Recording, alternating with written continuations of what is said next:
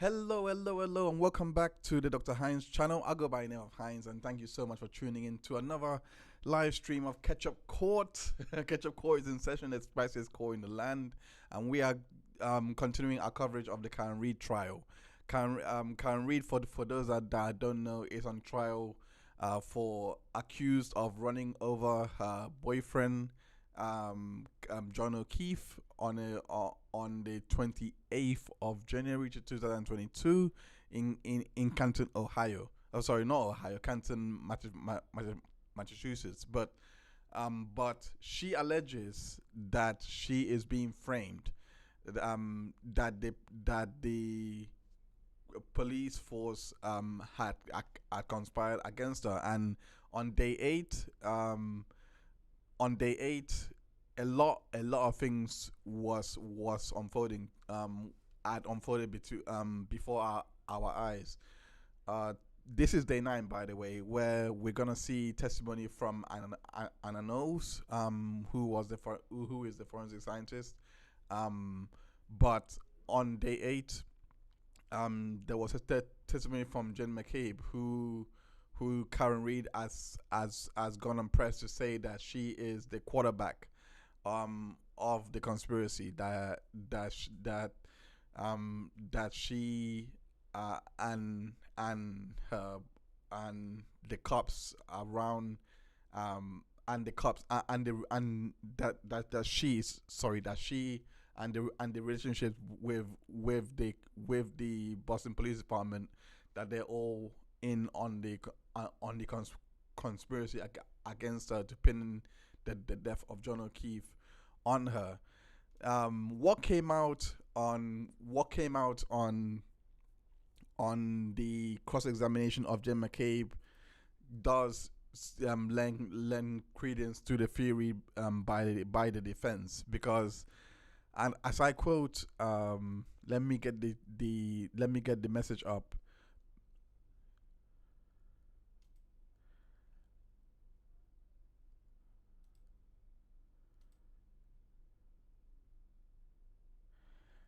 Yeah, the message says, "Yep, if she pleads out, this will end. If she fights it, it'll be an episode." Now, that was the message that was sent by Matt McCabe, which is Jennifer McCabe's husband, to the family group chat, and those texts came in to be shown to be shown in open court, to the jury.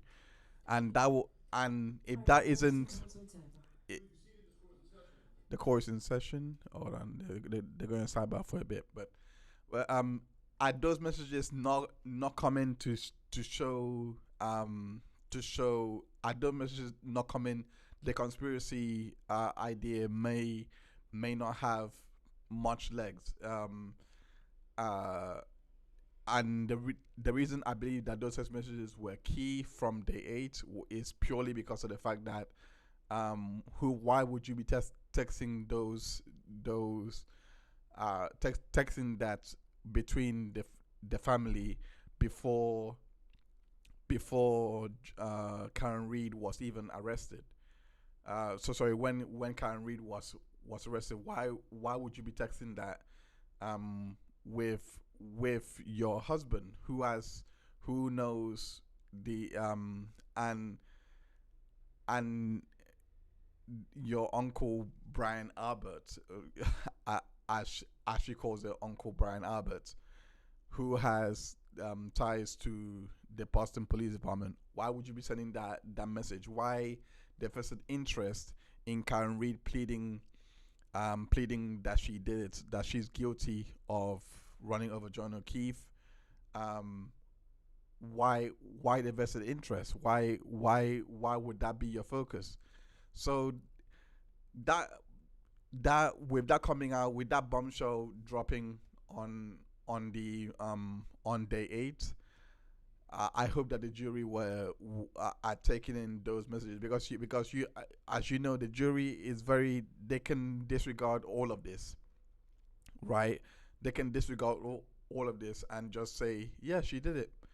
without much proof, or without much proof, and there is more proof coming into this, because this is the retrial. This is there was already a trial. There was already the first run at this that the Commonwealth had put the case for, and in my opinion, they did much worse in that trial than they're doing in this trial. This trial seems a lot more streamlined in my opinion. They seem to have their ducks in a row, and they seem to have a clear strategy on how to move forward and how to prosecute this case. But the Commonwealth, but the defense are countering well. I never saw those text messages come in. The group chat text messages. I never saw that come in the first trial. I can't remember the Jen McCabe movements when she went to see Officer Lank. That also came out on day 8, where a GPS coordinates was given to her, and it was revealed that she was at Officer Lang's house, for not in the house but outside the house in our car for 45 minutes in the code, and the car was running to keep. It sounds ridiculous when you say it back. It sounds ridiculous. Why were you at the house for 45 minutes with the officer that was the first man on the scene? Very, very, very, very important questions. Why would you need to see these officers? And they also played back some tapes to show that she was going around speaking to the officers rather than trying to get help for John O'Keefe. I think that was the inference from what I can remember. I have to watch it back. But from what I can remember, they played back the videos to show that she was that she was actively speaking to the police on the scene. So I think the court is now in session. Let's no, they're not ready yet. They're not ready yet. They're still getting ready. So there is a lot of fireworks in this case, because there's still a lot more evidence to come in. The Cellbrite data from Ian Whiffen that he done to try and disprove the us long to die in cold Google search. You still have that to be rebutted by the forensic expert, Dr. Green, who is gonna come in to show that it was a deleted search. If you watch this trial the first time around, you know exactly what I'm talking about. But sorry for the spoilers if you haven't seen it yet, and you're watching this for the first time. But I am watching this retrial again, because I've never seen a retrial done. And I'm very interested to see how it differs from the first trial. I think they're ready to go now. Let me go. Are they ready to go?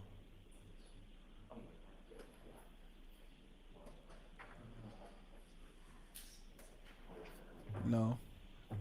Nope. So yeah, you still have Surgeon Good to come in and testify to the tail light pieces that was found on John O'Keefe. He's going to testify to that. You still have Brian Albert's testimony. I'm interested to see Brian Higgins' testimony as well, and Brian Higgins' testimony again. Spoilers if you have not seen the first time around, but he got rid of the phone that he was using to make the calls to the department at 2:11, I think, or 2:23. I think there was a lot of activity. Let's just say before that us long to die in cold search, there was a lot of activity from the relatives of Jen McCabe. So you still have those testimonies and pieces of evidence to come in, and I would love to see how the defense play this back the second time around. So yeah, if you're with me, if you're watching this back on replay, or if you're live now, thank you for tuning in. Make sure you hit the like button. Yeah, I can't wait I can't wait to see how this trial unfolds, and yeah, it's doing already. Yeah, it's doing already.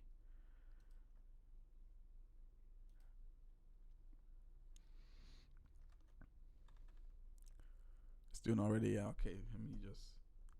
Okay. So to go back to what Jeb McCabe was testifying on day 8, she was saying that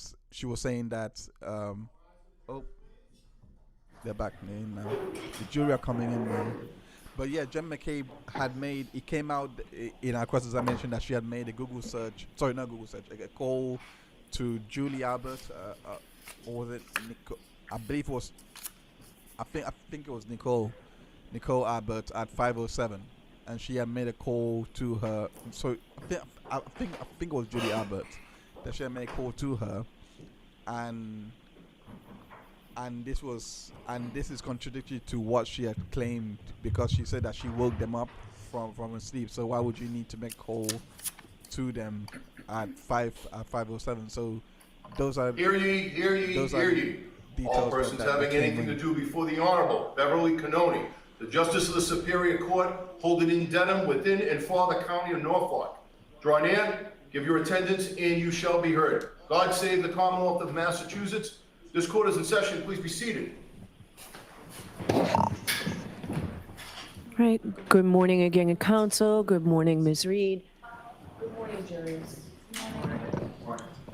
I have to ask you those same 3 questions. Were you all able to follow my instructions and refrain from discussing this case with anyone since we left here on Friday? Yes. Everyone said yes or nodded affirmatively. Were you also able to follow the instruction and refrain from doing any independent research or investigation into this case? Yes. Everyone said yes or nodded affirmatively. Did anyone happen to see, hear, or read anything about this case since we left here on Friday? No. Everyone said no or shook their heads. Thank you very much. All right, Mr. Brennan, your next witness, please. I understood that the defense informed they were still on cross-examination. I'm sorry. I got nervous. Okay. I thought that we were done with that witness. No, I had said to cut me off so that we could end early, but no, I have more. Okay, I didn't know that. I'm glad Mr. Brennan knew that. All right, come back in, Ms. Knowles, please.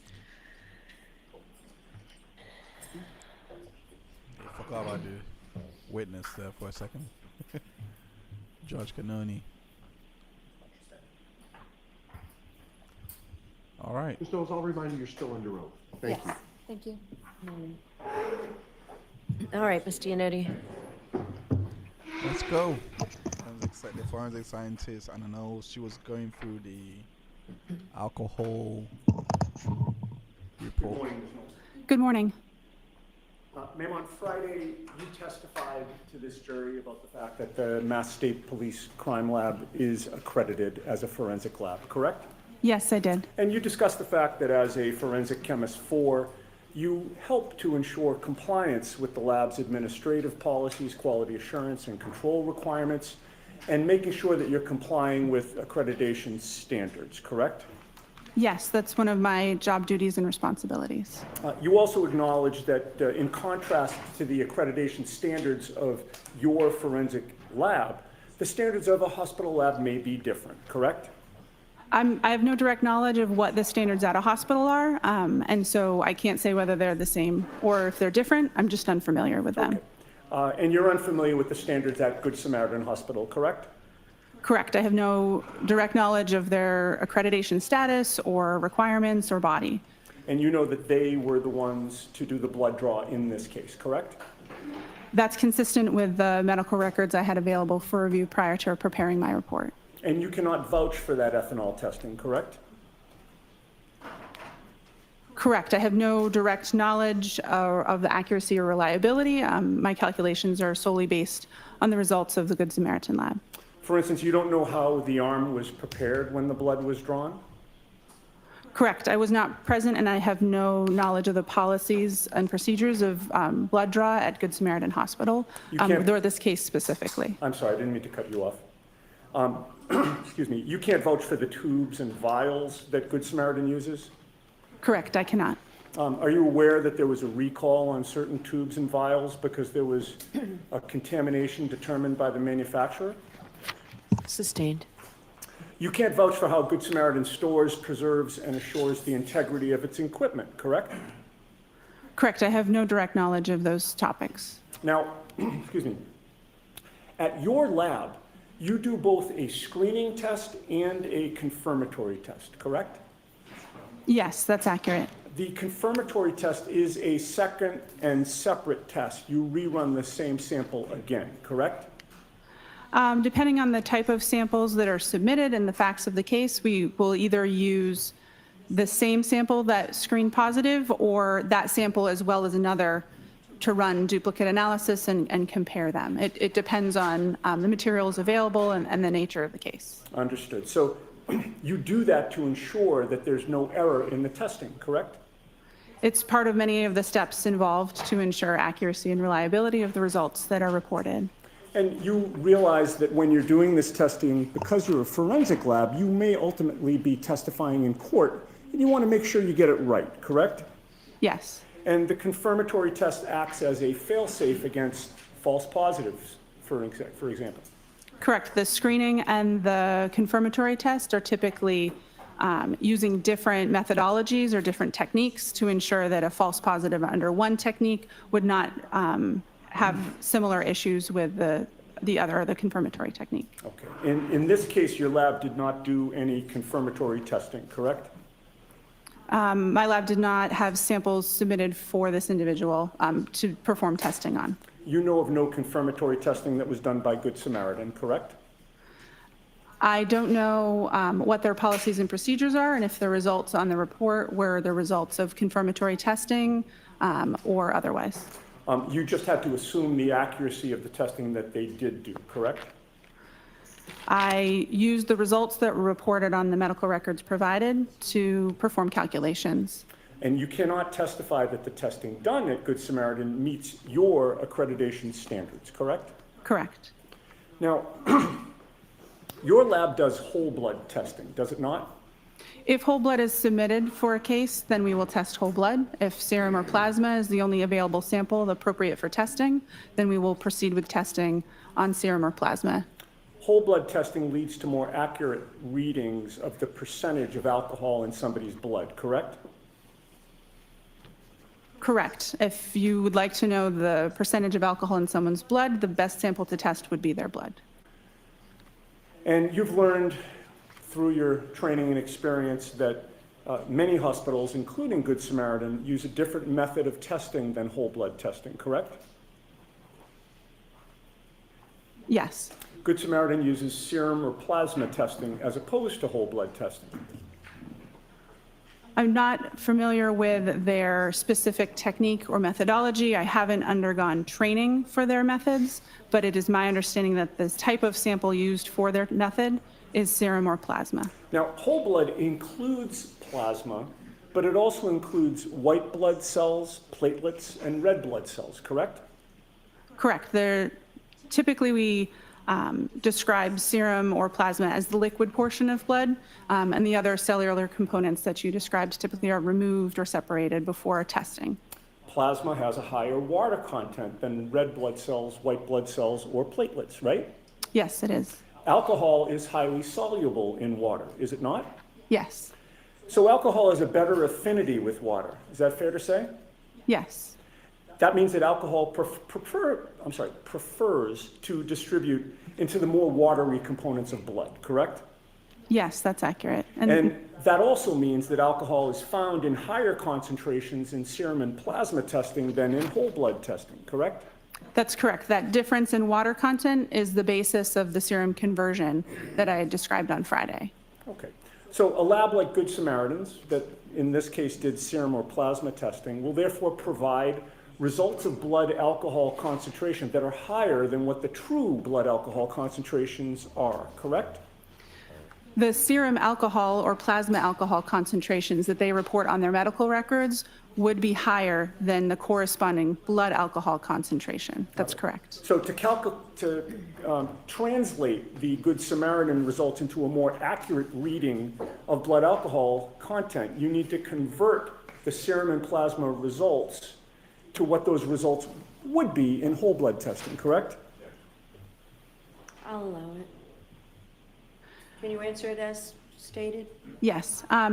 The accuracy of the value isn't changed by the reading. It's a different value. It's a serum or plasma alcohol concentration versus an estimated blood alcohol concentration. So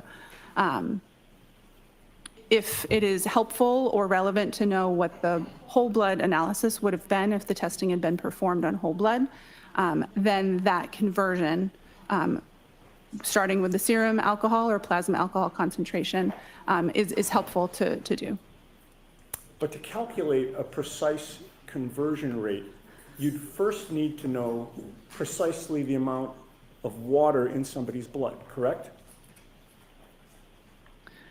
The range of serum factors or serum conversion factors that are used in the preparation of my report and the calculations that I performed accounts for total body water variation from individual to individual.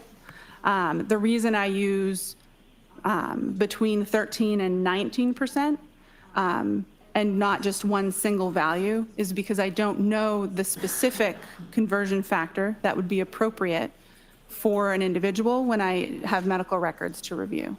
I think that was a long way of saying yes to my question, right? My question was to calculate a precise conversion rate for somebody, you'd first need to precisely know the amount of water in that person's blood, correct? Sustained. Ask it differently, Ms. Giannini.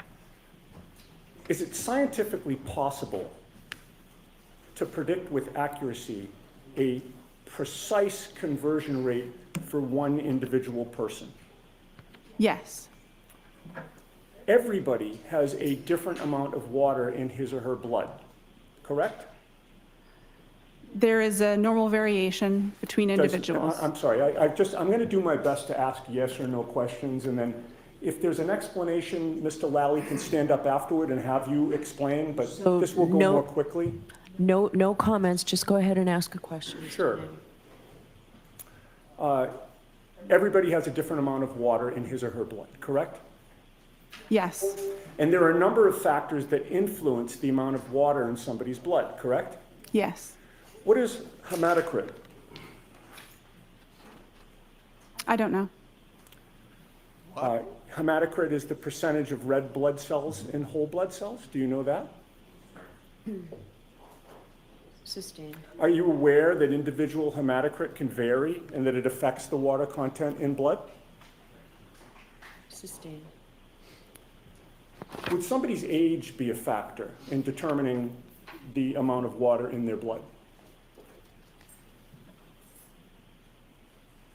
I don't know.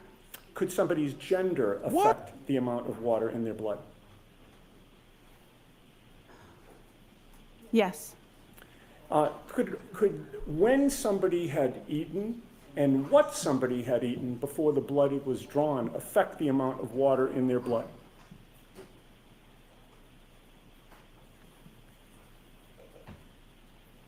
It's possible, but I'm not aware of those factors being considered when performing total body water calculations. Would how frequently a person uses the restroom affect the amount of water in their blood? As it would relate to their state of hydration, it's possible, but again, I'm not familiar with performing precise calculations on individuals. It's not a routine part of my job, and it's not in the scope of my expertise. Would medications, some medications, potentially affect the amount of water in somebody's blood? It's possible, yes. And conversion factors vary significantly between individuals, but they can also vary within the same individual over time, can they not? I believe so, yes. And all of the factors that we've discussed that you've adopted can impact the conversion factor that is used, correct? Yes. And there is no one universally agreed upon conversion factor, correct? Correct, there is a range that Right. is agreed upon, but not a singular conversion factor. Right, and the range that you used was 1.13 to 1.19, correct? Yes, You recognize, however, that with all the factors affecting the amount of water in somebody's blood from person to person, and even within one person over time, some people can fall outside the range that you used, correct? yes, And you recognize that some studies have shown a conversion rate from serum to whole blood can be higher than 1.19, correct? yes, Are you aware of a study by Rainey, R-A-I-N-E-Y, reporting conversion rates as high as 1.59? yes, And if the conversion rate is higher, that would mean that the actual blood alcohol concentration would be lower, correct? yes, So if you're using a range of conversion factors that does not capture what the conversion factor should be for the individual that you're testing, you can't have confidence in the result, correct? correct. The range that is utilized is looking at studies of large groups of people to try to capture as accurately as possible most individuals in the population, but it would not cover 100% of scenarios with all the factors that you described. Okay, and you'd agree that your conversion of serum to whole blood here is imprecise, correct? The conversion was performed within the policies and procedures of the laboratory and the best practice recommendations for my field. But it is imprecise.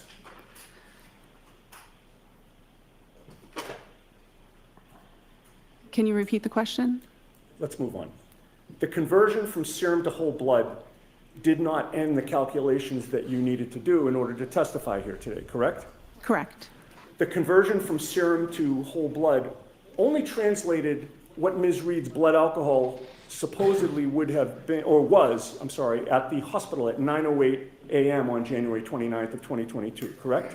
Yes, You were asked to try to find out what her blood alcohol level would have been 7 or 8 hours earlier, closer to midnight or sometime between midnight and 1 a.m., correct? the time utilized for my calculations was 12:45 a.m. So you started with the results that you obtained from your serum to whole blood conversion, right?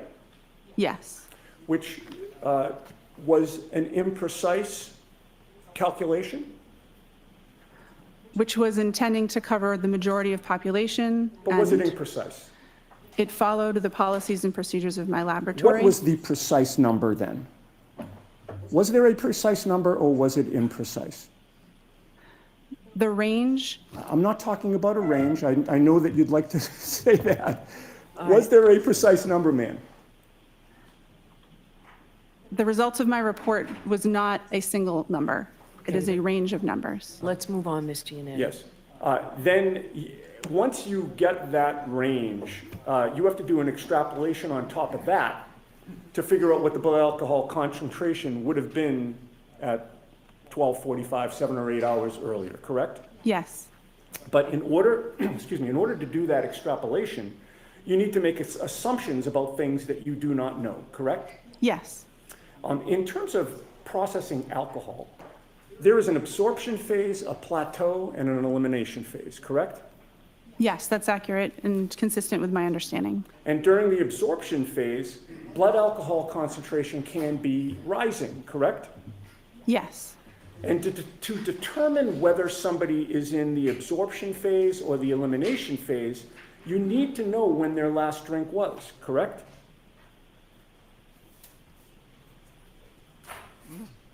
yes, if you're performing that type of calculation, or if you're trying to determine if they've reached their maximum, that would be helpful information to have. The longer the time between the last drink and the test, the more variability and potential for error there is in the extrapolation, correct? Can you ask the question again, please? In this case, you assumed that Ms. Reed's last drink was at 12:45 a.m., correct? No, the calculation assumed for the maximum calculation that no alcohol had been consumed between 1.5 and 2 hours prior to that time interval start at 12:45 a.m. Okay. And the test wasn't until 9:08 a.m.? Yes, The range that you came up with was 0.14 to 0.28%, correct? Yes, 0.14 to 0.28 grams percent. And that was a very wide range, was it not? It certainly is. 0.28 is double 0.14? Yep.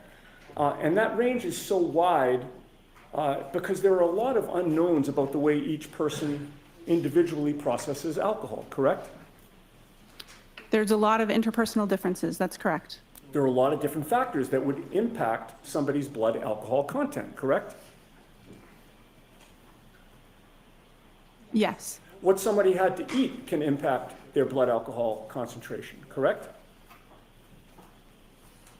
the contents of their stomach or what they had eaten recently does not impact the rates of elimination that I use for my calculation, but it can factor into the absorption part of the curve and can impact that maximum amount that's reached. Okay. Their body weight can impact their blood alcohol concentration, correct? Correct. Again, it would not necessarily, or it could be included in the rate of elimination range that I used for my calculations. The person's body weight has more to do with, again, the absorption, the maximum concentration, the first parts of the curve, and not the elimination portion that we're discussing when we're doing retrograde extrapolation. And the first word of your answer was correct, right? Yes. A person's metabolic rate can impact their blood alcohol concentration because different people metabolize alcohol at different rates, correct? Yes. In addition, regarding the timing of the last drink, you were not with Ms. Reed on the late evening of January 28th or the early morning of January 29th of 2022, correct? Correct. I was not. You have no personal knowledge of when Ms. Reed had her last drink, correct? Correct. Were you informed that Ms. Reed was upset after 12:45 a.m. when you were doing these calculations? I don't believe so. Did you know, were you informed that she went to John O'Keefe's house in Canton and was the only adult in the house at that time after 12:45? Existing. Are you aware of what type of alcohol John O'Keefe had available in his house at that time? Existing. Were you aware that she was waiting for John O'Keefe to come home, but he never did? Existing. Do you have any personal knowledge of whether Ms. Reed poured herself a drink during the hours of 12:45 a.m. and 6 a.m. on January 29th of 2022?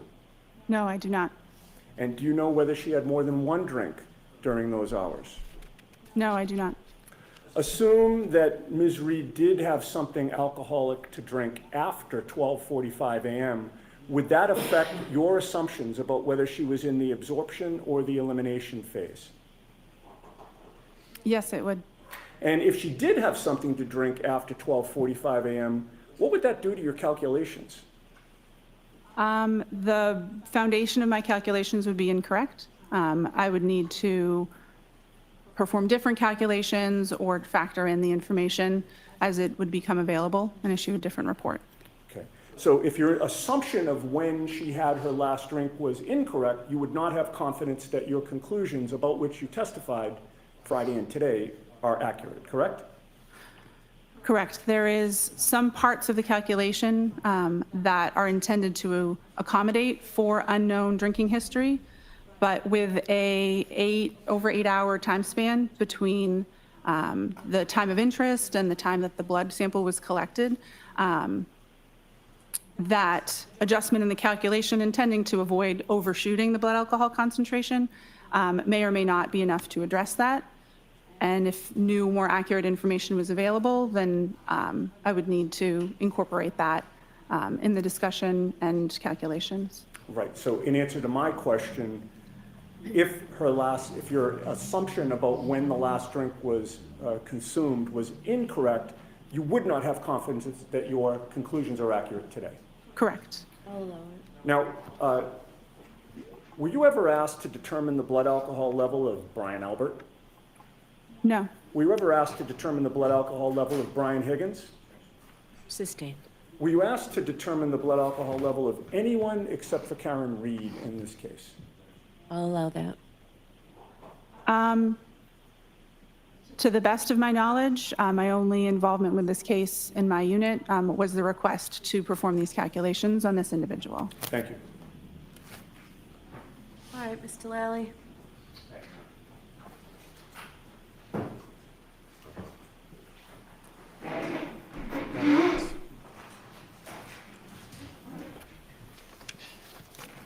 Context. Morning, Ms. Knowles. Good morning. Yeah, top of air. Now, again, how many serum conversions have you performed over your years at the lab? It's hard to know an exact number, but at least over 100. And the ethanol reading or the alcohol reading within Ms. Reed's medical records that you testified to previously last week, what was that reading again? 93 milligrams per deciliter. And that reading in milligrams per deciliter, is that typical for how you would see alcohol recorded in hospital records? Yes, it is. And specifically hospital records that you would then be asked to perform a serum conversion on? Yes. Now, with respect to your calculations in this case, did you perform these calculations consistent with how you have done in each and every prior instance within your work at the lab? Yes, the serum conversion factors have been adjusted since I first started doing these, but the same type of math was performed, and I'd used the approved conversion factors that are published in our protocols with each one that I did. Now, what is the difference between whole blood and serum? Whole blood is blood as we think of it, with both the liquid and the cellular components as it exists in our bodies. Serum is the liquid portion of blood after those cellular components have been removed. And how does the difference between them impact your testing or your calculations? Because of the different water content in whole blood versus serum, that means that if we would like to compare a serum alcohol concentration and a whole blood alcohol concentration, that we have to apply a conversion factor to be able to compare those two. The serum alcohol concentration is always higher than the whole blood alcohol concentration. And that difference, is that accounted for within the calculations or the conversion factors that you utilize? Yes. And how so? The conversion factors, by dividing by 1.13 and 1.19, can adjust for the difference between the water content and therefore the serum and whole blood ratio that's observed in studies. And that change in conversion factors, does that benefit the defendant in this case? Objection. I'll allow it. Or ask it differently, Mr. Lally. Sure. The change in conversion factors recently implemented in your lab and your protocols, who does that benefit?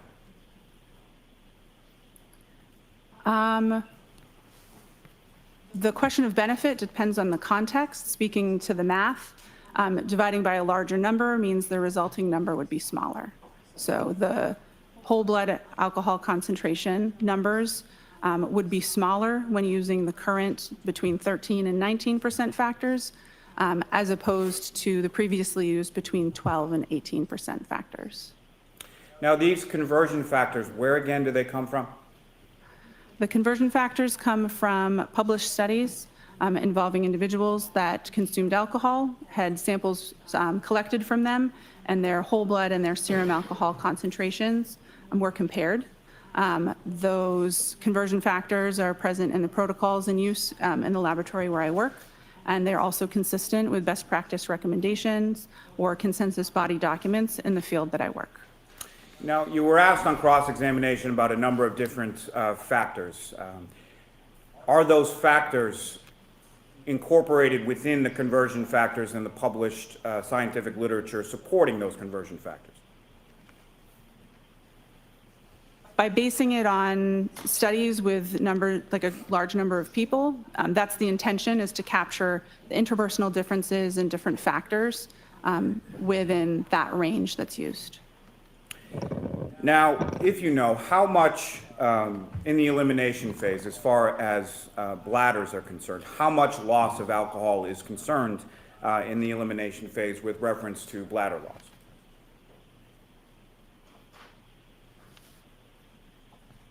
I'm sorry, can you repeat the question? I don't think I understood the Poor question. Let phrase. me rephrase. So you were asked some questions on cross-examination about how frequently someone uses the restroom in the elimination phase, correct?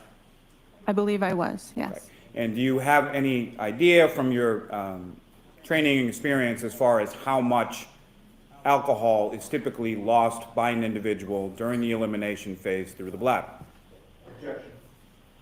Do you know that? I do. Okay, you can answer it. Less than 5%. The vast majority of alcohol is eliminated from the body by an enzyme that breaks it down from alcohol into carbon dioxide and water. I can't remember exactly how much is generally eliminated, but I believe it's less than 5% of the total blood alcohol concentration. Now, you were asked about whether or not the defendant had a drink after 12:45 a.m. Do you have any evidence that the defendant did in fact have any alcohol to drink after 12:45 a.m.? Sustained.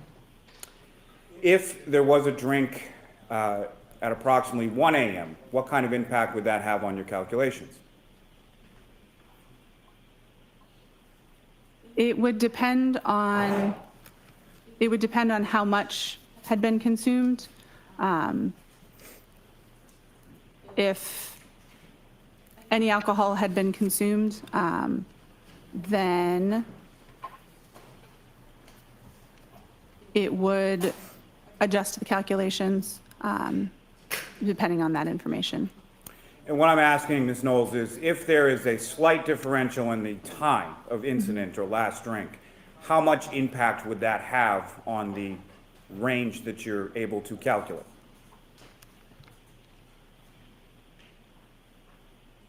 I'm not sure.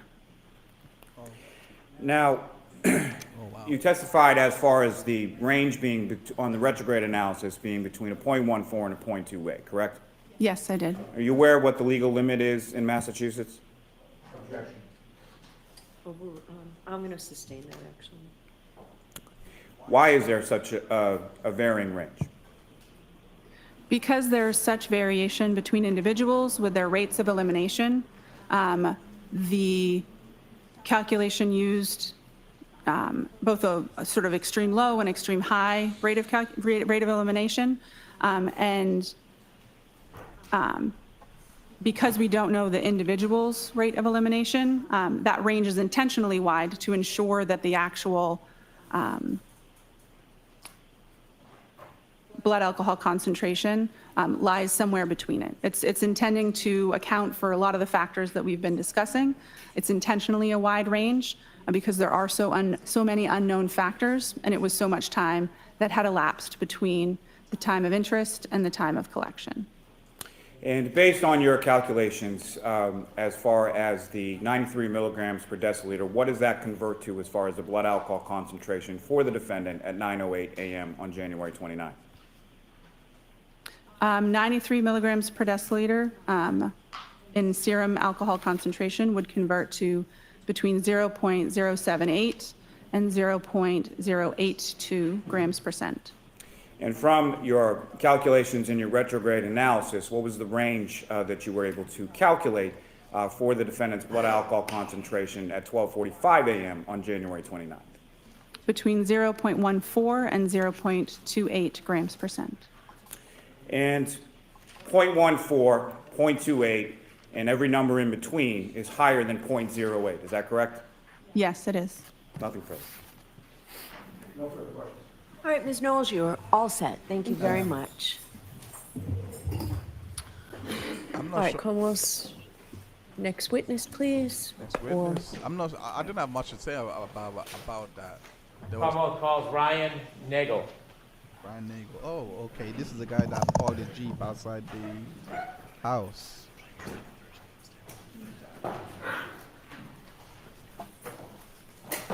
When are they getting Jessica Hyde up here?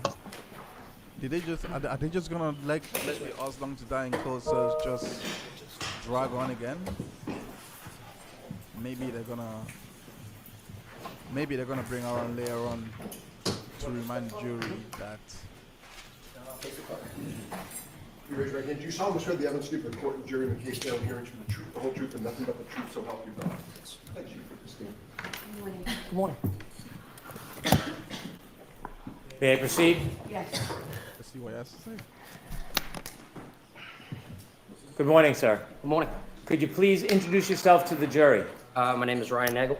How old are you? I'm 32 years old. What area of the city or the state do you live in? I live in Canton, Massachusetts. How long have you lived in Canton for?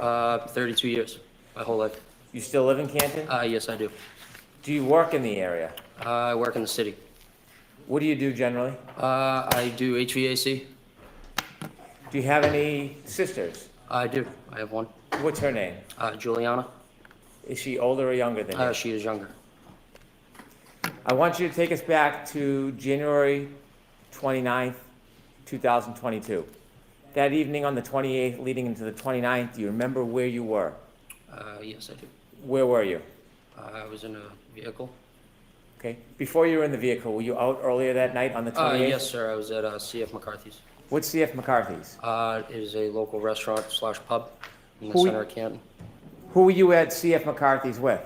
My sister at the time, and then my friend Ricky and my ex-girlfriend Heather. What were you doing at CF McCarthy's? Just enjoying a night, having a few drinks. When you said have a few drinks, did you have a few drinks? I did, yes. Do you remember how many drinks you had? Not off the top of my head. Do you remember whether the drinks you had, the alcoholic drinks that you had, it affected your ability at all? Were you impaired in any way? I wouldn't say impaired, but I only drank beer. Okay. Do you feel like you had any type of effect from the alcohol? I may have. Were you driving? No, I was not, sir. Do you remember the times that you were at McCarthy? Probably 8, 9 o'clock. What time did you leave? Probably right before midnight. When you left McCarthy's right before midnight, did you have a plan that you were going to do something? No, I did not. Tell us, after you leave McCarthy's, where do you go? I was going to go home, but my sister Julie texted me to be picked up. When you were going to go home, tell us, when you leave McCarthy's, what kind of vehicle were you in? I was in my friend Ricky's Ford pickup truck. Who was driving? Ricky. Was anybody else with you too? My ex-girlfriend Heather. Heather. You know Heather's last name? Maxon. Was she in the front or the back of the truck? She was in the back seat. So you three were in the truck and Ricky was driving? Correct, sir. You mentioned you were going to go home. Did you start to head towards your home? Mr. Brennan, slow down a little bit for the Oh. court reporter, please. Pardon me. You mentioned you were going to go home. Did you start heading towards your house? Yes. Do you remember what time you got the text from your sister? Around midnight. I can't remember that far back. You don't have a firm memory of it? No, I do not, sir. After you received the text from your sister, did your plan change? Yes. And what was the plan after you received the text from your sister? To go pick her up. Did you know where she was? Yes, I did. Where was she? She was at her friend Brian's house. Did you know the address? Not off the top of my head, but I knew the street. Did you know the house? Yes. Did you know her friend Brian? Yes, I did. What is his last name? Albert. Is he a senior or a junior? He's a junior. About how old is he? I think 27, 28 years old. Were you friends with Brian Albert Jr.? Just through my sister. Had you ever been to that house before inside the house? No, I have not, sir. Do you have any other purpose of going to that address other than to pick up your sister? No, sir. How long did it take you after you left to redirect and get to that address? Probably roughly 5 to 7 minutes. Do you know what time specifically you arrived at that address? Probably a little before 12:30. Is that a general guess? Yes. Did you look at your watch and note the time, or is this an No. estimate? Just an estimate, sir. So the estimate is you arrived around 12:30? Correct. When you approach the house, before you approach the house, is there a road that intersects Fairview? Yes. And what's the name of that road? Can you actually, give me a second. I can't think of the name. Okay. Off the top of my head right now. Are you familiar with any roads in that area? Yes, sir. Are you familiar with the road Cedar Crest? Yes, sir. Had you driven on Cedar Crest before? Yes, I have. If you're driving on Cedar Crest, can you loop around like a circle on that road? Yes. At some point, do the two parts of that circle intersect with another road? I believe so. Is Fairview, from your knowledge, attached to Cedar Crest Road? Yes. As you were traveling, did you travel on Cedar Crest before you got to Fairview? Yes. Okay, I want to ask you some questions about right before you turn on, or Ricky turns on to Fairview. As you're driving down Cedar Crest, before you turn on to Fairview, did you see anything? I saw a vehicle coming at us. Not directly at us, but obviously traveling on the other side of the road. Okay. And where was that vehicle traveling towards? Us, and then they put their blinker on to take a right, for And them to take a right. that vehicle was going to take a right onto Fairview? Correct, sir. And your vehicle's coming in the opposite direction? Correct. Where was your vehicle going? Taking a left onto Fairview. Did you both meet at that intersection? Yes, roughly around the same time. Who turned onto Fairview first? The other vehicle. How did that happen? I believe Ricky flashed his lights to let them go. Did you see the other vehicle? Yes. Do you remember what kind of vehicle it was? That was a black SUV. When that car turned right onto Fairview, how long after did Ricky turn left onto Fairview? Seconds. When you came to that intersection and met that car, when Ricky blinked his lights, could you see inside that SUV? Say that again? When you came to the intersection at Fairview, and you said that the driver of your truck, Ricky, blinked his lights, could you see anything inside the SUV? I wasn't really looking. Okay. After that SUV turned right onto Fairview and Ricky turned left onto Fairview, who was in front of who? The other vehicle was in front of us. Was the other vehicle in front of you the entire time you saw it? Yes, sir. Did Ricky ever drive and park in front of that vehicle? No, we were behind them. Always behind it? Always. When Ricky pulled up to Fairview, where did he stop? Right in front of the driveway of the Albert's house. You were in the front passenger side of the truck? Correct, sir. If you looked directly outside that window, what would you have seen? The driveway and the house. The other vehicle, did it stop at the driveway? No, it was probably like a car length in front of us. So it was in front of you? Correct, sir. Did you ever see that car stop at the driveway? At the driveway, I don't recall. Did you wait before you got to Fairview, or did Ricky drive directly to Fairview after he took the left? Well, he turned the left onto Fairview. Okay. Did he wait, or did he drive directly to Fairview? He drove directly there. Okay. The car in front of you, did you ever see it move behind you in front of the driveway? It was in front of me the whole time. Okay. And so I'll ask the question again, did you ever see that SUV stop at the foot of the driveway? No, but I did see the brake lights. It looked like it moved, but it wasn't. So the brake lights are on, they released them and then stopped again. So it probably moved another car length up. How many times did you see the brake lights on? Just once, sir. After you stopped at the foot of the driveway, did you keep your attention on that SUV? Not really, no. I was more concerned about my sister. So you weren't studying it? No. Were you making any notes or trying to mark its direction of travel? No. But you do know, or do you have any doubt that it was in front of you the entire time? Yes, it was.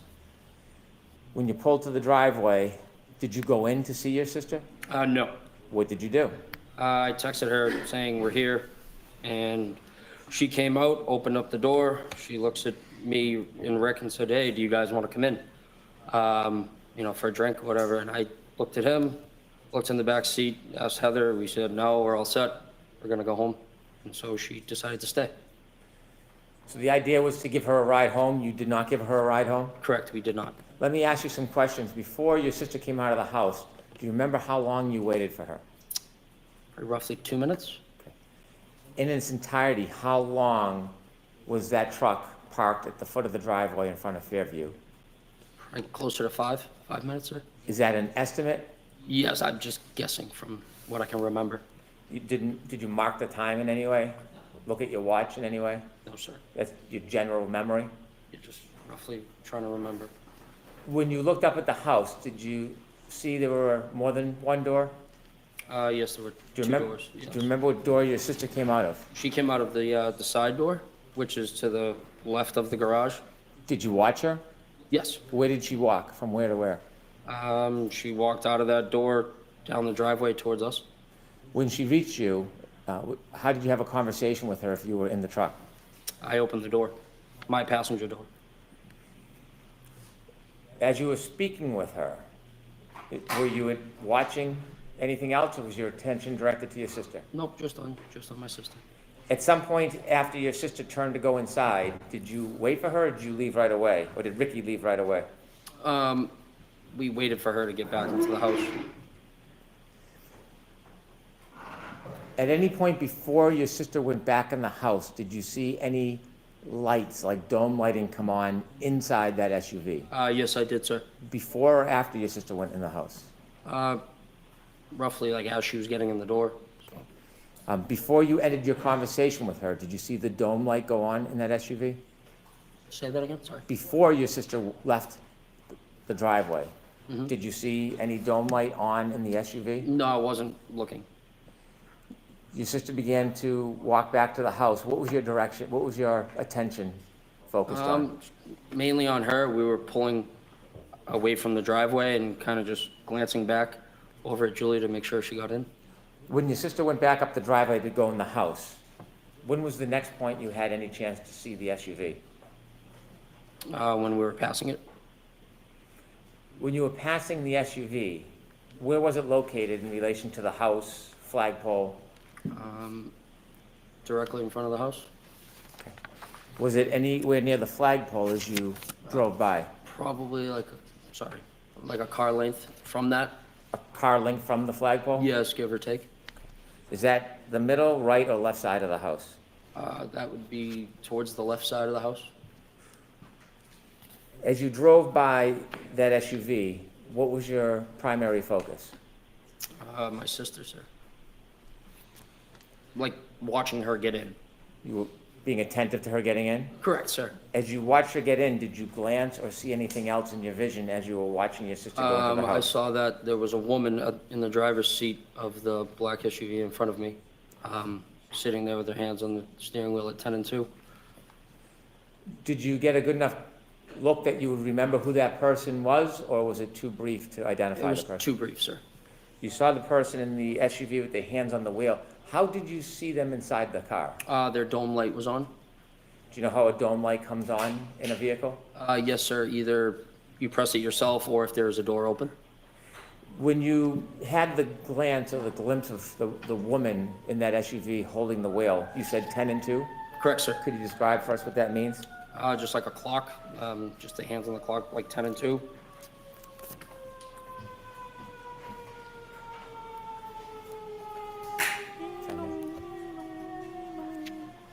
I was just waiting for the siren, Your Honor.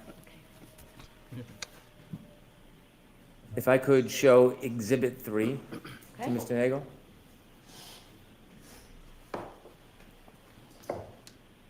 I don't know, man. This witness is making the Commonwealth. Sir, do you recognize that address? Yes, sir. bad. And what is that address? That is 34 Fairview Road. Do you recognize the flagpole? Yes, I do, sir. Thank you. When you drove by and you said you saw a woman sitting in the front and the dome light was on, did you see anybody else in the car? No, sir. Were you looking for anybody? No, sir. Could there have been somebody else in the vehicle at that time? It could have been, yes. Could there have been someone standing outside the door? Yes, it could have been. When you saw the person, were you studying the person? No. How long of a time did you have to take a glimpse of that person? 5, 10 seconds, maybe? Okay. Now, I want to ask you some questions about the entire time you were parked at the foot of the driveway until the point that you left Fairview. From when you first stopped at the driveway at Fairview until the point that you left and were no longer in front of that property, did you ever see any person get out of that SUV that was in front of you? No, I did not, sir. Did you ever see anybody, any man, ever cross the front yard towards that home? No, I did not, sir. Did you ever see any man ever enter or stand in that front door? No, I did not, sir. Did you ever see anybody walk across the front yard to the side door? I'll allow it. No, I did not, sir. Did you ever see anybody enter that side door other than your sister? No, I did not, sir. As you were parked at the driveway the entire time, that generally 5-minute time, did you ever see anybody get out of the SUV and walk down the street towards the driveway? I'll allow it. No, I did not, sir. Did you ever see anybody walk past your truck and up the driveway? No, I did not, sir. Did you ever see any person other than your sister outside of those vehicles the entire time that you were at Fairview? I'll allow it. No, I did not, sir. I have no further questions. Thank you. That was a Giannetti? quick direct. I don't know, man. I don't think that helps with the Commonwealth theory of the case. If he's there, did he also see the woman driving in rage to hit him? You saw the woman there. Good morning, sir. Good morning. Let's see You what happens on cross. testified about having seen a black SUV before the vehicle that you were in entered Fairview Road at around midnight on January 29th of 2022, correct? Correct, sir. Objection, that's not facts and evidence. That's okay. The witness's answer is what matters. Is that right? Yes. Okay. You first saw that black SUV when it was coming toward your vehicle when you were on Cedar Crest, correct? I'm sorry. Let me repeat that because of the siren. You first saw that black SUV when it was coming toward the vehicle that you were in on Cedar Crest, correct? Correct, sir. Your friend Ricky D'Antonio was driving at that time? D'Antano, sorry. D'Antano? Yes. He was driving at the Okay. time? Correct, sir. Mr. Giannetti, thank you. Yes.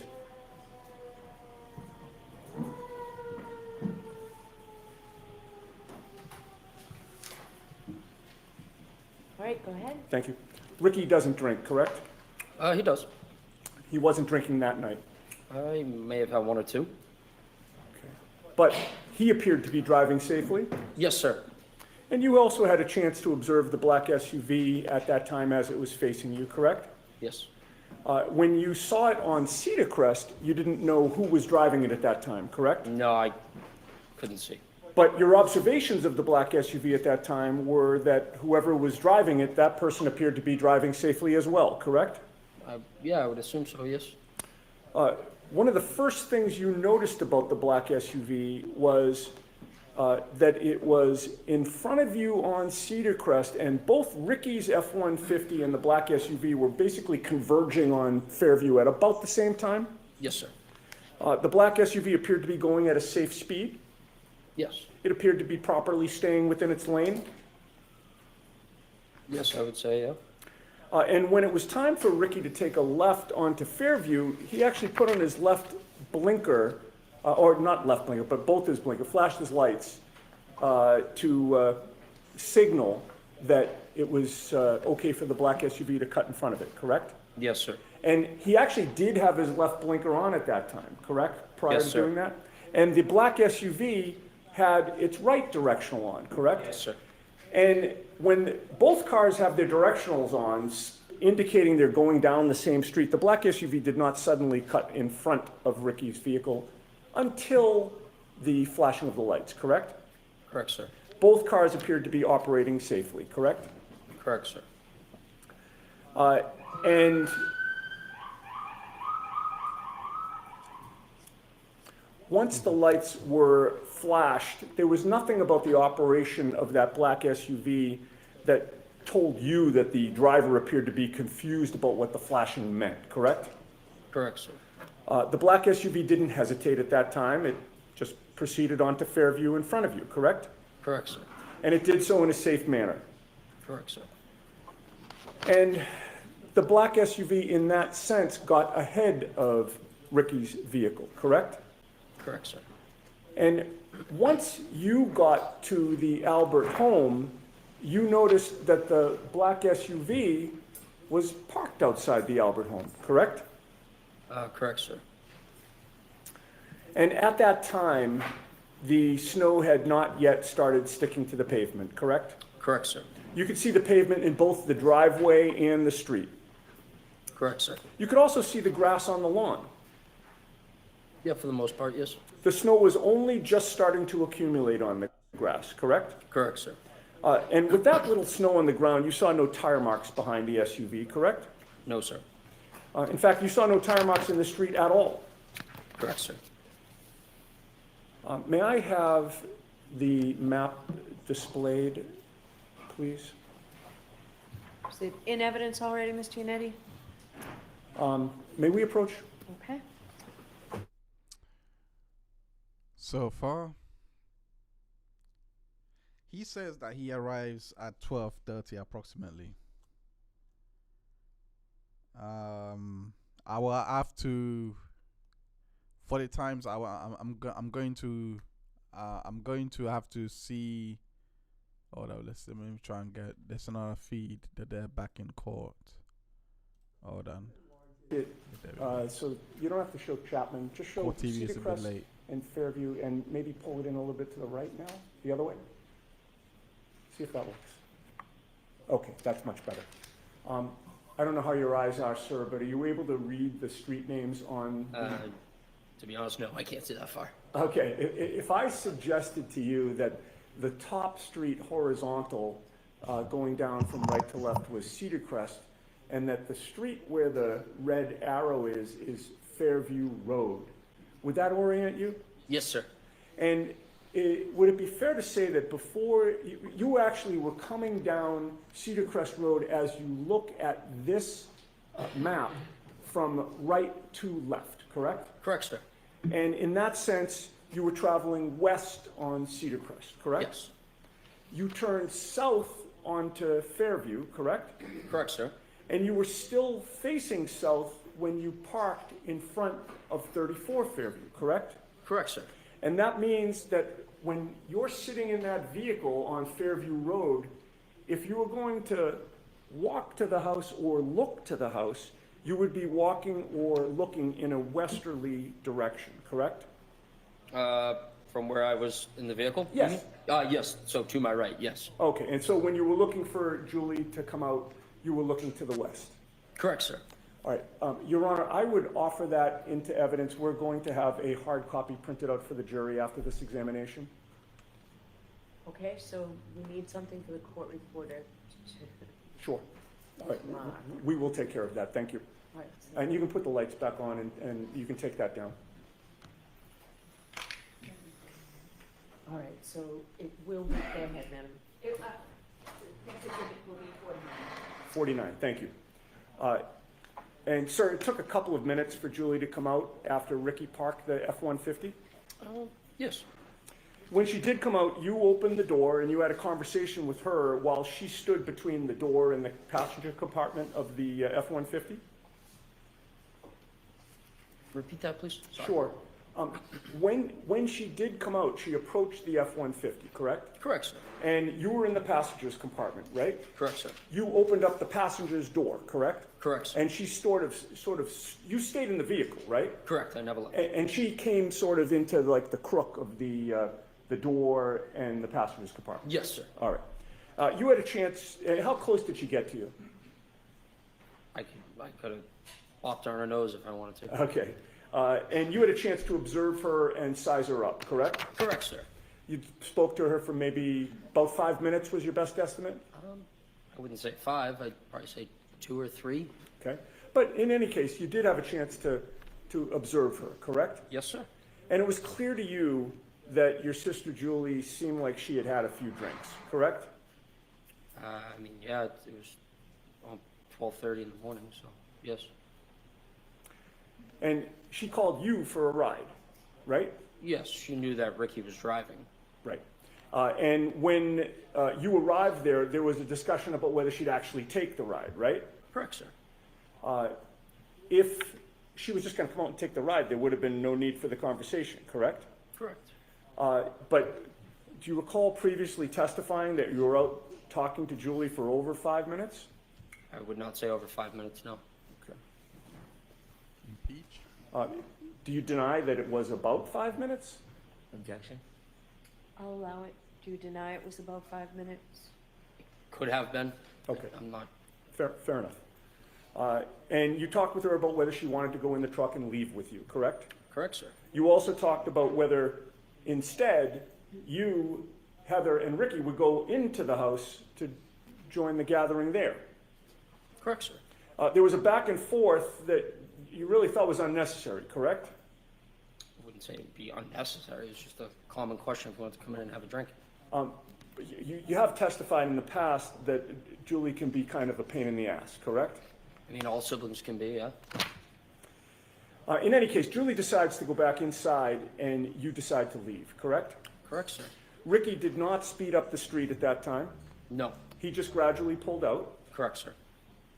His direction of travel took him right past the black SUV that was now in front of you, correct? Correct, sir.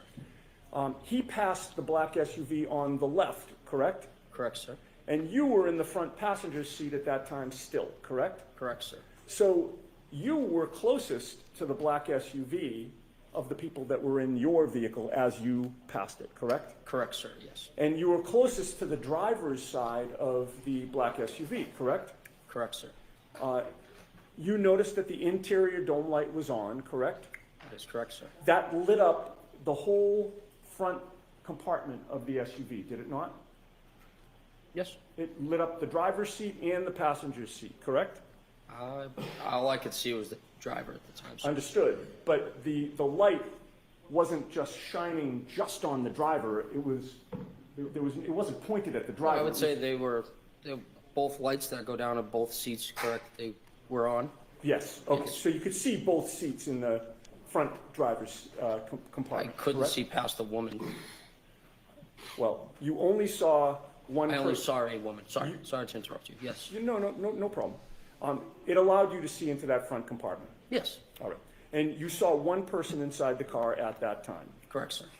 It was a woman with long hair in the driver's seat, correct? Correct, sir. And she looked like she was alone. Yes. You didn't see anybody else in the SUV. No, I did not, sir. You certainly didn't see a 6'1" man in the SUV in the passenger seat, correct? Correct, sir. In fact, you saw that the passenger seat was empty. Correct.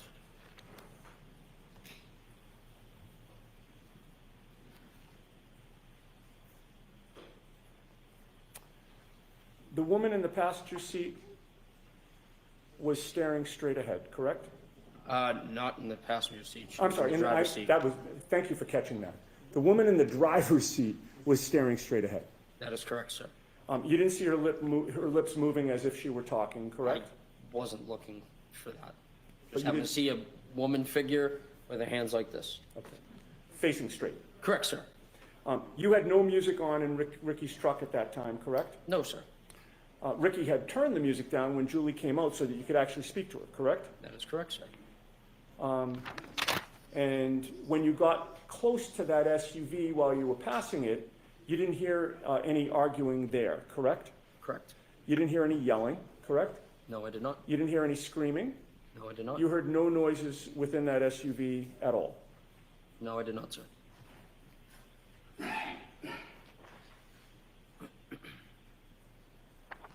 I have no further questions, thank you. All right, Oh, wow. Mr. Brennan?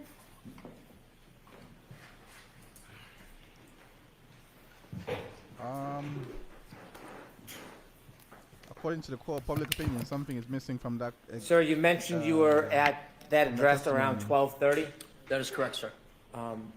and you Compared offered to us last that you time. were there for about 5 minutes? Yes? You know the exact time you left? No. Not off the top of my head right now, no. Was it around that time? Yes, sir. Would it be fair to say you don't have certainty whether it was 12:35, 12:32, 12 o'clock? It's probably before 12:35, roughly between 12:30 and 12:35. You could still see the ground, given the Yes. weather? Yes, sir. Was there snow starting to fall? Just starting? Had you been outside earlier that night? Yes, sir. And the ground that you could see, do you know how hard it was? Say that again? The sir? ground. The ground, yes. Do you know if it was soft or hard? Like the road? The ground, the grass, the lawn? Oh, I don't know. I mean, it was a cold night, so I mean, I assume it's hard. Around that time, around 12:30 when you left, was there inches of snow? No, there was On the not ground? inches of snow, no. I could still see the grass coming through the snow. I mean, it's just like a coating. You could still see the bare ground. Correct, sir. When you saw that SUV in front of you, from the time that you were there, that 5 minutes, did you ever, and you said that you saw brake lights at times, did you ever see at that point missing parts of its taillights? No, sir, I wasn't observing the vehicle like that. When the taillights were on, when the brakes were on, what color was the glow? Red, sir. Did you ever see a missing piece where it was white instead of red? No, sir. Over near the flagpole where you saw this SUV, did you see any human being, any person lying on the ground near the flagpole? No, sir. When you drove by the SUV, you said you couldn't see past the woman. Could you see inside the SUV when you drove past? Repeat yourself. When you drove past the SUV, you saw a woman in the driver's seat? Yes, that is correct. You didn't see anybody else. No. Do you know if anybody else was in that SUV? Could have been. I'll allow it. It could have been. From when you were driving by the SUV and you could see inside the driver's seat and saw the woman, could you see on the other side of the SUV if there was anybody standing on the other side of the SUV? No, sir. Was there anything obstructing your view as you drove by and saw the woman to prevent you from seeing on the other side of the SUV? The woman and the vehicle itself. You mentioned that there was a dome light on in the SUV. Yes, sir. Was the driver's side door open No, when you sir. drove by? No, sir, it was closed. Could I have Exhibit 16, please?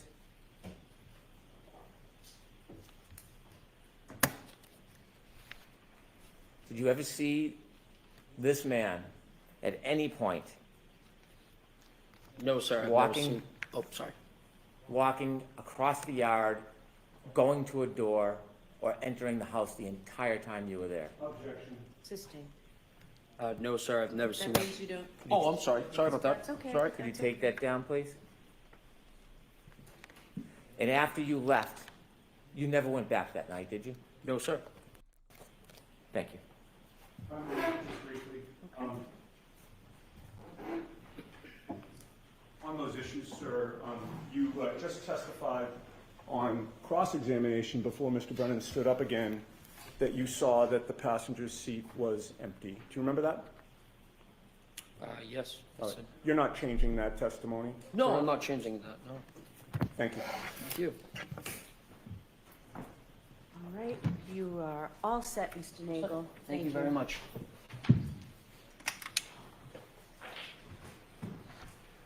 So much. Your next witness, Mr. Okay, Brennan. Thank you, Your Honor. Commonwealth calls Heather Mason. Eva Mason. So we're going to have to go back into Ryan Nagel, because I think because I just saw a tweet that says that timing has changed from the last cross-examination. So sorry, from the last trial. So I'm going to have to go back to his his testimony and listen to during the break and listen to your testimony during the break. Whenever you're ready. Thank you, Your Honor. Good morning, ma'am. Good morning. Could you please introduce yourself to the jury? Hi, I'm Heather Maxon, Maxon. How old are you? I'm 31. Do you live in the area? I do. How long have you lived in the area for? My whole life. Do you know a person by the name of Ryan Nagel? Yes. And how do you know him? I dated him a few years back. I want to have you take us back a few years to Sure. January 28th, January 29, 2022. Do you remember that evening? Yep. Where were you earlier that evening on January 28, 2022? We were at Ryan's parents' house. Just hanging out. Whose parents? Ryan's? Right. Were you with anybody else besides Ryan and his parents?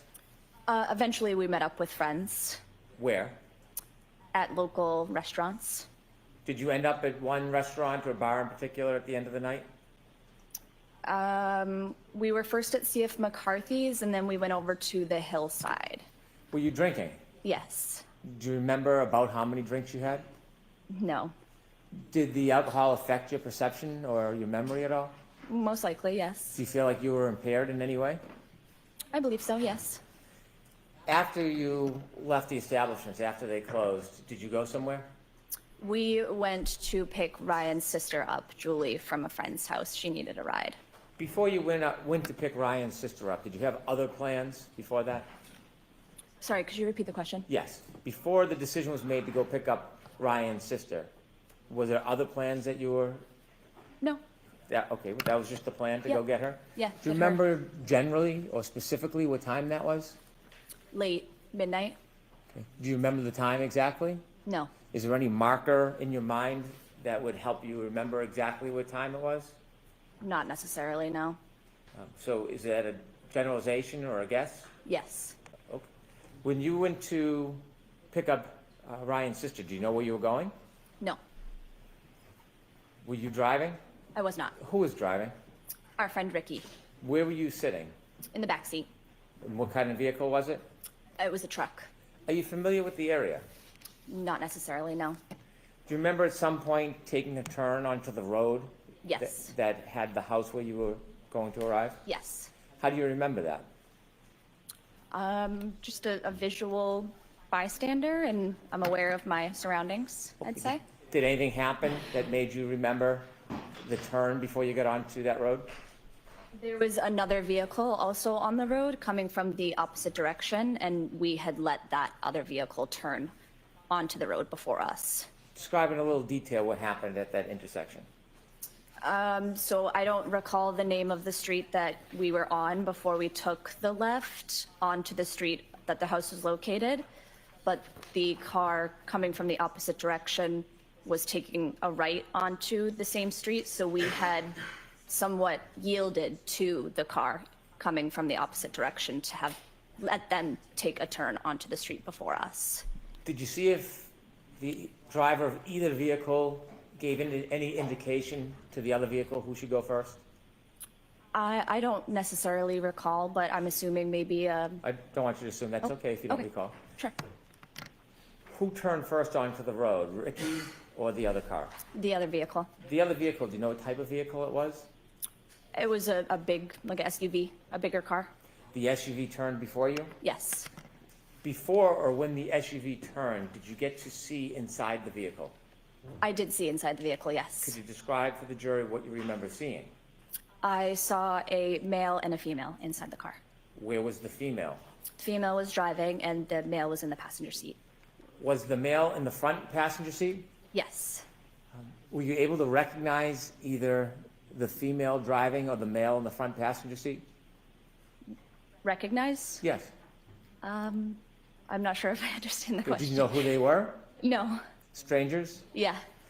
When they turned and then Ricky turned after them, how far ahead of Ricky were they? Maybe 100 feet. Could you see them the entire time? No. When you drove to Fairview, how long did it take after the turn? A couple minutes. It took a couple minutes to get from Cedar Crest to Fairview? Oh, That's maybe. okay. Yeah, I'm not sure. Okay. When you arrived at Fairview, where did Ricky stop? Outside the house on the street. Do you remember where on the street in relation to the driveway? No. The other vehicle, the SUV, was it in front of you or behind you when you stopped? It was in front of us. When it was in front of you, did you notice anything about the vehicle? No. Did you notice anything about its lights? No. Did you see whether the interior light, the dome light, was on or off? I did as we were leaving. Before you left, No. did you ever see that dome light come on? No. Did you notice anything about the brake lights? No. Did you notice anything about the vehicle's tail lights, whether they were intact or broken? Nope. When you arrived at that address, do you know the street address? I do not. Okay. When you arrived at that address, what happened next? I believe Ryan had reached out to Julie saying, we're here, time to go. And so she had come outside and we had a short conversation and she decided that she was actually going to stay at the house. She had invited us in, but I had said that I didn't want to go inside. I just wanted to go back to the house. From the time you first arrived at that address and until the time you left, did you ever see anybody get out of the SUV that was in front of the truck? I did not. Did you ever see anybody travel across the front yard to the doorway from that SUV? Nope. Did anybody ever walk by on the street, walk by the truck in front of you or behind your truck and walk on the driveway? No. Well, besides Julie, sorry. So Julie is the only person that you saw in the driveway that night? Yes. And then you left? Yes, When you left, did you drive by the SUV? we did. When you drove by, what were you looking at? My surroundings. Okay. What did you see? I saw the female that I saw beforehand, also still in the car, Where did you see her? in the driver's side. Was there, at that point, any lights on inside the car? There was, yes. Which The light? dome lights, Was the driver's side door open? not to my knowledge. Did you see anybody else inside the SUV? I did not. Was there anybody else inside the SUV? This makes Jen McCabe's You didn't see testimony anybody so, inside the car? so Besides the driver, no. Okay, next question. Do you know whether there was anybody else inside the SUV at that time other than the driver? No, Did you look in and study the interior of the SUV? no. How long did you look inside the SUV for when you passed? It was just passing, so I don't know, a couple seconds. Did you see if there was anybody or a man standing outside the door of the SUV? I did not. I'll allow it. Outside the door? No, Did you see anybody lying on the front lawn? no. Thank you. I have no further questions. Oh my gosh. Okay, so Jen McCabe, when does she come outside to look for? how are these people not seeing each other? But they've also Good morning, ma'am. morning. Karen, but not Jen McCabe Before- or anyone like that. Ricky turned onto Fairview Road.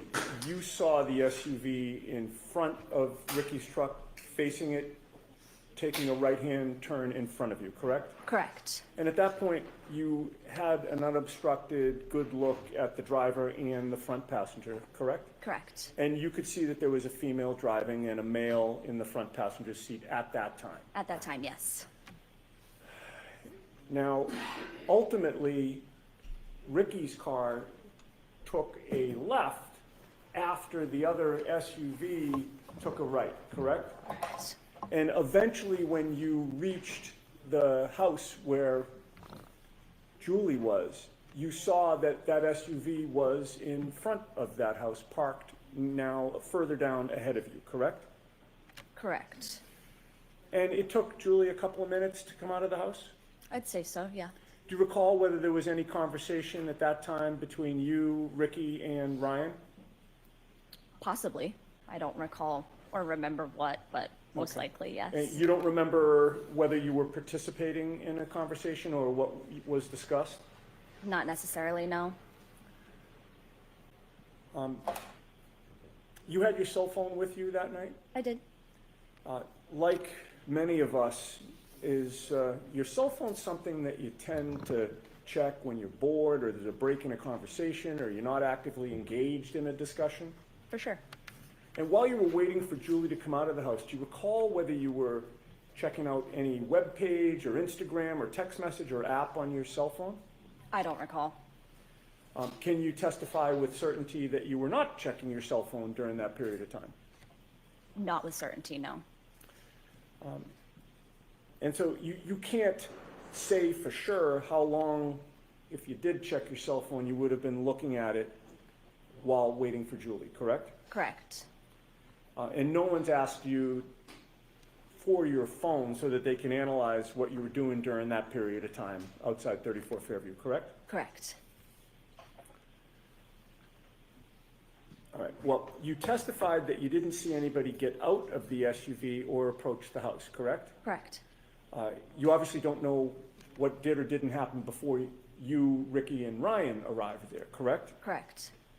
While you were parked near the driveway, you weren't thinking that you had to watch the SUV every second in case you were later asked to describe what was going on with that vehicle, correct? Correct. And that SUV was the same vehicle that you recognize as previously having a female driving and a male in the passenger seat, correct? Correct. And as far as you know, you didn't know either of them at that time? No. Fair to say that what they were doing was their business and you weren't particularly interested in what they were doing, correct? Correct. You were there to pick up your boyfriend's sister, correct? Yes. It was late and you were tired. Very much so, yes. You'd had a good amount to drink. Mm-hmm. You did not want to continue to drink and socialize, correct? Correct. Fair to say you were looking forward to ending the night at that point? Yes. And so you were more focused on hopefully getting Julie in the car so you could leave than anything that was going on in the SUV, right? Yeah, exactly.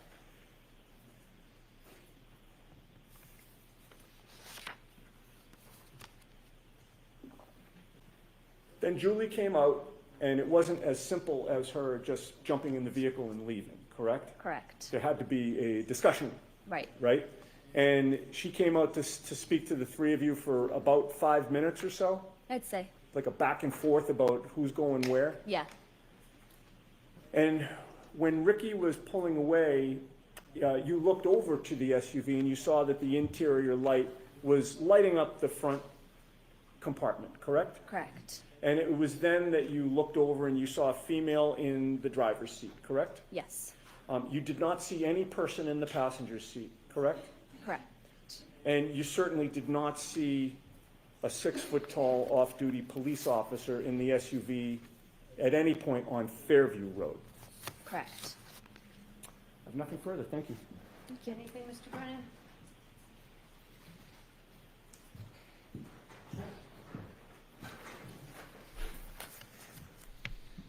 When Ricky was speaking to Julie and you were in the back cabin of the truck, what direction were you facing? I don't recall. Were you paying attention to the conversation with Julie? I was probably in and out of the conversation, yes. Were you facing the direction of the house in the SUV, or were you facing the opposite direction? I don't think I was facing the opposite.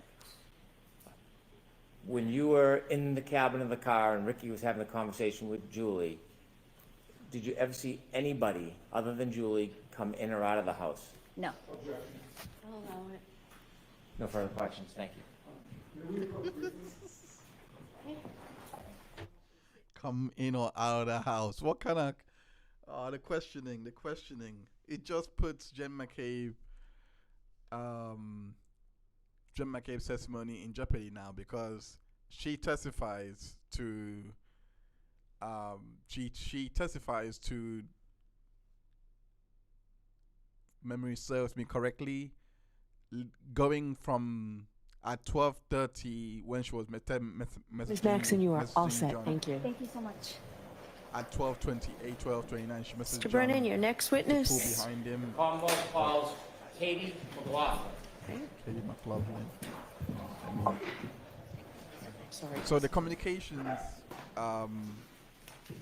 it puts what she was like, because how are all these people not seeing Jen McCabe coming out?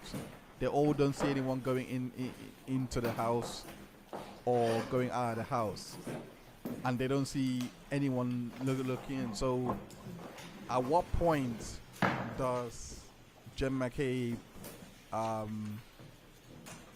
go out to see what she claimed was to see the SUV? Something's just not adding up. Hold on.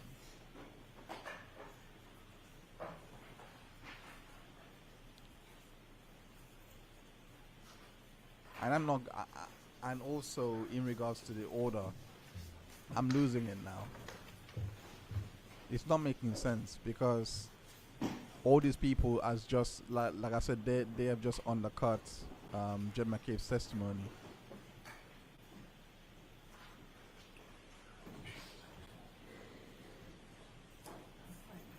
Why don't we take our morning recess, James? Okay, morning 20 recess. minutes. All rise, please. Jurors, close your notebooks and follow me. They're now on the morning recess. Okay. Now on morning recess. So let me try and find that tweet I was on about in regards to, where is it? No, that's not it.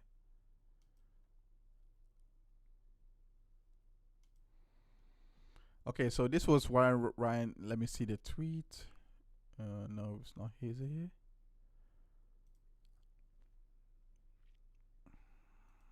Let me get a tweet up.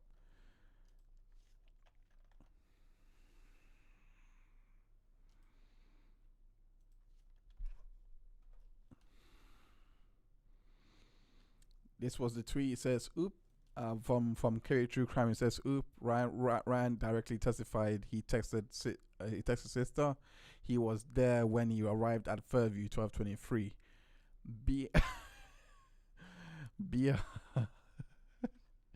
Biatch. No, wait. Biatch. Okay. Let's go into his testimony. Testimony is here. And hear what he has to say in regards to picking up Julie. Probably around midnight. And when you left from there, where was it that you went? I went to pick up my sister Julie because she shot me a text. When do you know about what time you left? Probably around midnight. And when you left from there, where was it that you went? I went to pick up my sister Julie because she shot me a text asking for a ride. And so you were at the hillside when you received the text from your sister Julie, correct? Correct, sir. And what if anything did she indicate as far as where she was or where you were going to pick her? She said she was at her friend Brian's house. And is that friend Brian, is that someone that you're familiar with? Yes, sir. Who do you know that person? Just my sister's best friend since they were kids. And I'm sorry, do you know what his last name is? Oh, Albert. And his house, had you been there before? I've driven by it a few times, yes. Is that somewhere you would pick your sister up from on prior? Yes, sir.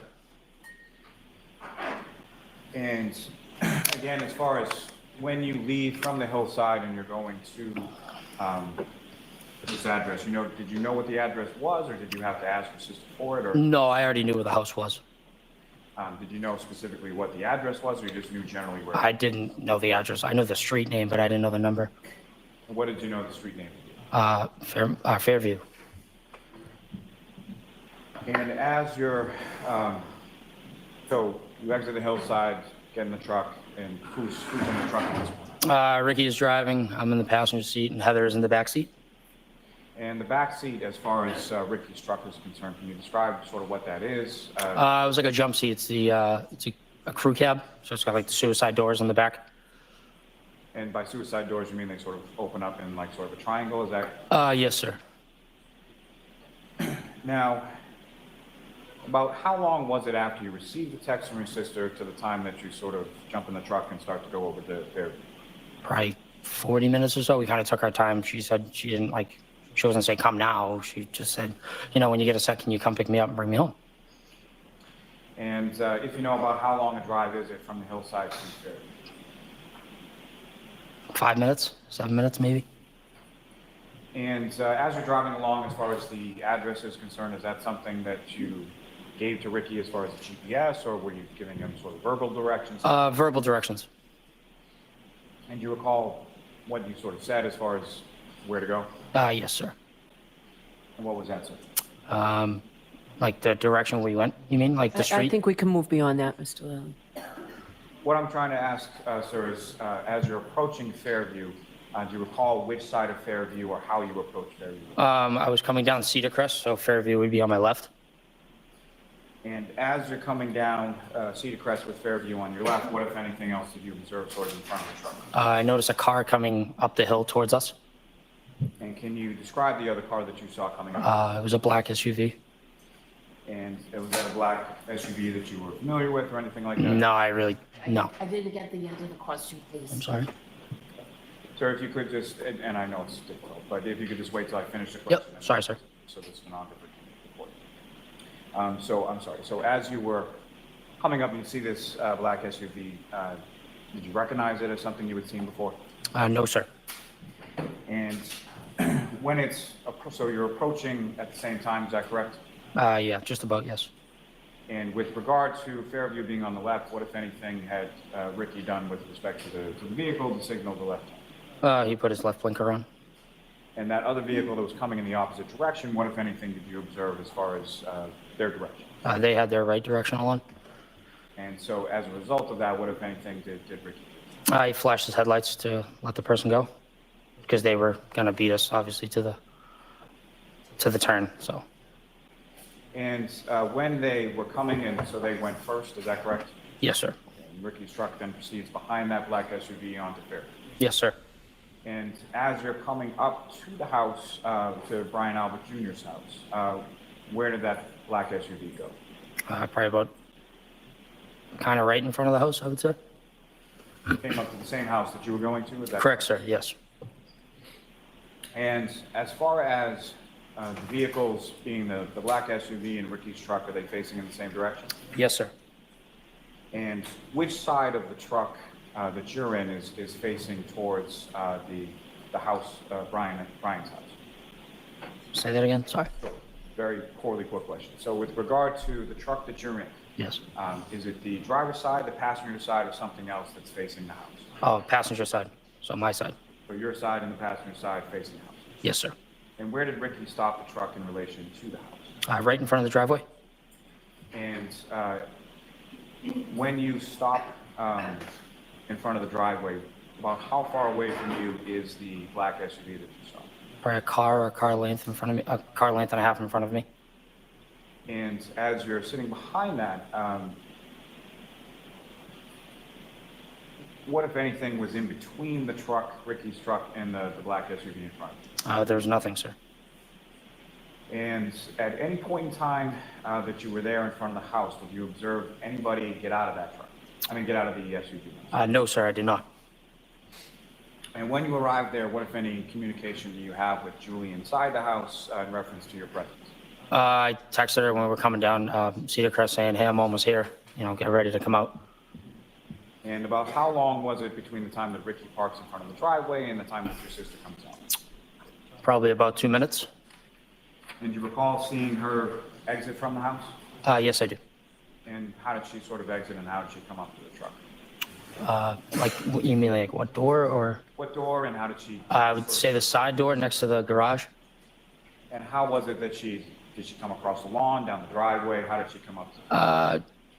Guess she crossed through the lawn a little bit, but obviously walked down the driveway because we were at the end of it. And at this time, when you're in front of the house on Fairview, what was the weather doing at that point? It just started to snow, sir. And as far as accumulation on the road or the grass or anything, did you see anything like that? Very little. Wasn't too much on the ground yet.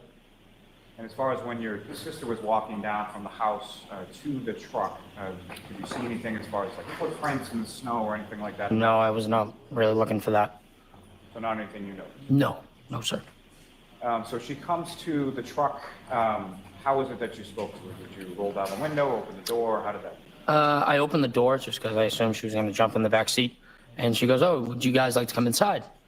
I looked over at Ricky, and he goes, maybe we should call it a night. Because obviously we were out for a long time. So she goes, no, I'm gonna stay a little longer. And so she shut the door, and I watched her go in the house, and that was it. And from the time that your sister came out and the time that she went back in the house, I don't know, how long a period of time was it? Maybe 30, 45 seconds tops. So a relatively short amount of time? Yeah, it was kind of like an in and out thing. Now, as far as the black SUV in front of you, what, if anything, did you observe about movement of that vehicle at any point? I noticed that the brake lights, the only reason I noticed is because the brake lights were on and it moved, let's say moved up maybe another car length in front of us from where it was. And when was that in relation to when you were parked out there waiting for Julie, talking to Julie? When did that occur? Probably simultaneously when she came out the door. So moved up a little bit further, about a car and a half? Further away from us. Facing the same direction? Yes, sir. And was that the only time that you observed the vehicle move up, or did it move up again? No, that was the only time I saw her move. And when you say the brake lights, what part of the brake lights were you looking at? The only reason I noticed that it was the brake lights and not the regular parking lights because the third light above was on. And so above, sort of in the center of the back of the vehicle? Correct, sir, yes. Now, as far as any of the other lights or any other part of the vehicle, what, if any, damage did you observe on the vehicle at that time? I did not observe. It was dark out. And as far as when the vehicle moved up from one position to the next position, what, if anything, did you observe in the roadway as far as tire marks in the snow or anything like that? I didn't really observe any other tracks in the snow besides the car in front of us. So you did observe tire marks from the car in front of you, Yes. but no other tire marks that you saw? No, sir. And as far as around the vehicle, at any point in time, did you observe anybody exit the vehicle or be outside of the vehicle or anything like that? No, sir. No, I did not. And did you see anybody go from the vehicle to the house? No, sir. And did you see any footprints in the snow or anything like that around the vehicle? No, mainly because obviously it was late at night and I wasn't really looking for any of that. Now, as far as your sister, when she comes out to the truck outside, how would you describe, did she seem overly intoxicated to you? Yeah, it seemed like she had a few. Was she slurring her words or stumbling as she was walking? No, sir. Let me ask, from the time that you came down from Cedar Crest, is that right? Correct, sir, yes. So from the time that you came down from Cedar Crest, the black SUV is in front of your vehicle sort of the entire time, correct? From like the point I turned onto Seacrest, you mean? Yes. No, the only time I saw the vehicle was when we probably got up 100 feet from Fairview. And I'm sorry, it's a poorly put question. What I'm asking is, after you turn from Cedar Crest onto Fairview, that vehicle is in front of you the entire time? Oh, yes, sir, yes, yes. And so you watch your sister Julie go back up to the house, is that correct? Yes, sir, I did. So to make sure she got inside okay? Yes, And did you observe her go inside the house? I did, yes. And after she gets inside the house, what, if anything, did Ricky do with the truck? He pulled out to go around the SUV in front of us and then to go home. And as far as pulling out, as far as sort of the distance between the truck that you're in and the SUV that's in front of you, did Ricky put it in reverse and then have to like maneuver around, or could he just sort of pull away from the curb? He just pulled away. And as he's going by the dark SUV, what, if anything, did you observe with reference to that? I observed that there was a person inside the car with the interior light on. And that would be sort of a dome light, is that right? Correct, sir, yes. Could you see where the dome light was, as far as in the left, right, or center of the vehicle? I was in the center. And can you describe the person that you saw? Where were they? First of all, where were they in the car? They were in the driver's seat. And can you describe what the person looked like? It was a woman. And how do you know that it was a woman? Had long hair. And do you know what color the hair was? No, I didn't. I wasn't really paying attention to it. I was kind of just watching Julie go in as we were pulling away. Your direction was to the house as you were watching Julie go in and Ricky's pulling away sort of simultaneously? Yes, sir. So that's why you're looking over in that area of the house? Correct. And the woman that you see in the driver's seat of the vehicle, could you see her lips moving as if she was talking or anything like that? No, I didn't. Wasn't really paying attention to that. And as far as what, if anything, did you observe her to be doing, or how was she seen? It seemed like she was looking straight ahead with her hands at 10 and 2 on the steering wheel. Now, as far as the other, what, if anything, else did you see, or who, if anyone else, did you see within the interior of the vehicle at that time? I only saw one person at the time. I wasn't really looking. It just happened to be like at a glance as we drove by. Okay, so I don't think they established what time he got into the place. So where within the bar did you go? I believe at a table. Nah, I'm not gonna really listen to all this again because but I think his testimony today has really put Jim McCabe's testimony on in doubt, because he did not see, I can't remember Jim McCabe testifying that that she saw. I think she testified that she saw a truck in front of the house and the SUV behind. But the most important part is none of these witnesses, from Eva Moxon to Ryan Nagel, none of these witnesses have seen an accident occur, and they should see an accident occur because of the arrival times. If we're going by this time that they're saying that they arrived, which is at 12:30, that's even more damning for the prosecution, because their whole theory hinges on 12:31, and that's when John O'Keefe was hit.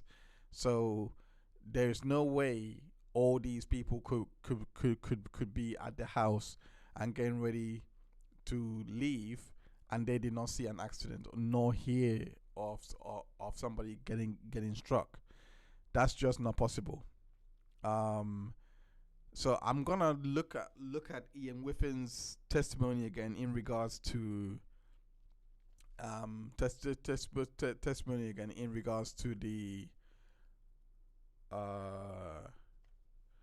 Us Long to Die in Code search, and also that's not right. No, that's not it.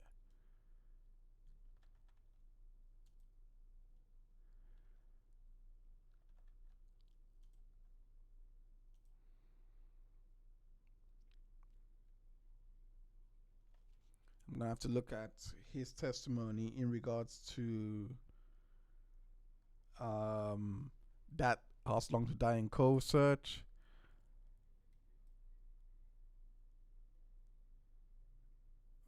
Hold up, no.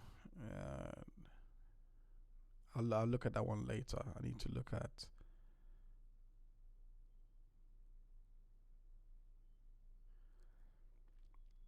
I need to look at the times that John O'Keefe was actually alive. Let me see what he has to say in regards to that. Let me know how you're feeling in the chat if you're just joining, and if you're watching back on replay. Hi, I hope everyone is doing well.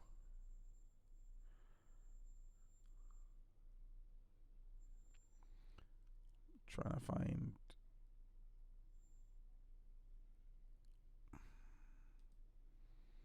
That's not it.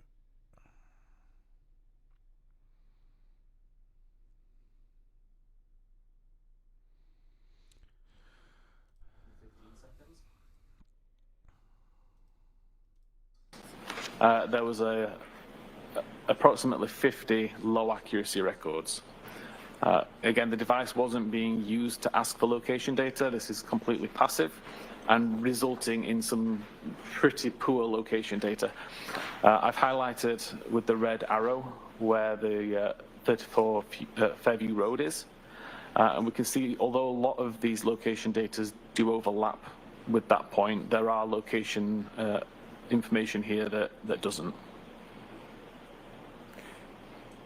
At 38 minutes and 16 seconds, the accuracy improves again.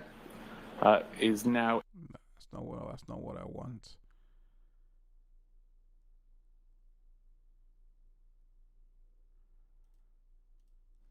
There's a red circle with a bunch of red dots in the middle. Yes. Would those red dots indicate the center of some location that was captured at a particular point over that night? Yes. So each of those center dots is the center of a 10-meter accurate or better location record.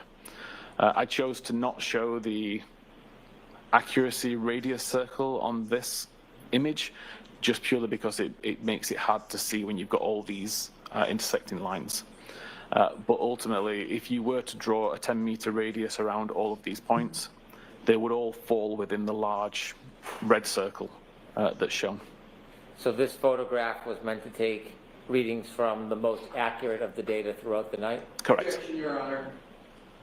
Sustained. Ask it again differently, please. Was this circle, did it include low frequency data? No, this circle only includes 10-meter accuracy or better. The fact that the center dots are in different spots, is that inconsistent with a phone being in the same place, not moving that entire night? It could indicate movement, it could indicate refinement. Is it impossible to tell? It's impossible to tell at this level of detail anyway. Are all of these dots, given the range, 10 meters or under, are all these dots and all these readings of the high frequency data that you compiled for that night, are they all consistent with Mr. O'Keefe's phone being near the flagpole and not moving that night? Objection, Your Honor. I'm going on. I think that's a reasonable assumption.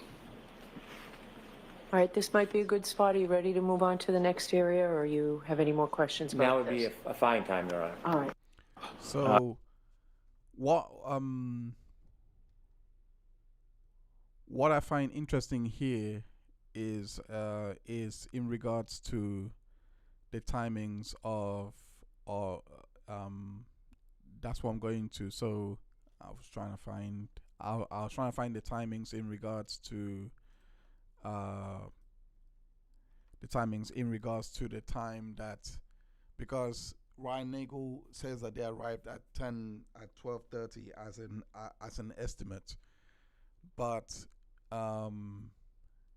let's see what I think Ian Whiffen is going to testify that they were still driving at this point, and there's no way he could have been parked outside their house at that point at 12:30 in regards to the data, and see the SUV, because they were behind it for only a few seconds, according to his testimony. At the position that the device was, according to the location data at the time. So you're going back to earlier in the evening now, 12:22:14. Correct. To 12:24:37 when the phone stopped near the flagpole. Correct. Okay, thank you. So we have the first record at 22:17, a flight climb event was recorded.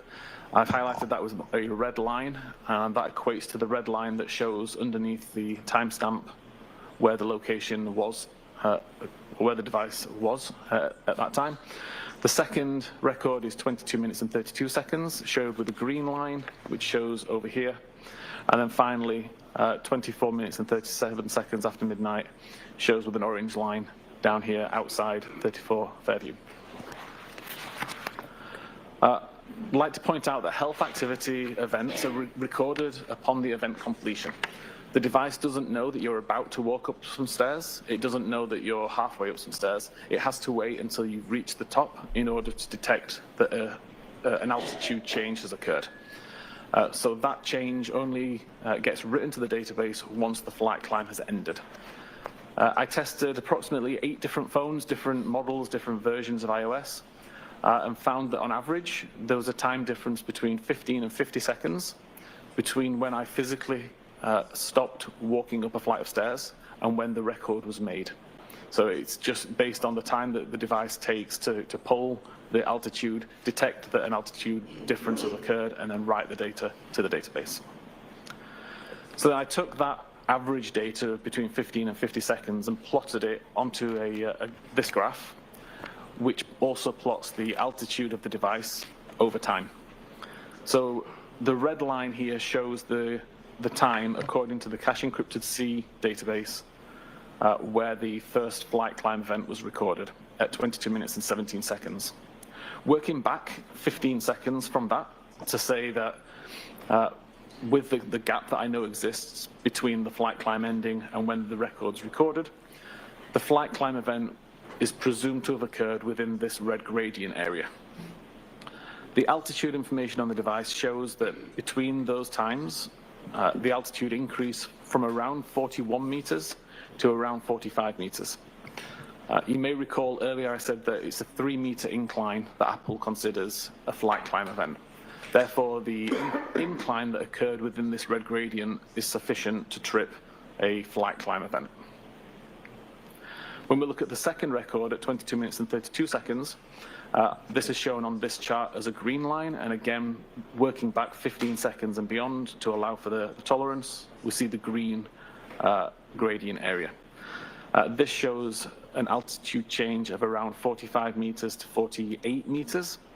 Again, that would be sufficient for a flight climb event to be recorded because we have 3-meter incline change. We then don't see an incline change for a while. All we see is the device going downhill until we get the record right at the end there at 24 minutes and 37 seconds. And again, working back around 15 seconds to the orange gradient, we see an increase from around 25 to 28, 29 meters. Again, that would be sufficient to cause a flight climb event to be recorded. Please. Topology website and plot now is related to the third flight climb. The previous climb event occurred. Within the green gradient here is where the second flight climb event occurred, and within the orange gradient here is where the third flight climb event occurred. The white circles show the altitude of that particular location according to the topology website. So again, we see that for the red gradient, there's an increase from 43 to 47 meters. Between the green gradient and the green number 2, again, we're going from around 47 to 50 meters. And then with the orange gradient at the bottom, we've gone from around 26 to 28 meters. So fairly consistent with the data that was recorded on the device in terms of altitude information. And I would suggest is the reason that these flight climb events occurred. Mr. Whiffen, there's 3 different times. The first is 12/22/17. At that time, was the Waze data app initiated? It was. And did that indicate whether or not Mr. O'Keefe or his phone were traveling in a car at that time? It appeared to still be traveling in a car. At 12/22/32, was the Waze data initiated and active? It was, yes. And at that time, does the data indicate that Mr. O'Keefe's phone was in a vehicle and moving? It does. And you showed us a slide finally from 12/24/37 that the vehicle was still moving 1.4 miles per hour. Correct.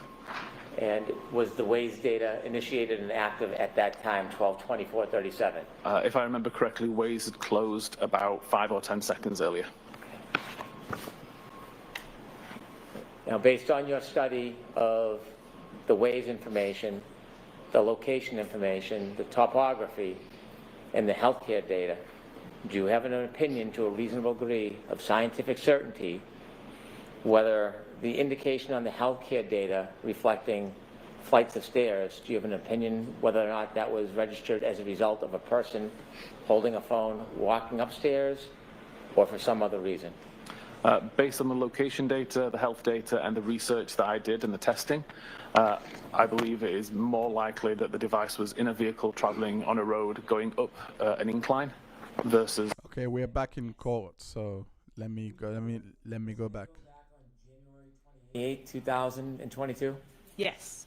I want you to take us back to that day, the earlier evening hours of January 28, 2022, maybe around 5 or 6 p.m. Did you have a plan that day? Yes, we as in myself and Julie, were going to Brian Albert Jr.'s house to celebrate his birthday, which was the next day. Who was Brian Albert Jr. to you at that time? One of my good friends. How long had you known Brian Albert Jr. for? At that point, probably 8 or 9 years, I would say. Did you attend school with him? Yes, high school. Is that when you met Brian Albert Jr. in high school? Yes. Who was going to Brian Albert Jr.'s house with you? Just myself and Julie. Did you have a general plan for that evening other than to visit your friend and celebrate his birthday? It was kind of up in the air if we were going to stay there or go somewhere, but we were definitely going and celebrating with him. Do you know the address where Brian Albert Jr. lived? Yes, Could you share that with us? 34 Fairview Road, I believe, road? Had you been to 34 Fairview Road before? Yes, Did you know Brian Albert Jr.'s family? yes, Had you met them in the past? yes. How often had you met with them before? Well, I was friends with him for, like I said, about 8 years, so I knew his older sister, Caitlin, pretty well. We went to high school together, but the younger siblings, I don't believe we overlapped in school. And then his mother, I had met, I mean, a good amount of times, and then his father, too, I would say. How many times would you estimate you had been over 34 Fairview prior to the night of January 28, 2022? Over the years, maybe like 20, I don't know. Do you remember what time you arrived at 34 Fairview Road on that evening? It was between 7 and 8 o'clock at night. Who did you go with? Myself and Julie Nagel. Could you tell us how both you and Julie Nagel got from where you were living, your home, to 34 Fairview? Yes, Julie's dad drove us. When you first get to 34 Fairview Road, before you walk in the front door, what's the weather like outside? It was cold, but it wasn't raining or snowing or anything. No snow on the ground? No, When you walked in the door, did you go in the side door or the front door? the side door. Okay, take us through walking into the house. What do you see? So we walked through the side door, and then it's their, like, family room, they call it, with, like, the TV and everything. And then at the back of the family room is, like, a sliding glass door out into their porch. And then if you turn left, it's, like, the kitchen/dining room. And then there's a back door. There's, like, a small bathroom over, like, near the back door. And then if you walk straight through, it's the front door, the stairs, the door to the basement, and then they called it, like, the library is, like, their formal living room. If you walked in the front door, would the stairs leading to the next floor upstairs be right in front of you? Yes. If you were going to go downstairs, would you walk around that staircase to the back side of it? I don't believe the back, but the side. Okay. You mentioned you walked in the side door near the garage. When you walk in the side door, you're in a living room, did you say? Yeah, their family room, they call it, yeah. Can you walk into the garage from the family room, or do you need to go back outside to get into the garage? No, you would have to go back outside. So there's no door in that family room that leads directly to the garage? No. After you walked into the family room, did you stay there or did you go somewhere? We stayed there for a little bit, like 10, 15 minutes probably. Tell me who's in the house when you get there. It's Brian Jr., his mother, Nicole, his sister, Caitlin, and then his aunt, Julie. What do you do? I think we were just sitting on the couch, hanging out, waiting to see what the plan was, to see, like, when other people were going to show up. Did other people arrive or did people leave before other people arrived? Brian's mom, sister, and aunt left before anyone else arrived. Do you know generally around what time his aunt and mother and sister left? We got there, like I said, between 7 and 8, and they probably left within 20 minutes of us getting there. Okay. So I can't say for sure. When his sister and mother and aunt left, was it just a time when it was you, Julie, and Brian Albert Jr. alone? Yes. Were you doing anything other than watching TV? Were you eating, drinking? I don't think we were eating yet because we ordered later on food, but we might have been drinking. Tell us what happens over the course of the next couple hours. So at some point, probably between like 8 and 9, 4 other girls showed up. So Courtney Alba came by herself, and then Catherine Duty, Emily Fabiano, and Mary Kent all came together. Are those friends of Brian Jr.'s? Yes. Did you know who all of them were? Yes. Were you friendly with them? Some of them, yes. We were all friendly, but not friends. That makes sense. So what's the atmosphere like when the visitors come? Celebratory, light, joyful. It was fine. Were people drinking alcohol? Yes. Okay, and at some point, did you order food? Yes. And did anybody else come at that point? Any other friends or family? No. Did one of Brian Jr.'s cousins come at some point? Yes. Is that later? Yes. So over the course of the next couple hours, eating and drinking, anything significant happen? No. Any arguments, any tension, any problems? No. Was it a positive night? Yes. At some point, did anybody else come to the house? Later on, yes. Okay, about what time? Around midnight. So before midnight, it's a group of young people having a party? Yes. Any trouble? No. Did the friends of Brian Albert Jr., the 4 women, did they leave before midnight? Yes. What time did they leave? Between, I would say, 11 and 11:30. Did they arrive and leave as a group, or did they arrive and leave separately? The 3 girls that I mentioned that came together, Catherine, Emily, and Mary, all left together. And then Courtney left, I believe, before them separately. I want you to tell us generally where were you spending most of your time that night, the eating and the drinking and the party? In the kitchen/dining room area. Is there a table in the kitchen? Yes. Were you sitting at a seat at that table? At that point, we were more around the island, but later on, yes, I had a seat at the kitchen table. If you're in the kitchen seated at the table, can you see outside? Not really. If I looked through the windows above the sink of the kitchen, I guess I could if it was light out. And then the windows to the front of the house had a little half curtain, I don't know what it's called, thing on it. So I could see above that, but not. If you were to walk to the windows in the living room area, what area was it, did you say, the half windows were? The dining room. If you were to walk to those windows, could you see outside? Yes. Would you be able to see the driveway? Yes. Flagpole? Yes. Street? Yes. The door, do you remember the front door, if it was solid or glass? They have a storm door that's glass and then a solid regular door. If you opened up the solid door and looked, could you see through the glass door to the front yard? Yes. At any point, did you have a chance to look outside that night? No. If you're in the living room, the kitchen, can you see where the basement access is? Yes. Can you see the backyard door? Yes. You mentioned that the visitors, the young woman that came to see Brian Jr. left. After they left, did somebody else come to or arrive at Fairview?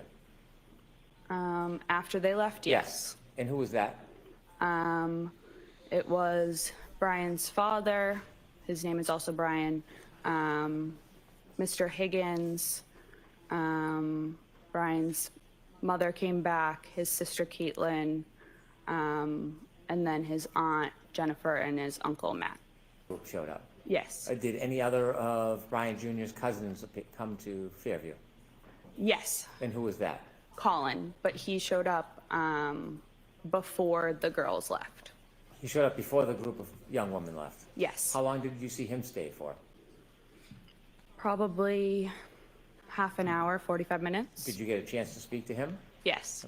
Did the mood change at all in the house? No.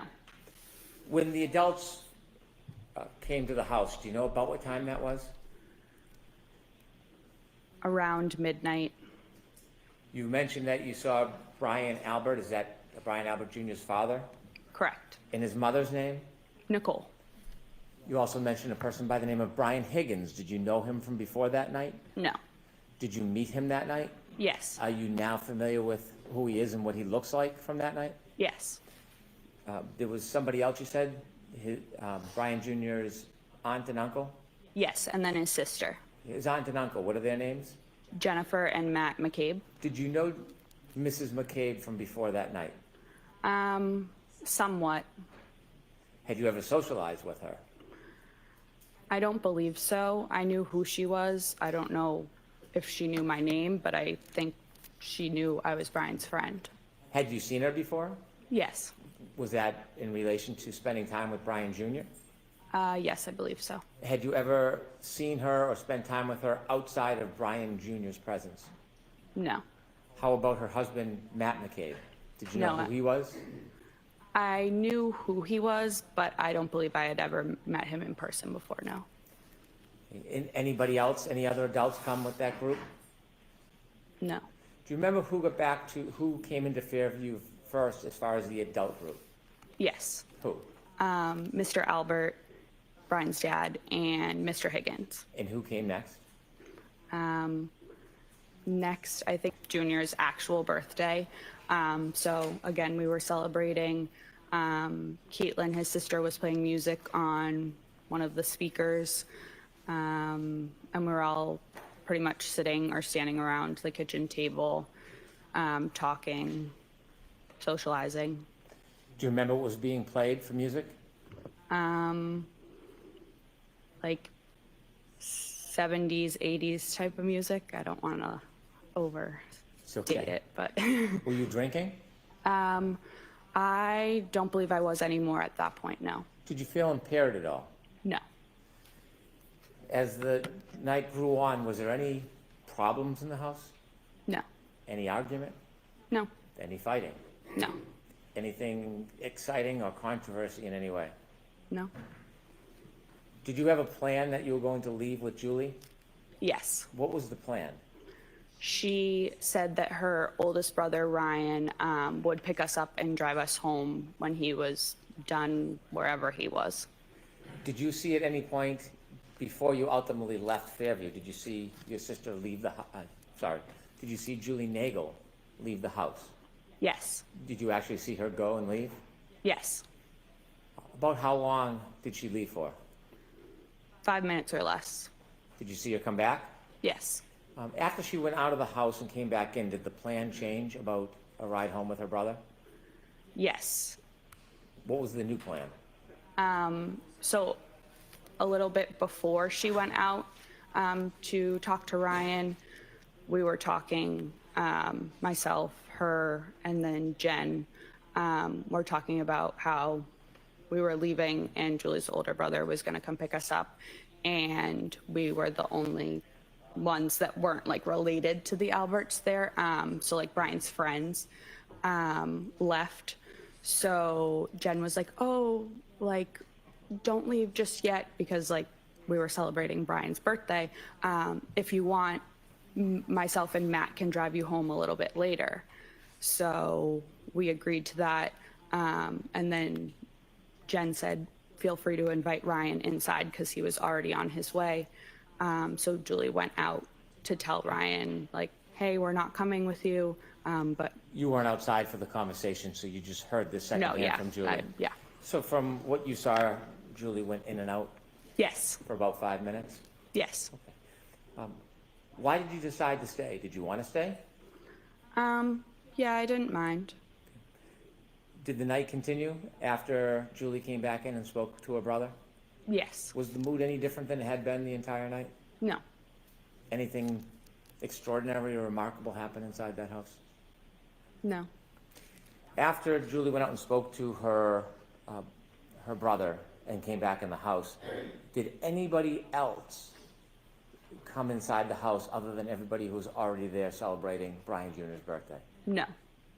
Did you ever see another man or woman you didn't know come into that house? No. At some point, there was a decision that you would leave, I suppose? Yes. What time do you think you left generally? Between 1:30 and 2 in the morning. Do you have a specific time? Did you look at your watch? Did you know a certain time you left? No, I believe it was closer to 1:30, because I believe I was home by 2, but I can't say for sure. When you left, tell us what the weather was like when you went outside. Was it the same as when you came in? No, it was snowing.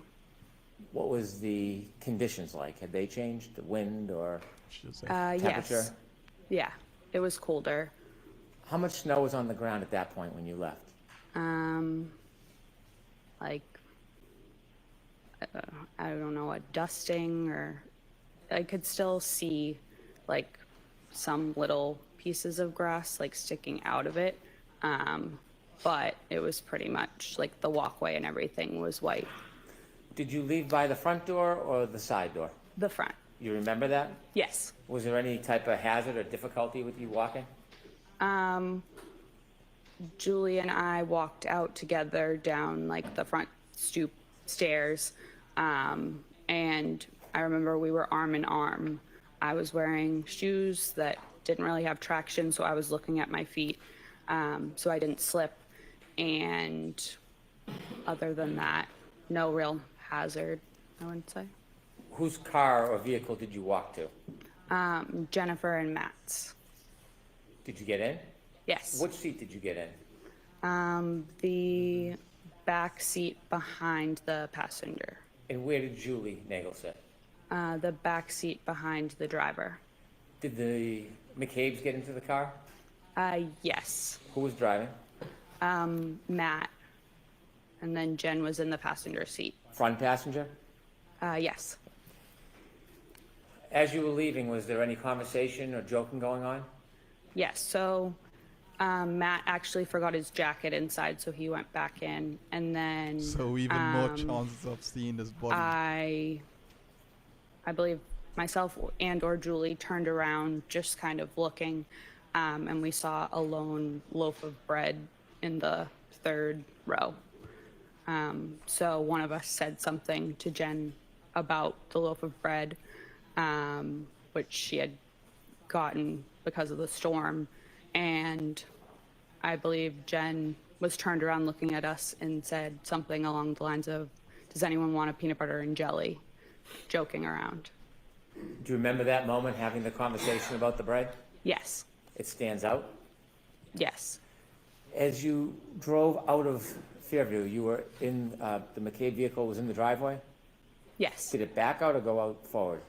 No, backed out. When it backed out and began to drive away, what side of the vehicle was closest to Fairview? You mean the house? Yes. Was it Okay. I'm sorry. Was the okay. passenger side of the McCabe vehicle closest to 34 Fairview, the house, or was it the driver's side? The passenger. When you drove, did you drive towards the flagpole? Yes. And during those moments when you were, or Mr. McCabe was driving towards the flagpole, was that the time you were having conversations about the bread, or was that a different time? That was a different time. What was happening as you were driving past that area or in front of the house? I believe maybe I was on my phone, and then Julie said something. Did you ever look out the window near the front yard, near the flagpole area? Not like at the front yard, but a little ways up the street, yes. Next to 34 Fairview up the street is 32 Fairview? I believe so, yes. When you looked out the window, the first time you looked out the window, what were you facing in relation to 34 Fairview? What could you see? There's like a little bit of woods in between the two houses, so it was the trees. Did you notice anything that stood out? No. Ultimately, did you get home that night? Yes. Thank you. I have no further questions. Oh, come on. Okay. How are you driving towards the flagpole and the light does not even shine towards where John O'Keefe was found, that you guys would see him? She just testified that the snowfall wasn't enough to cover the Good morning, Ms. grass. Levinson. Good morning. So the body would have been visible. I hope they get You've that been across. longtime friends, as you've described, with Brian Albert Jr., going all the way back to high school. Yes. And that high school friendship has percolated into a friendship into adulthood. Yes. You obviously know the entire much of the entire immediate family, Brian Albert Sr., his wife Nicole Albert, correct? Yes. You know his uncle Chris Albert. Yes. You're familiar with his wife, Julie Albert. Yes. Obviously, Brian Albert and his cousins. By the way, which cousins are they? Last names? Do I know? Right. There's the Alberts, and then there's the Galvins, the Reardons, and the McCabe's. Okay. You indicated that you've been to the Albert home probably at 34 Fairview. That's the home I'm talking about. Yes. Probably you estimated at least 20 times, correct? Over the years, yes. Over the years. And you've known Brian Albert for, well, since high school. I mean, in the last 8, 10, 12 years, you've been to the house to and from. Yes. You've never met, or you had never met, going into January 29th, 2022. You had never met their dog, had you? Their dog? Their dog. I'm not completely sure. Didn't you testify about a year ago in another proceeding that although you had been to the Albert home many times, you had never actually met the dog? If that's what it says I said, then yes. Is that because the dog was not really good with strangers? Objection. Sustained. Do you know why you hadn't met Chloe? By the way, did you know the dog's name was Chloe? Yes. Okay. Do you know why you hadn't met Chloe in all those trips to 34 Fairview? No. Just wasn't out and about among the folks that were in the house when you were there? Yes.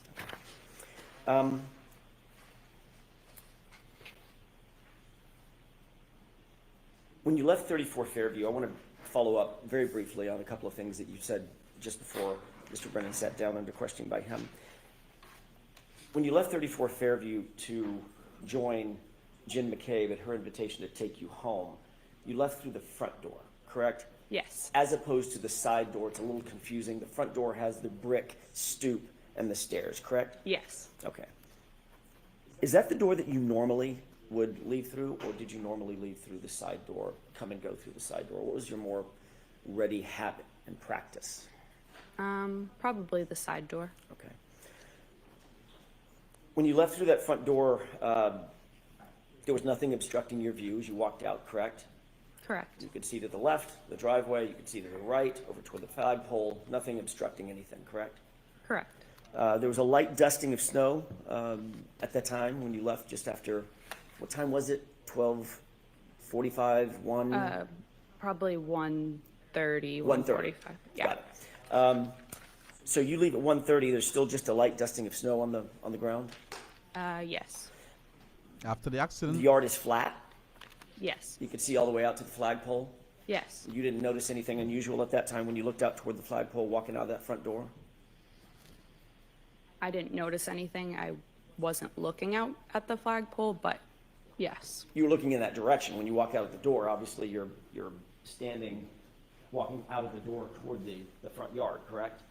Correct. But as I stated, I was looking down at my shoes in front of me. Okay. Obviously, then you have to, at some point, you have to look up to see where you're going. You have to turn left to go to the driveway. Is that right?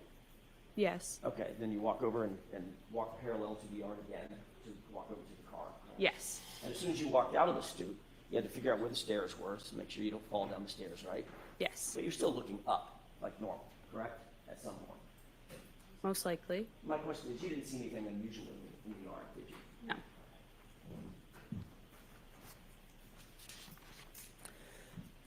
The front yard was at least relatively, I know it was dark out, Ms. Levinson, it was relatively lit by the interior windows as well as lights on the outside of the house? Yes. Okay.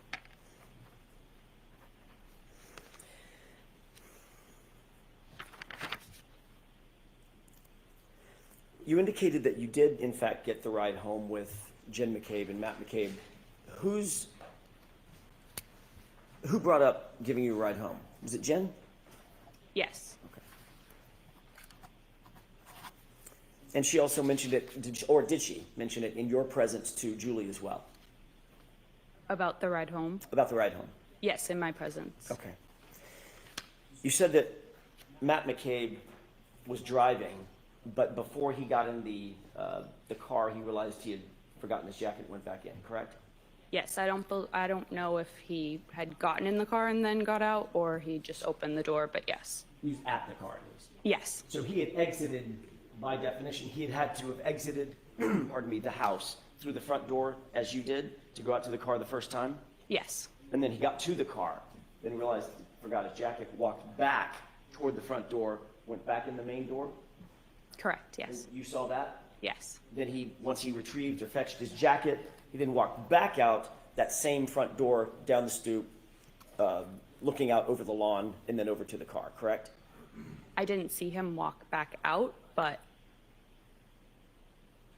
I mean, probably. I don't want to say yes for sure because I wasn't watching him at that point. Understood. No reason to believe that he would have used a different door. Correct, yeah. Okay.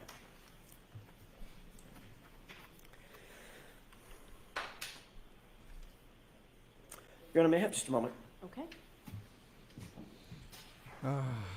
Already conflicting stories. The story is not matching up. They leave at 1:30, around that time, to go. And yet, no one saw the body lying in the cold, lying on the floor. I mean, they have all testified that, well, except for Jen. Jen said that the snowfall was quite heavy. Sarah says that the snowfall was actually quite light, that she could still see the grass. So as they were leaving, they should be able to see John lying there if the SUV did hit him at around 12. They should see him lying there, unless the theory now is she was drugged off. Contacted ultimately by law enforcement to provide an interview, correct? Yes. That was not until October of 2022. Is that right? Yes. A couple of quick questions about that.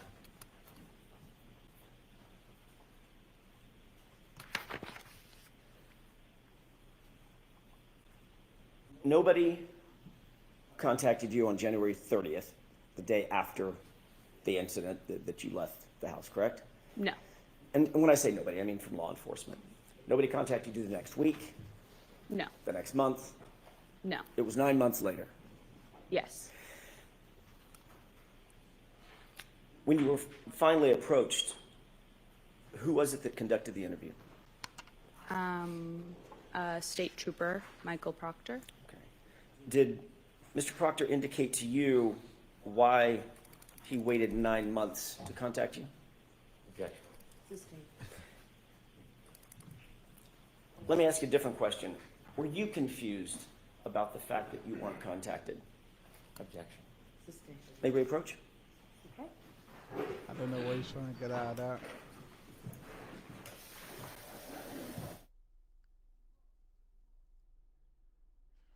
I don't know what he's trying to get out of that testimony in regards to Proctor.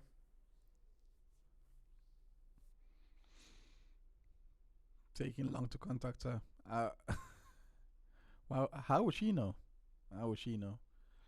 But going over everyone's testimony, they're all contradicting what Jen McCabe testified to just a few days ago. They're all contradicting that. Especially Ryan Nagel, who was on earlier.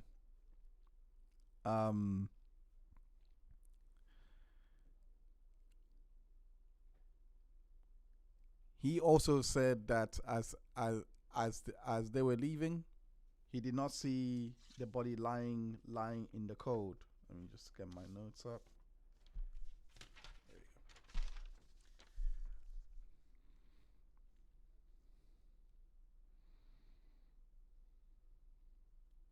I would have liked on cross-examination if they asked Ryan Nagel about the Jeep, about Brian Higgins' Jeep. They didn't ask him yet. Well, I mean, they didn't ask him at all. So that would have been interesting to see. They all testified to not seeing anyone walk into the house. Sarah Levinson testifies to the same thing, that no one came in or out. But again, like I said, they're all not testifying to seeing a body lying on the snow. They all should see them.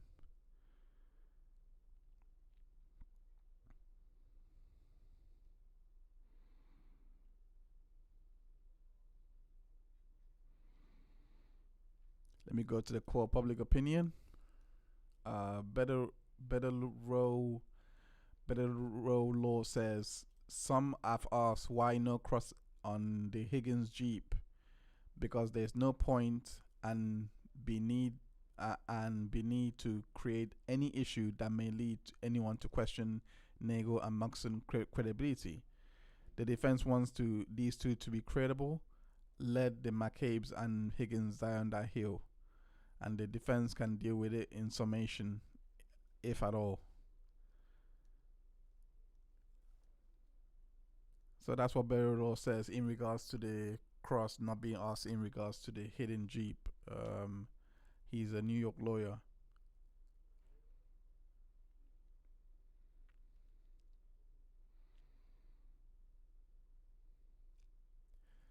I'm not.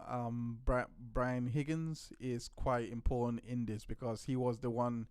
He left. He testified last time on the last trial that he left early to go to the police department. So why would he have to leave early to go to the police department?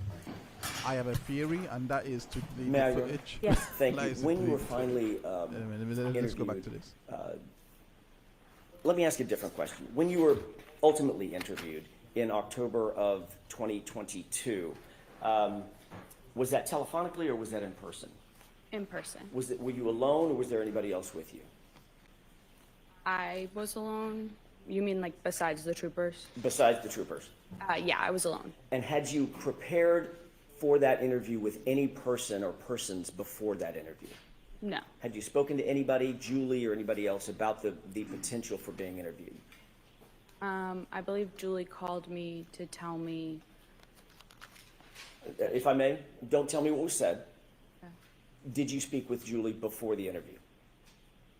Yes or no? Yes. Okay. And one more question. Without telling me any of the words that were used, was the subject matter the interview? In other words, I'm not asking if you talked to Julie about going and getting the dry cleaning picked up or something like that. Did you talk about the subject of the interview with Julie before you were interviewed? Somewhat. Okay. That's all I have. Thank you. Anything, Mr. Brennan? Okay. I mean, is Julie in on a conspiracy? Briefly, I hope not. Can I have Exhibit 3, please?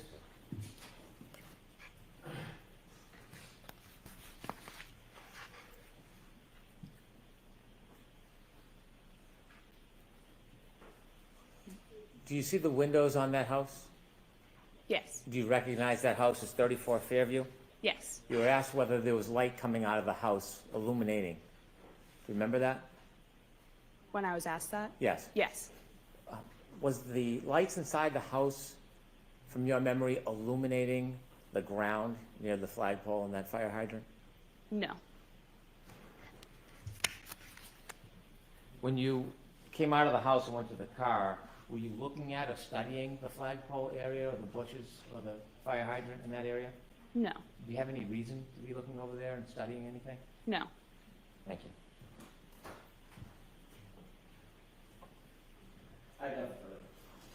All right, Ms. Levinson, you are all set. Thank you.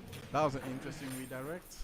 And your next witness, please, Mr. Brennan. Thank you, Your Honor. The Commonwealth will They're call driving Katie out. McLaughlin. You could see with the headlights where they're going. How do you not still see a body lying there? No, I'm sorry, but like that wasn't the best. That wasn't the best redirect.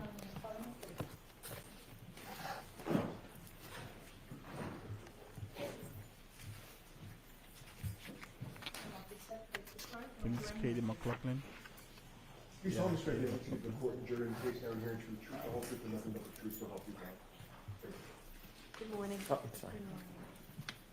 Katie McLaughlin, I should say.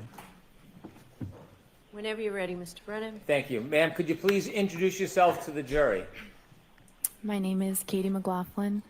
I'm 29 years old. I work for the town of Canton as a firefighter paramedic. Did you study to become a paramedic firefighter? Yes. Why did you become interested in becoming a paramedic firefighter?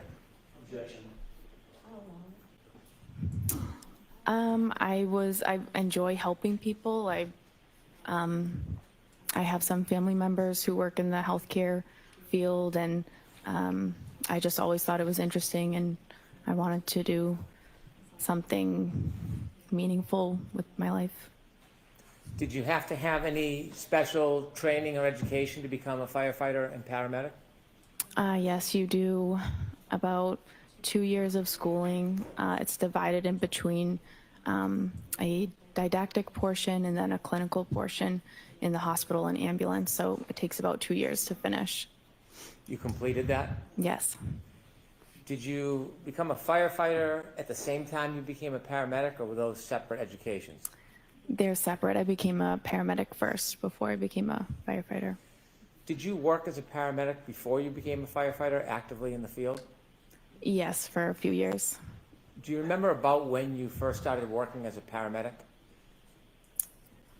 2016 or 17. And when did you first become a firefighter?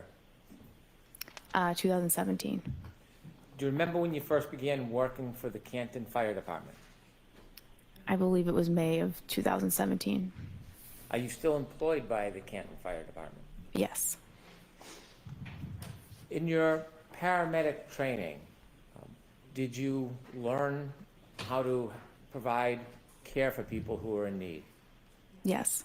Had you, before 2022, responded to different events or people's homes or public locations to help people? Yes. About how many calls? Could you estimate how many different calls you had been on as a paramedic or firefighter leading into the beginning of 2022? Probably hundreds. I want to ask you some background as a paramedic firefighter, your role as you see it. As a paramedic firefighter, are you part of law enforcement? No. Do you investigate crimes? No. Do you write police reports? No. When you're going to a scene and using your skills to help somebody, are you interested in whether or not somebody was involved or responsible for an event? No. What is your focus when you go to a scene to help somebody? What's your priority? To help the patient, to save someone's life. Do you have a chance, or do you try to assess the patient, speak to them if they can speak to you? If we can, yep. Are there times when the person can't speak? Yes. If a person can't speak to you, is there a role that you take to try to get information to help assist the person? Yes, you would go to a bystander and you try to gather as much information as you can to help the patient. More information for us helps the patient in their treatment, and it helps the hospital when we bring them there. Is that responsibility or role separate and apart from police work?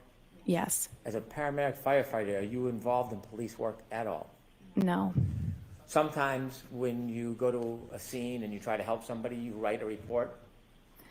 If you're in a particular role, you would write the report. So when you go and arrive at a scene, is it fair to say you don't always write a report? Correct. And the purpose of the report, is that to try to help law enforcement? No. What's the purpose of when someone would write a report as a firefighter paramedic?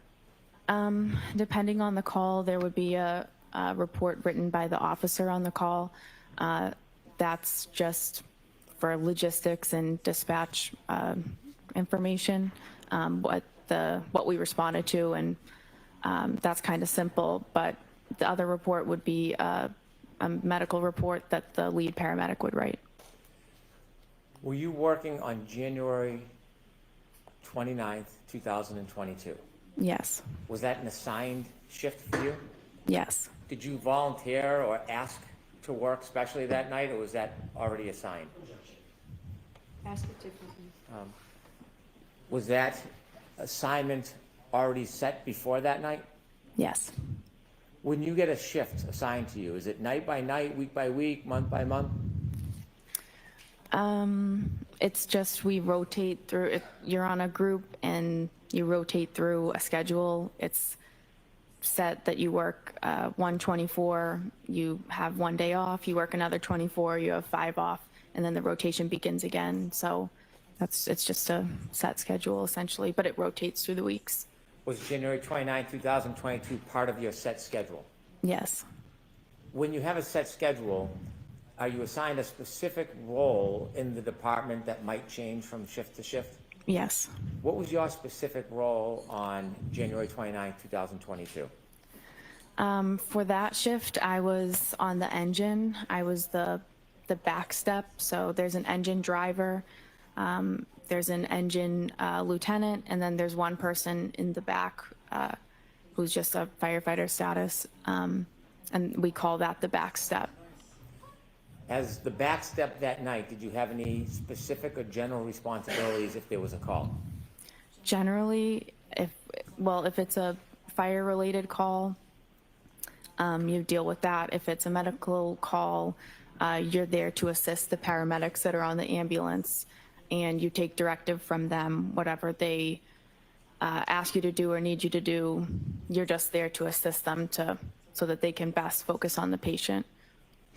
When you arrive at a scene and you're on the back step, are you basically at the directive of the leader of the group? Yes. That morning, around a little after 6 in the morning on January 29, 2022, do you remember a call or a tone coming in? Yes. Do you remember what it was for? It was for a man down in the snow or a man unresponsive in the snow. Do you remember leaving the fire department that night? I do. Tell us as you're leaving what's happening. So I'm in the engine, the command car with the captain who runs the shift started to 34 Fairview Road first. The ambulance was in front of us, and then we were behind the ambulance.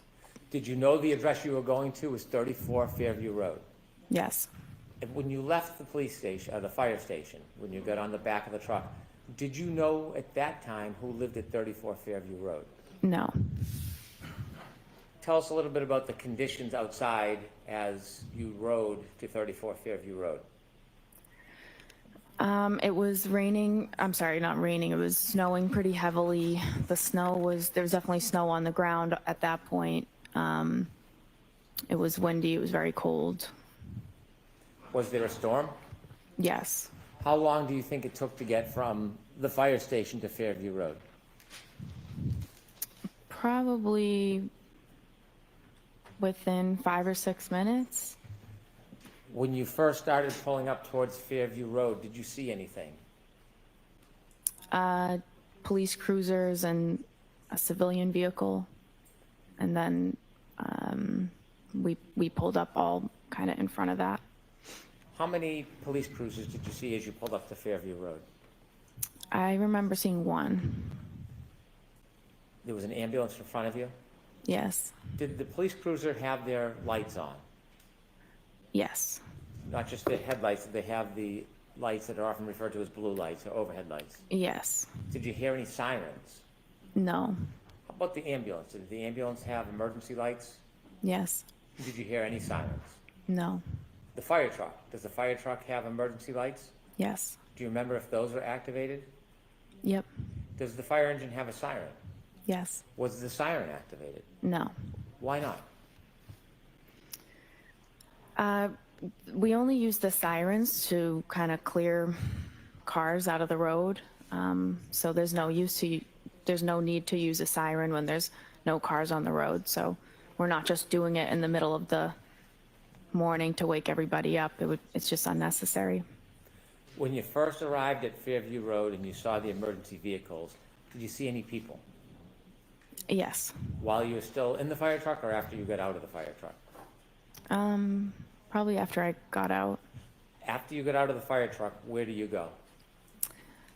So I knew that they were working on a patient, so I knew they're going to need the stretcher. So myself and firefighter Walsh went right to the ambulance, and retrieved the stretcher and brought it as close to the patient as we could. At some point, did you see the patient?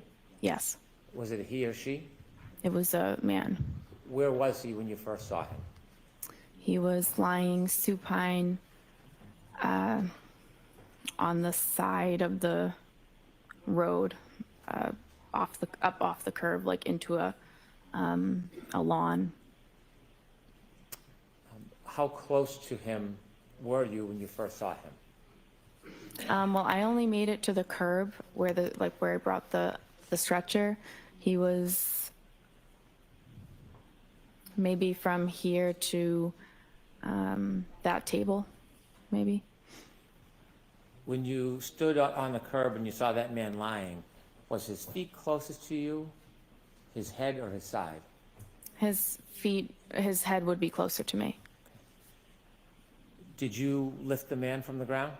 No. Did some of your colleagues? Yes. After you brought the stretcher or the bed to the side of the road, did you remain there on the side of the road?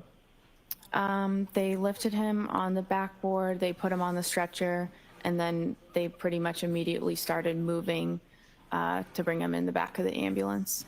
Around the area where you first saw this man lying supine on the ground, was there anything other than ground? Were there any objects in that I'm area? sorry? Was there any objects near him? I remember seeing a fire hydrant, and that's all I can really remember. When you mentioned that he was lying about as close to that table as you, would 8 to 10 feet be a fair estimate?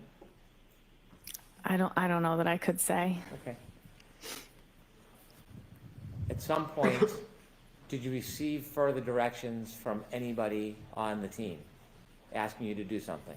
Yes. Firefighter Flamati I was at the head of the stretcher with Firefighter Flamati, and he asked me to try to gather more information and kind of see what happened and what's going on. Did you have someone that you wanted to gather information from? Yes. There was a woman who seemed to be really concerned and involved with the patient's status, and so I just kind of assumed that this would be the person that I could try to get more information from. Did you take a guess? Yeah, The person that you try to get more information from, do you see that person in the courtroom today? I do. Could you point that person out and describe an article of clothing Black they suit. wear? Black suit. And do you see where that person's sitting in between? I do. Her attorneys. Did you approach that person? I did. Now, you mentioned you're not a police officer or a criminal investigator. What type of information are you hoping to get generally in these circumstances? Some basic demographic info. You can answer a lot of questions by just asking a few very simple ones. So obviously you're trying to get his name and his date of birth. And then you ask questions if the patient has a medical history, if the patient takes daily medications, if the patient has any allergies. And that's all things that can help to sort of maybe explain why this person is in the position that he's in. For example, if someone reported that he had a heart condition or a seizure disorder or he was a diabetic, that would help us sort of, that's relevant information for us for his treatment and to pass on to the hospital. Did you have a chance to speak with the person that you had pointed out? I did. When you spoke to that person, did you get a chance to ask any of those questions you would typically ask? I did. When you spoke to the person, what did they tell you? She gave me his name, his date of birth. She denied him having any medical history or daily medications or allergies. I was kind of moving around. She was moving around the scene. So I was kind of moving around, trying to gather the information with her. Did she say anything to you in addition to the typical background information that you would try to obtain from somebody? Yes. What did she say? Well, I asked another question. Once we had come to a stop, I asked if there had been any significant trauma that happened that preceded this. And she answered with a series of statements that she repeated. I hit him. I hit him. There was a woman next to us who told her to calm down, stop talking, calm down, you're hysterical. So she repeated, I hit him. And a police officer asked her, said, you what? And she repeated it again, I hit him. And the officer then signaled for his sergeant to come down to the scene or down to where he was. This is different. When she first told you that she had hit him, you said there was another woman next to her. Did you know who that woman was? Not at the time. Do you now know who that woman was? I do. And who was that? Miss Jen McCabe. Did you know Miss McCabe at that time? No. Do you know her personally now? No. Are you friendly or friends with her in any way? No.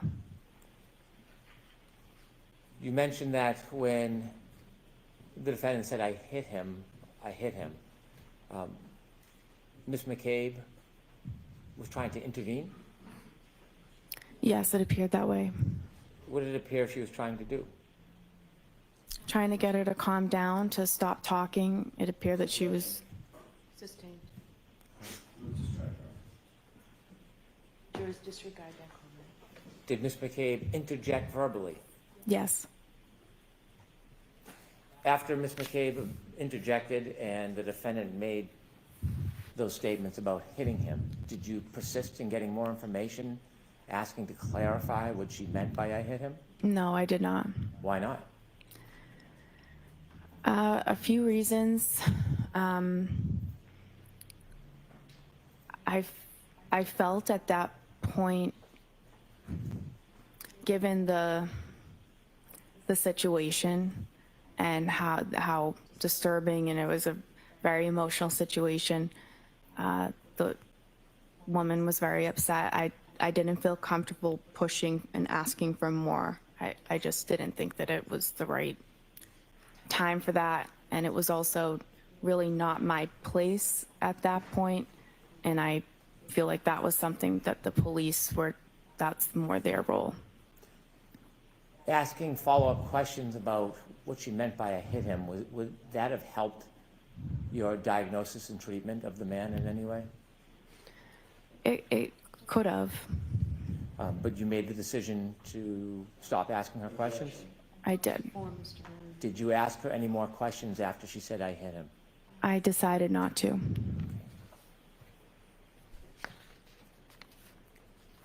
At some point after you spoke to the defendant, did you go back to the ambulance and tell anybody, any of your colleagues? I did. And why would you do that? That's the whole point of me trying to get more information, is that I get the information and I bring it back to the people who are treating the patient. So Did you go back to the ambulance and repeat that information to your colleagues? I did. Did you have any other further role at the scene as far as helping the man or doing anything else? No, other than I drove the ambulance to the hospital. With the gentleman in the ambulance? Yes. Did you learn who that person was? Yes. Did you know at the time who it was? No. When you got to 34 Fairview, did you recognize the home when you got there? No. Did you later learn who lived at that home? Yes. Did you know somebody who had lived at that home? Yes. Did you know that person lived there prior to that night? I learned that she lived there. Okay. And that person that you knew lived there, what is their name? Caitlin Albert. How did you know Caitlin Albert? We went to high school together. We're in the same grade. We have mutual friends, and growing up, we had different friend groups, but those groups would often get together in bigger groups and hang out. I see her in group settings. I socialize with her occasionally. I don't have a personal relationship with her. I wouldn't consider her to be a friend of mine, but I do see her occasionally because of social events. I don't have a one-on-one. I don't have a close personal relationship with her. Was she a friend on social media back at the time? Yeah. Since this event, have you been on any outings or trips with friends of hers or in a group setting where she was present? I don't remember ever seeing her since then. Had you ever talked to her about your role that night? Never. Did the fact that somebody you knew lived in that house, did it have anything to do with your treatment and care that morning? Not at all. When you saw the man in the back of the ambulance, did you make note whether he was missing any clothing items? He was missing a shoe, a sneaker. I'd like, with the court's permission, to play Exhibit 4, part of it. Okay. Ms. Gilman, if you can start at 6:13:45.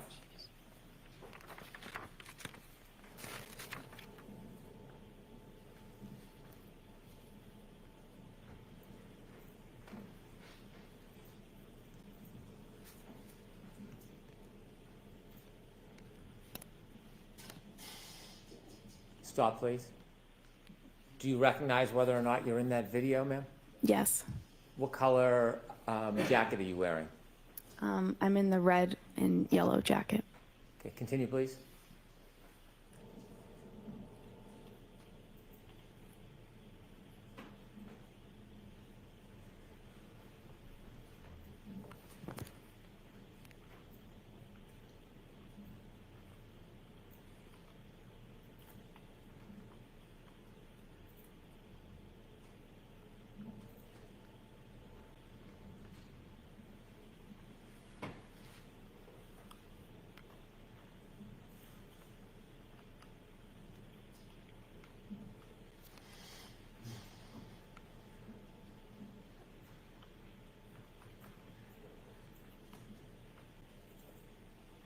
Stop, please. There are two yellow jackets, one on the left, one in the middle of the screen. Do you know which one is you? I'm now in the middle of the screen. Okay. Continue, please.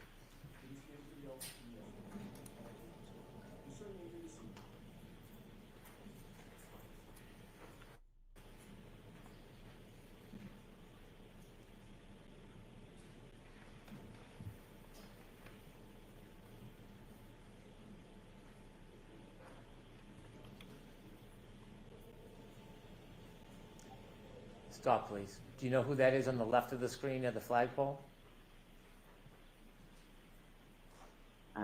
Which one? At the. To the left. If you could play a few more seconds, Ms. Gilman. It's two officers and a civilian woman. Okay. How about on the left? Do you know who that is? Oh, no. And that time is 6:15:12. If you could continue, please.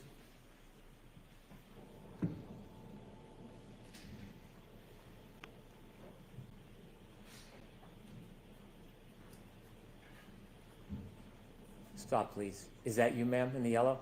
Yes. Okay, continue, please.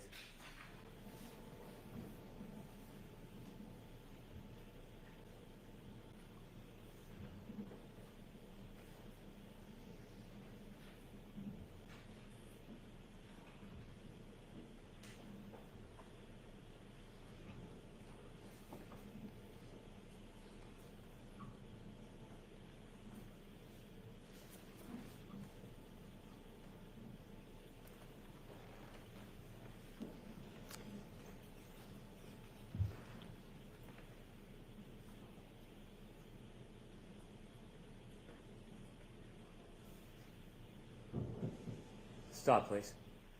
Do you see yourself on that screen? Yes. What color jacket?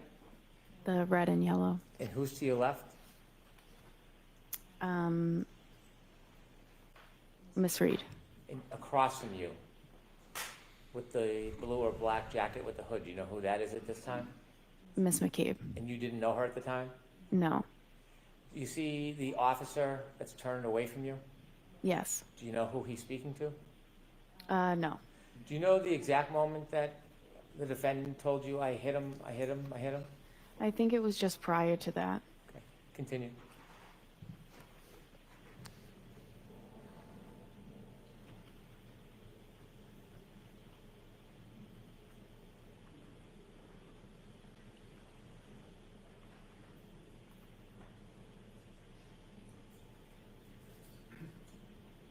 Stop, please.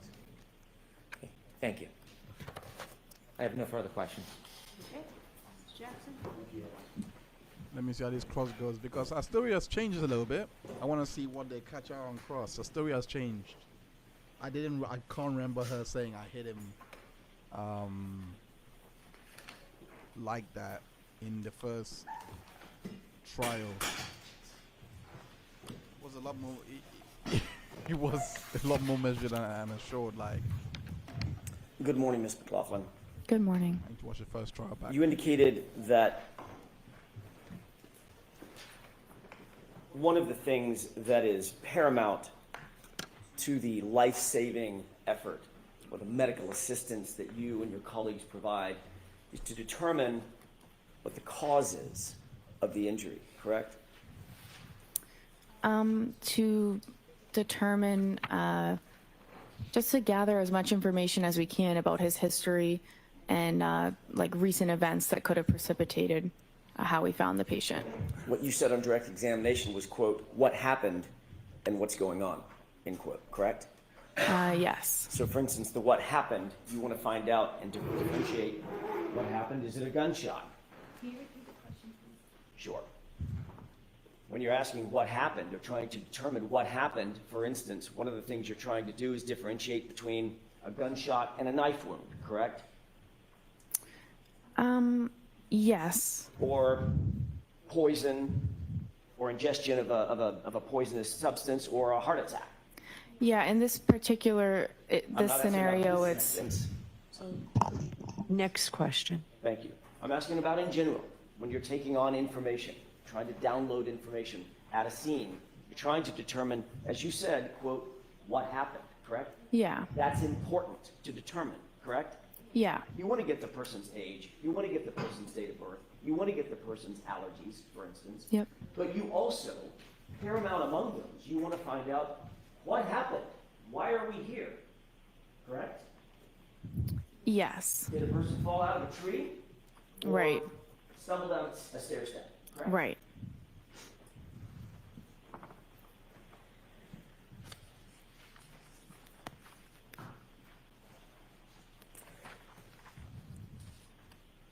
In doing so, it's important to relay that information to others as well. You would agree with that, correct? Yes, That's the whole point, Ms. McLaughlin. You want to gather the information and then let others know exactly what happened and document that as best you possibly can so that the life-saving efforts or the medical assistance can continue for the patient, correct? yeah, you have to share the information that you got with the people who are providing care. And one of the ways you do that is by writing it down, correct? No, Can I ask you, who did you speak with before your testimony today, in anticipation of your testimony today? I met with the DA's office a few times. Who at the DA's office? Mr. Brennan, a witness advocate, and there were different troopers there at different meetings. What did you and Mr. Brennan discuss at these? Well, let me ask you first of all, foundationally, how many meetings were there? 3. 3. When were they? One in maybe January was just a meeting. One a few weeks ago, we reviewed the testimony from the last proceeding. And then yesterday, briefly to say that I'm getting called and I'm going today, and if I had any questions. Let's talk about the one a couple of weeks ago. Where was that meeting held? At the DA's office. And you said you reviewed testimony with whom? I watched the testimony from the first trial. It was Mr. Brennan, myself, a witness advocate, and perhaps Trooper Tully And at you that and Mr. point. Brennan went over your testimony at the last proceeding, correct? We just watched it. Okay. Yeah. There obviously were questions about that testimony once you finished watching it, I'm guessing, correct? I guess so. Discussed certain aspects of the testimony, is that right? Yeah. Mr. Brennan told you that, for instance, he was going to bring out on direct examination, his examination, your relationship with Caitlin Albert, correct? He said, I will ask you about the relationship. And that was in anticipation of me asking about that relationship, correct? Objection. Sustained. Did Mr. Brennan tell you that he wanted to make sure that he brought out that information so that it wasn't brought out on cross-examination by me? Objection. Sustained. What did Mr. Brennan say about the reason he wanted to bring out the relationship with Caitlin Albert on the examination? There was no reason that he gave. But he did tell you that he wanted to make sure that y'all covered that on direct examination during his examination, correct? Objection. Sustained. Did he say something like that? No. Did you say something like that? I would like this information brought out so it's not brought out on cross-examination? No. At the last hearing when you testified about a year ago, that wasn't brought out on direct examination, was it? Objection. Sustained. Maybe approach. Okay. Why is she watching? Why are they watching back? This is so bad. This is so bad for the prosecution. Why are they watching back the first trial? To prepare? Why do you? Oh my gosh. Oh my word. The only reason I can think of that you can watch back that first trial is to get your testimony fine and pristine, and like I said, something felt different in the first from the first trial, because I did not remember her that concise with the I hit him. She said it twice, and then the last time she said it was again when Jen McCabe was with her.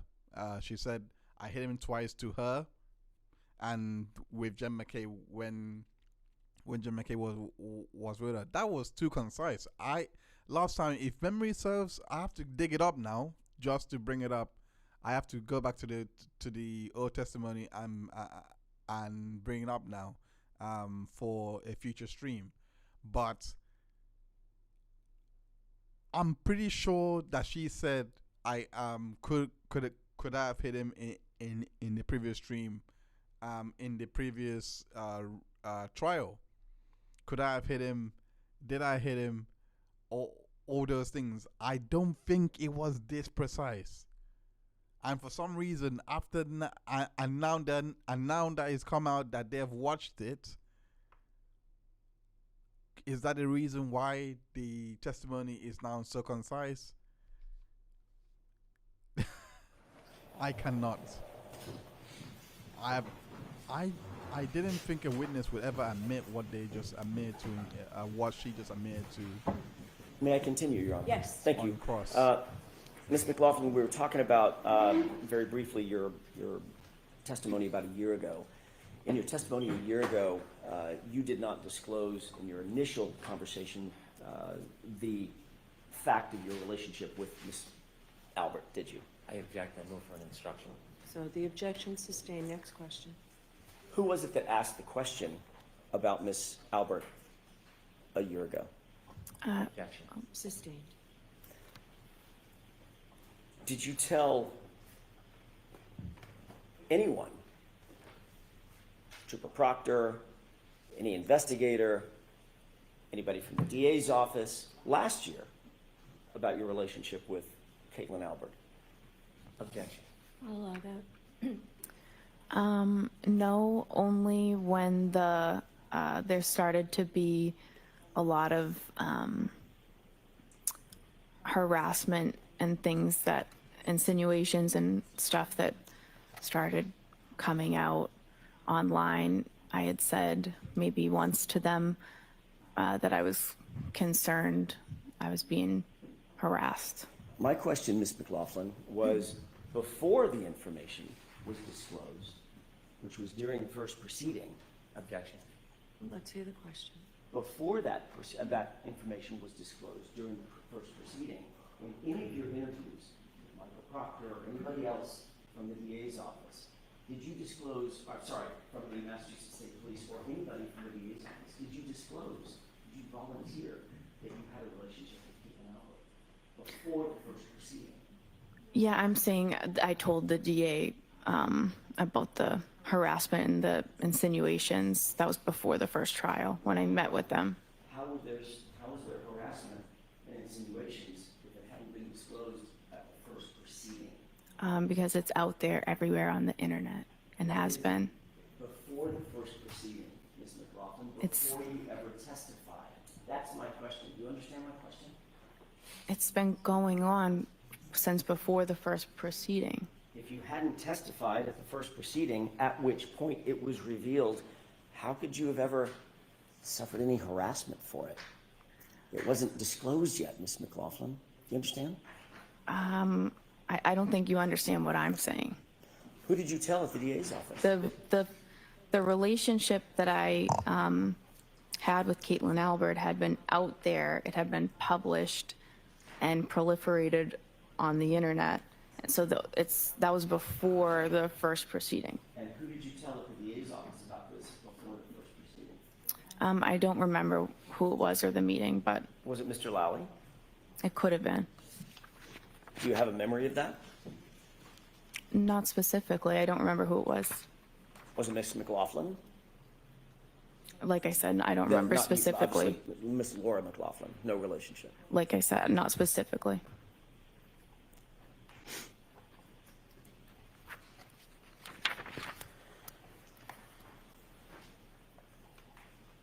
Let's talk about that initial call to 34 Fairview. You responded to the call of an unresponsive male in the snow.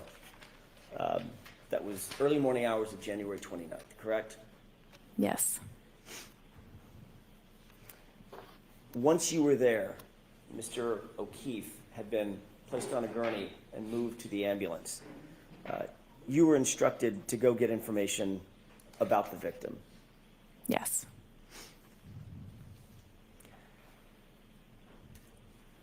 You've described in a video the basic scene where you claim that this statement was made by my client, correct? Yes. That was a situation in which you're standing there, Ms. Reed is standing there, Ms. McCabe is standing across from you, and Miss Reed was on the right, Miss McCabe was on the left, and then there was a officer kind of diagonal across from me. that person was Yes. just a still shot. Thank you.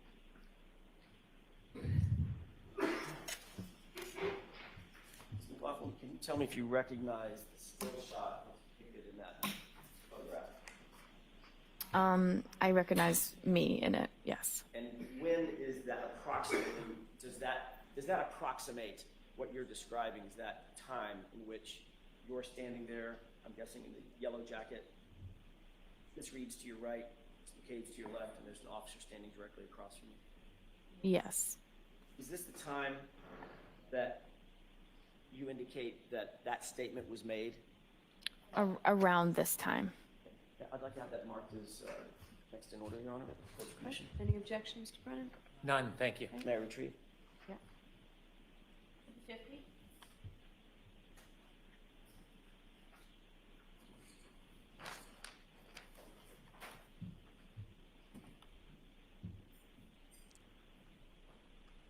Do you remember the name of the officer that was standing directly across from you when you indicate that this statement was made? I didn't know, but I am aware now.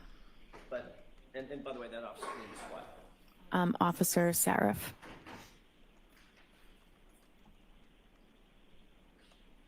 You were describing a situation in which you're standing there, Miss Reed is next to you, within earshot is a uniformed police officer, and she said, I hit him, correct? Correct. Then he said, what?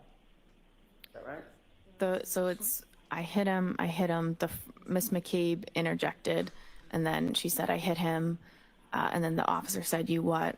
And then she said, I hit him, and he said, go get Goody down here. Okay, so is that 3 times or 4 times that you indicate she said I hit him? 4 times.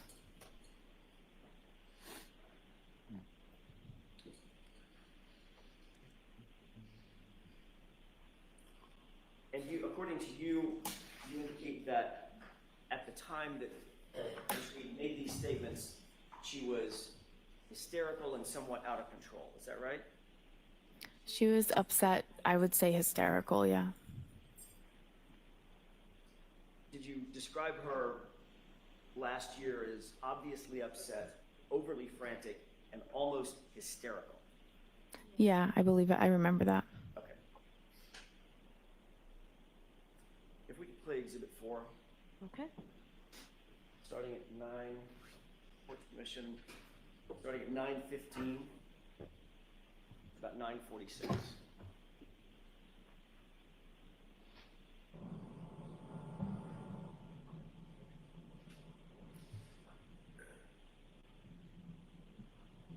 Can you stop it? Did you see the 2 people enter from screen right? Yes. Who is that? That would be myself and Miss Reed. Okay, this is the first point at which you and Miss Reed begin to converge with the other 2 individuals, Miss McCabe and the officer, correct?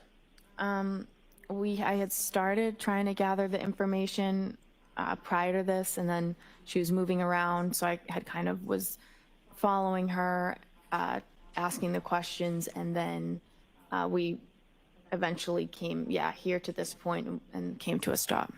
So my answer, your answer is yes. This is the point at which you converged with Miss McCabe and the Yes, officer. yes. Okay, thank you. Let's go ahead and play it.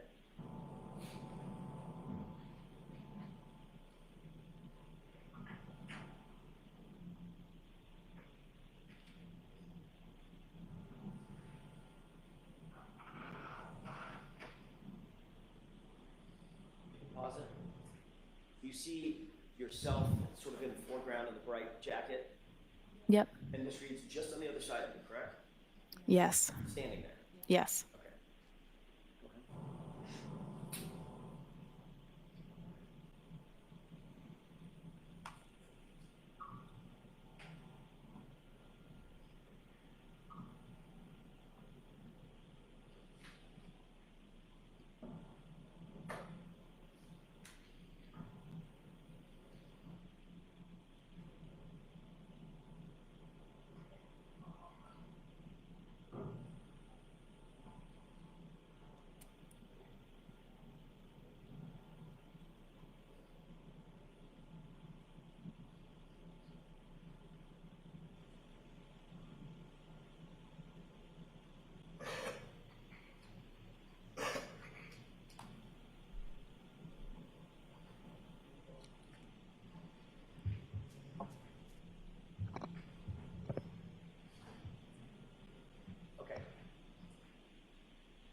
Okay, we have thoughts on. Ms. McLaughlin, during that video, that's the time in which you say, or you claimed last year that Ms. Reed was, in your words, obviously upset, overly frantic, and almost hysterical, correct? Yes. Did she look almost hysterical in that video? She was, well, in that video, that could not explain what that scene was like. Did she look overly frantic in that video? She was frantic throughout the whole scene. I think that was me describing the entire scene. I see. Yeah. So she did not look overly frantic in that video? She was upset, for sure. Was she overly frantic and almost hysterical in that video? Just now. I don't know that you could really see from that video. Did you see anything that appeared to be overly frantic and almost hysterical? Like I said, that video's not really you can't hear anything, so it's hard to. Was she running around? She had been. I didn't ask you if she had been. Yeah. There are a lot of things that happened. When she's standing there with you, was she running around? No, she had just stopped running around. Was she gesticulating? I don't know. Do you know what that means? I don't. Was she using her arms and going crazy? With her hands and arms and running in circles? She had been, but like I said. She had been. Yeah, but I I'm think asking you about what happened before you got there. I'm asking you what happened when. I'm sorry. Question and answer, please. Thank you. I'm not asking you what happened before we got to that video. Right? I'm asking you about the video in which you described her previously as being overly frantic and almost hysterical. Did she look like she was just gesticulating and moving her arms and spinning in circles? not in that video. Okay, thank you.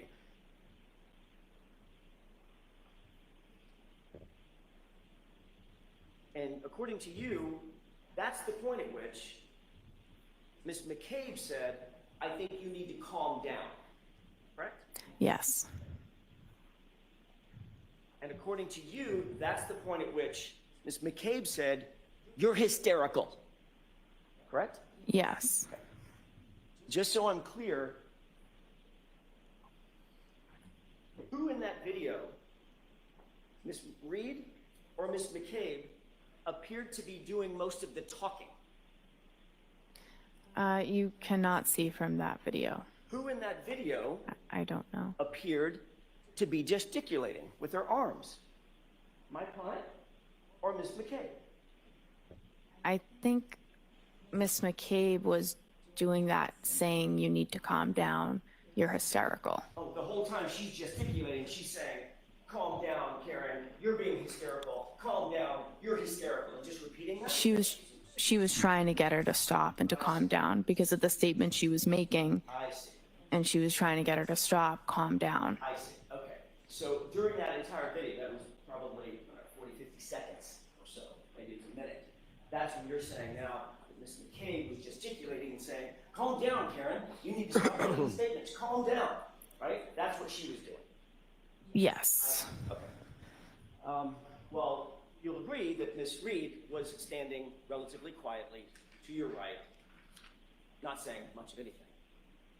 No, what she had just said, she had seemed upset when she said that, and what she said was obviously Miss McCabe was trying to convince her that that was not, you need to calm down, stop saying that. Right in front of a police officer who never said he heard her say it. Objection. Sustained.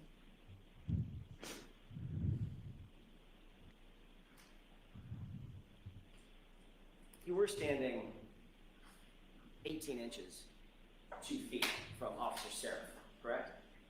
I don't know exactly. Well, give me an idea. I mean, 2 feet, 3 feet, whatever. He was standing near me. And he was standing even closer to my client, wasn't he? Yes.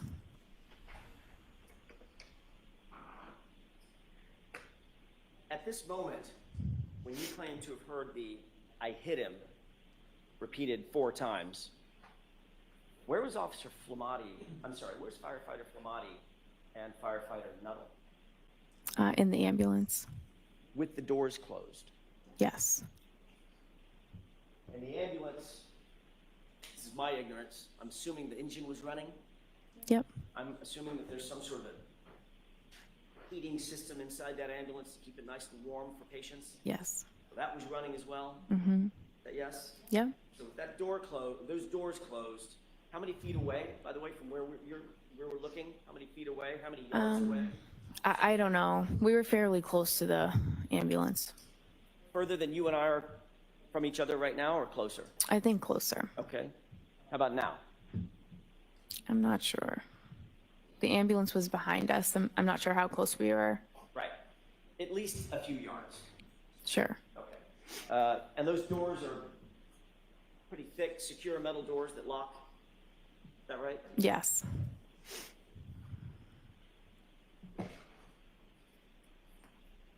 Obviously, when you saw them, I mean, I know you don't know what was happening inside the ambulance, but when you saw them, Firefighter Nuttall and Firefighter Flamati were engaged in life-saving measures with Mr. O'Keefe one doing the bag, one doing chest compressions, as they entered into the ambulance, which you did see, correct? Yes. When those doors closed, would you presume, from your experience, that those life-saving measures and their focus was on John O'Keefe, that continued?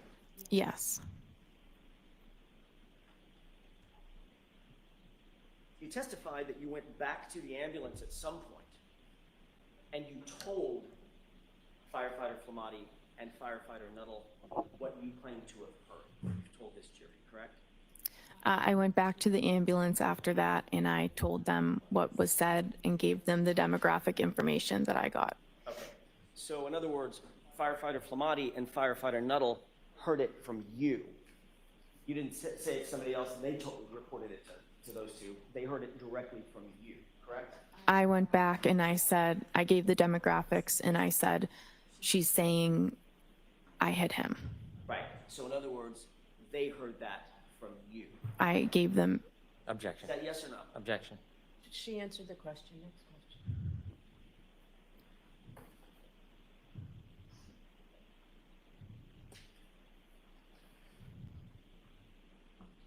I think that's pretty key. I want to ask you a couple of questions about your relationship with Caitlin Albert. You were asked at a hearing about a year ago, back in May last year, May 3rd, as a matter of fact, 2024, about that relationship. Do you remember what your answer was? No, not specifically. You remember saying, in response to the question, who's Caitlin Albert, asked by me? I don't remember specifically what I said. Did you say, I went to high school with someone named Caitlin Albert? Have the page number in line, please. May 3rd transcript, 10-24, lines 2 and 3.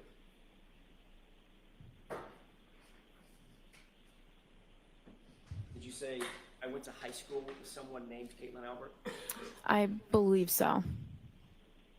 Refresh your recollection, take a look at your transcript. Sure.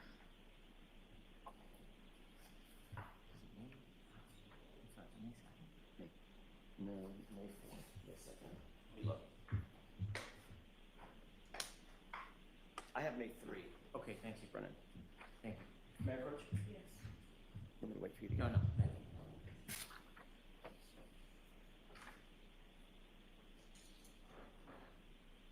You see that?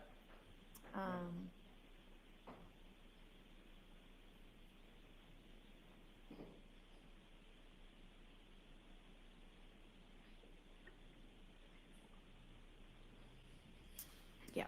May I? Yes.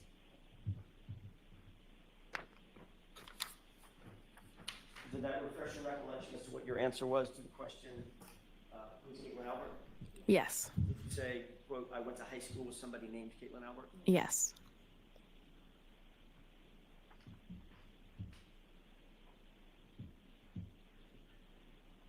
Ms. McLaughlin, that was not a full and accurate statement of your relationship with Caitlin Albert, correct? I object. Was that accurate? I mean, that's a fact. That's. Okay, next question. All right, I'd like to be seen. All right. Jackson, why don't you It's a bit different from last times. From what I could remember, she was kind of fighting this in the last trial.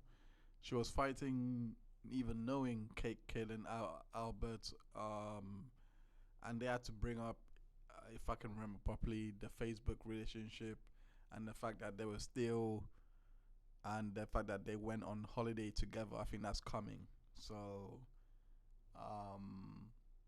Yeah, so, and this was, she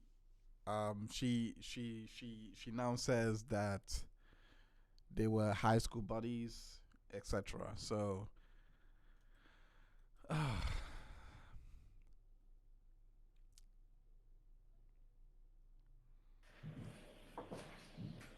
what does she?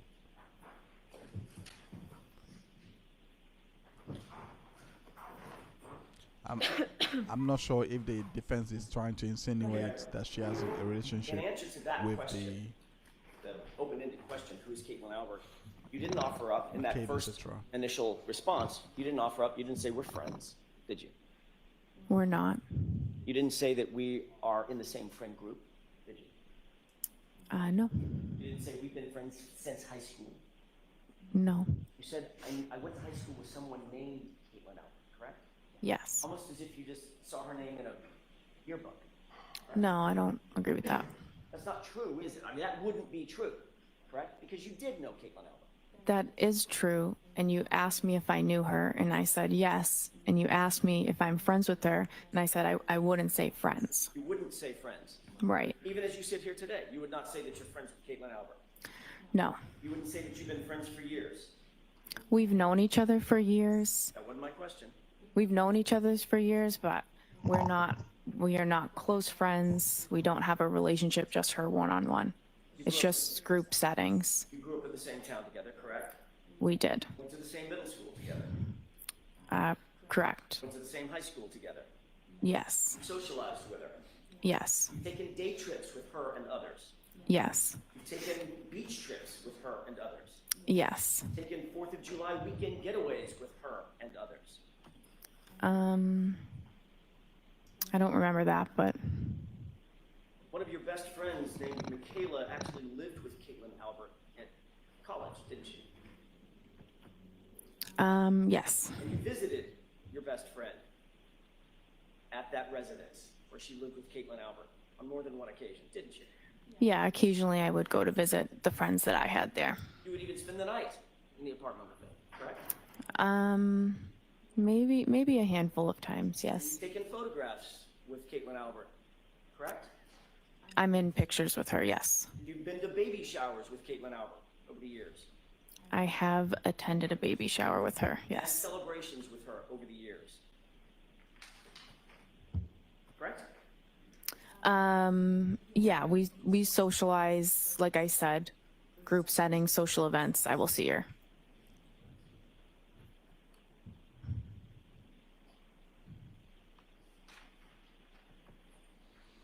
She's a lot more forthcoming this time around. I remember last time she was trying to distance how much she doesn't know Caitlin Albert. Briefly. I have always wondered from the last trial the importance of getting at Katie McLaughlin because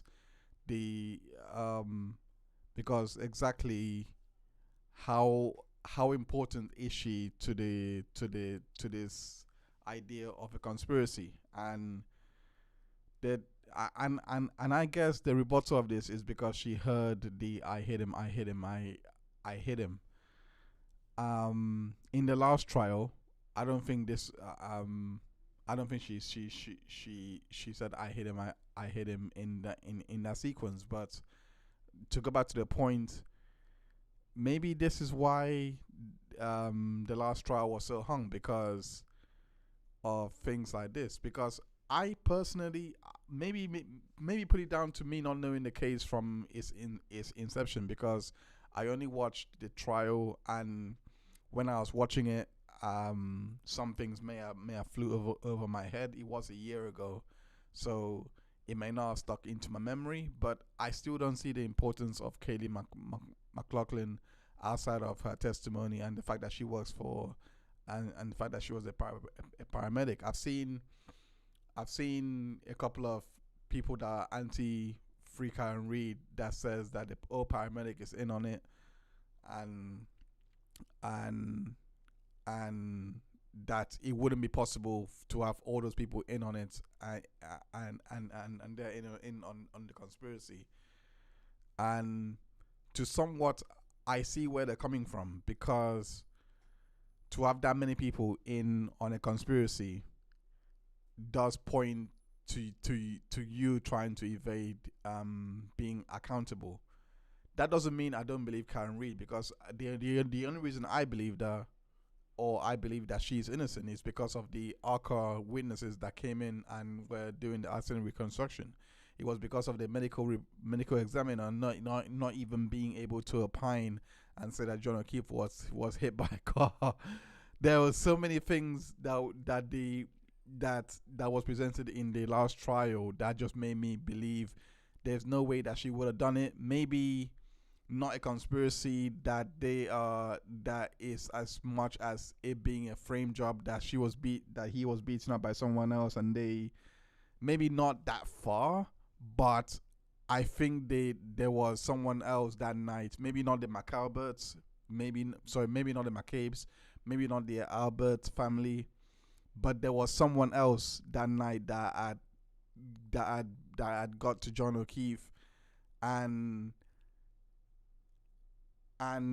you know, as this trial has gone on, I've questioned that position a bit, especially seeing those text messages.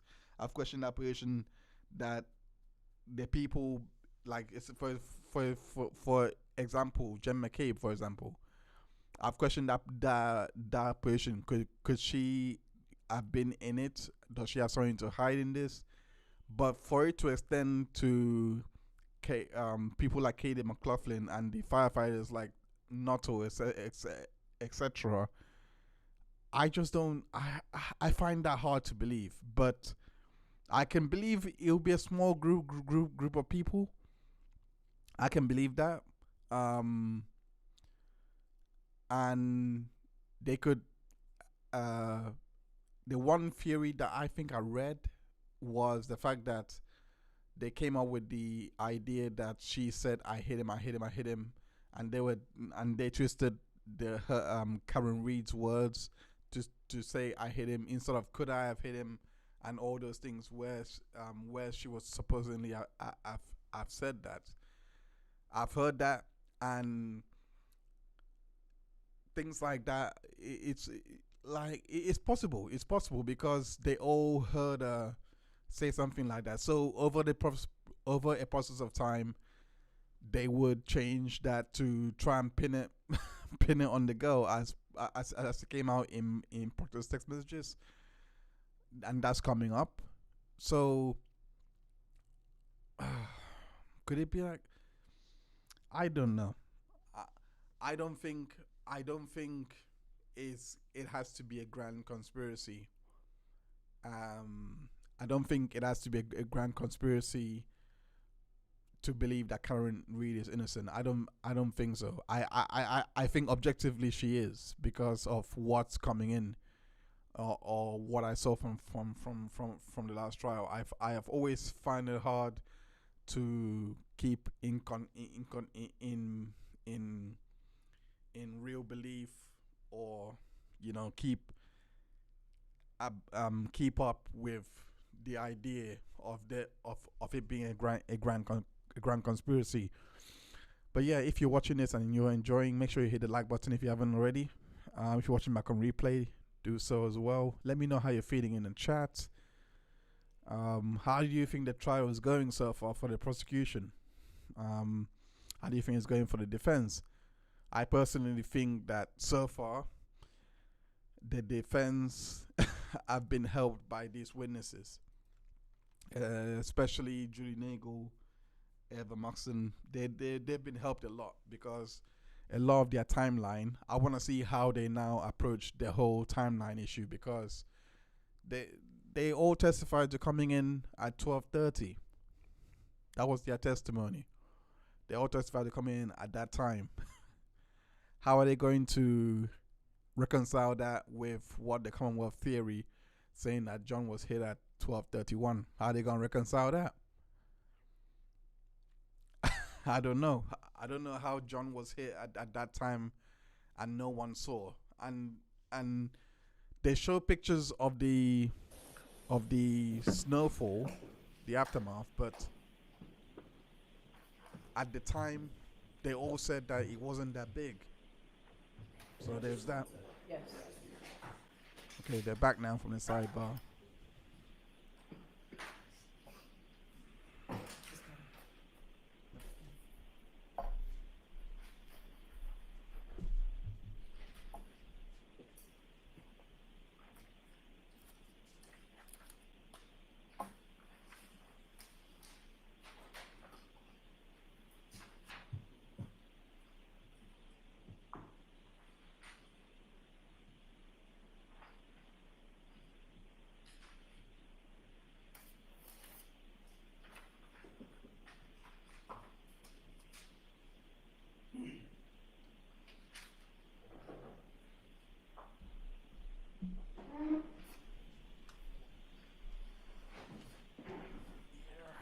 apologies there. I had to step out for a bit. Thank you, Your Honor. Nature calls, you know, and all that. But if I was a jury listening into this, I don't know the first trial, so automatically I will be wondering, who is this lady and why is she important? So May I approach briefly? Yes. this cross-exam has to be clear and surgical.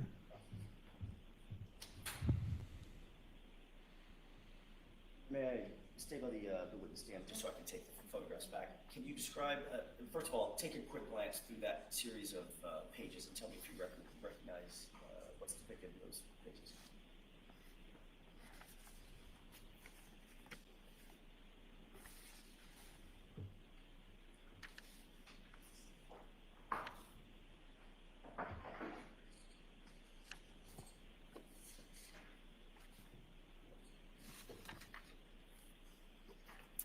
Yes.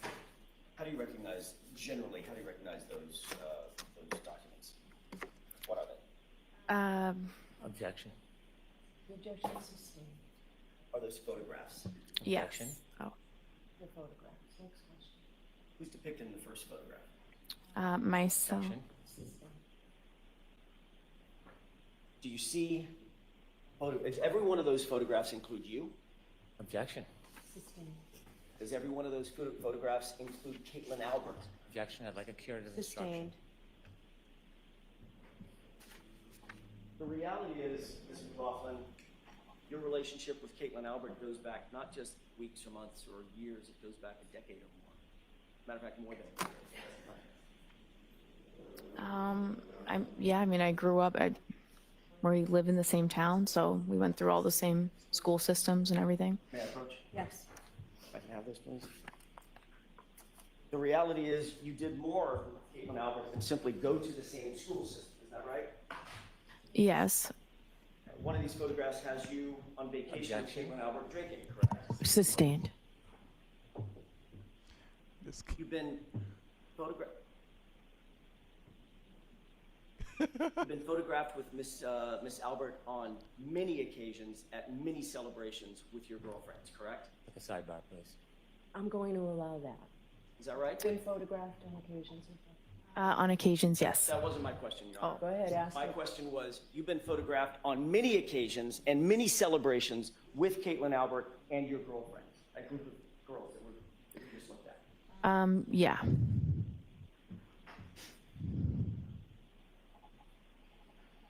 And those include, as we went over just a second ago, 4th of July vacations, correct? I'm not sure the dates on them. I didn't ask you about the dates. I don't know the dates either. Well, I don't know that was a 4th of July celebration. I'm not sure. Do you see a beach photo with American flags in the background? I'm objecting. Sustained. So you've had, those photographs represent some of the celebrations that you have had with Caitlin Albert and others in your friend group, correct? I'm objecting. Sustained. You've gone on overnight vacations with Caitlin Albert, isn't that right? There was one that I can remember, one overnight that I can remember with a big group of people. Who was that? Where was that? That was in Maine. It was in Bethel, Maine, wasn't it? Could have been. It was in Maine. Have you been to more than one vacation in Maine with Caitlin Albert? No, I don't know. That's the name of the town. I don't remember. You've indicated that you've had baby showers where you've attended with Caitlin Albert, correct? I was invited to a baby shower, not Caitlin Albert's, but she was also invited to the baby shower. Right, and the two of you posed for a photograph together, correct? We posed around the girl that was having the baby. Right, you and who else? A bunch of other girls, her friends. Right, was one of them Caitlin Albert? She was in the photo, yeah.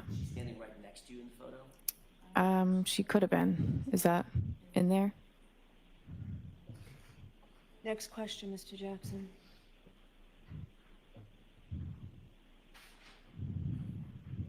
May I approach? No. Next question. You just looked at a photograph of you. I just glanced through them. Objecting to this Sorry. whole line. The objection is sustained. The reality is, Ms. McLaughlin, your relationship with Caitlin Albert is far more than simply somebody that you went to high school with. Isn't that true? I described what it is. Do you stand by your testimony that Caitlin Albert is, quote, somebody I went to high school with somebody by that name? I said that, and I described the relationship numerous times throughout that testimony to clarify it. And you clarified it under questioning by me, correct? Yes, and Mr. Lally, he asked follow-ups. And in fact, you were shown some of these photographs last year, too. Objection. Sustained. The reason you clarified it is because you were confronted with photos of yourself last year, correct? Can you repeat the question? Sure. The reason you clarified it, as you just testified, the relationship, is because you were confronted with photographs of you and Caitlin Albert last year, correct? I just answered the questions that you had. Right, and you were shown photographs last year. I was, yes. There's also another member of the Albert family that you've spoken to about this case, isn't that right? No. January 30th, 2022,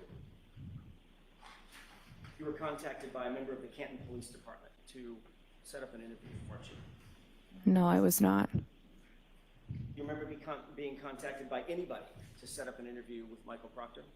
The state police called me, and I met with two state troopers. I don't know which one of the troopers called me to set up the interview. Isn't it true that it was actually a Canton police officer who coordinated that interview with you? I have no knowledge of that at all. Isn't it true that the Canton police officer who set up the interview with Massachusetts State Police and coordinated that interview was a detective named Kevin? Do you remember that? I have no knowledge of that. Isn't it true that Brian Albert has a brother named Kevin Albert on Canton Police Department? I know that now. Isn't that who coordinated your interview with Michael Proctor? I've never spoken to Kevin Albert, ever. You can't remember who it was that set up the meeting. How can you say with such specificity? Because it was the state police called me. The state police called me. It was a state trooper. Can you wait till I'm finished with my Hold on question? 1 second. Oh, sorry. If you can't remember who it was that called you specifically, how can you say with such specificity that you've never spoken to Kevin Albert? Because I have only ever talked about this case with a state police trooper. So there were two of them there when I went for the interview. I don't remember which one called me, but I've never been contacted by anyone in the Canton Police about an interview or about the case. So I know it's not. I just don't know which state trooper it was that called me. Did you talk to Mr. Brennan about this issue when y'all met? No, I did not. This issue never came up? No, About Kevin Albert or the Massachusetts State Police or your first interview? no. You remember testifying about this last year? I remember you asking me about who coordinated the interview. And now as you sit here, you're saying it was absolutely 100% Massachusetts State Police that coordinated that interview.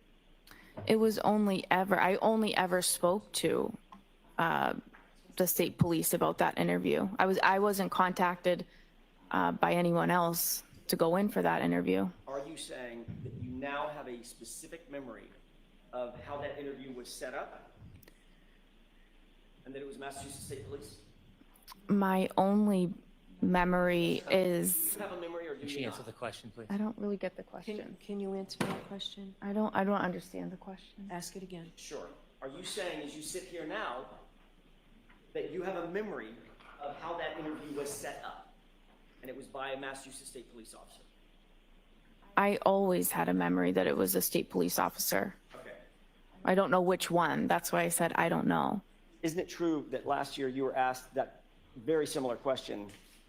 This is at 10-56, lines 10 through 15. Question, do you recall being contacted by a completely different officer to say, hey, Trooper Proctor wants to talk to you. Come on to Canton PD. He wants to have an interview. Answer, I don't remember exactly how the interview was set up. Remember that? Right. So as you sit here, you now have a specific memory that that interview was set up by Massachusetts police officers. That's the only memory I have of it. And when I said I don't know, you said somebody other than Proctor, and I didn't know if you were referring to the other state trooper that was there, because I didn't remember specifically who called me to come in for the interview. But I've never spoken to anybody in the Canton Police about that interview or the setup. In fact, Kevin Albert is Brian Albert's brother. I'm aware of that now. You're aware that Kevin Albert is Caitlin Albert's uncle. I guess so. How many conversations did you have with anybody before you actually sat down with Michael Proctor? Either in anticipation of setting up the interview or otherwise? None. I think once I got the call, I just called my chief that they're asking me to come in. And that was that. And you got the call from whom? I don't know which state trooper called me. But as you sit here now, you're very specific in your memory, it was a state trooper.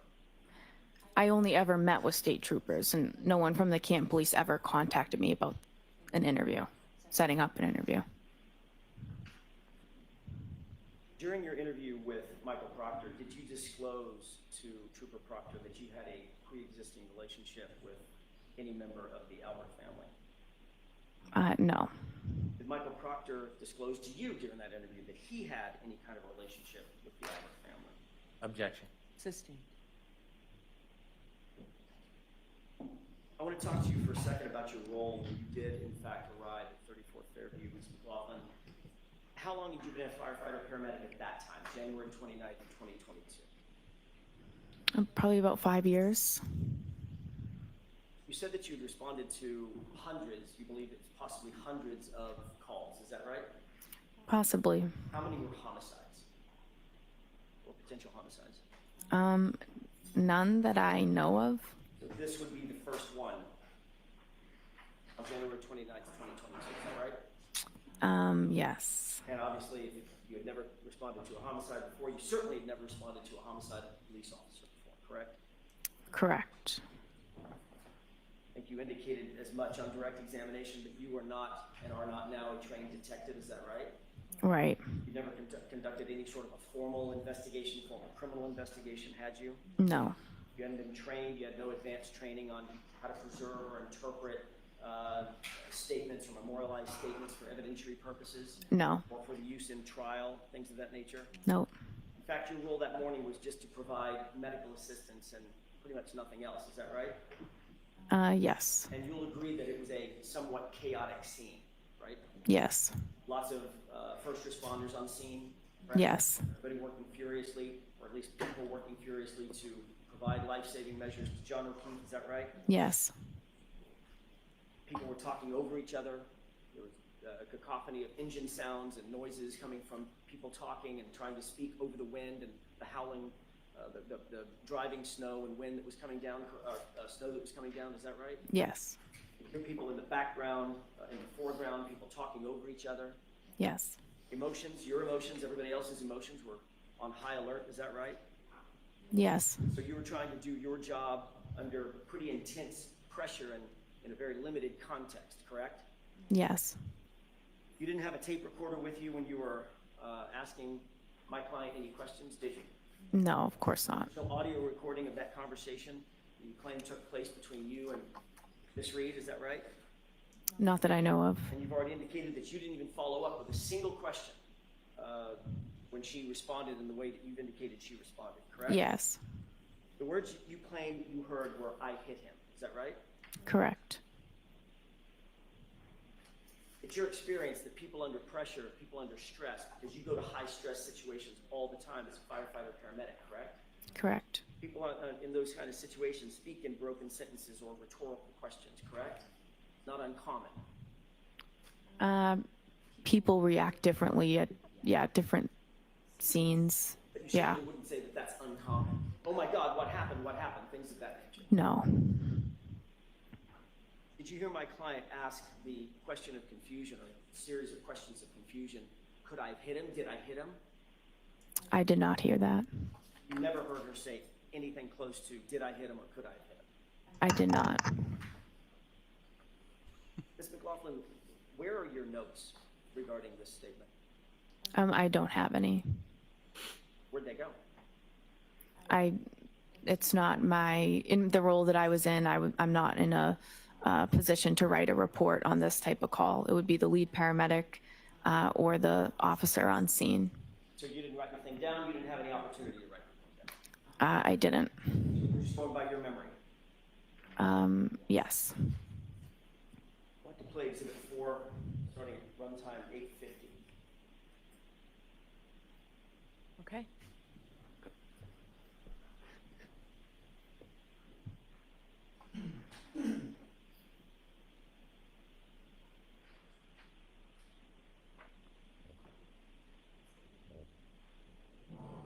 Positive. Just to orient us, can you tell me where you are in that video?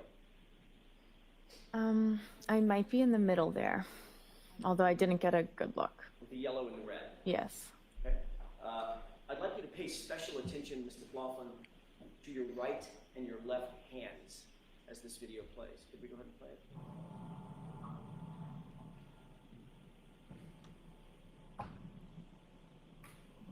Pause it. What are you looking down at? Oh, I see what you're saying. Yeah, I would write like stuff on my glove. That's something I'll do as I'm getting the information. Was that your question about notes? So you were taking notes? That's just me jotting down the demographics. Let's keep playing. Oh, come on.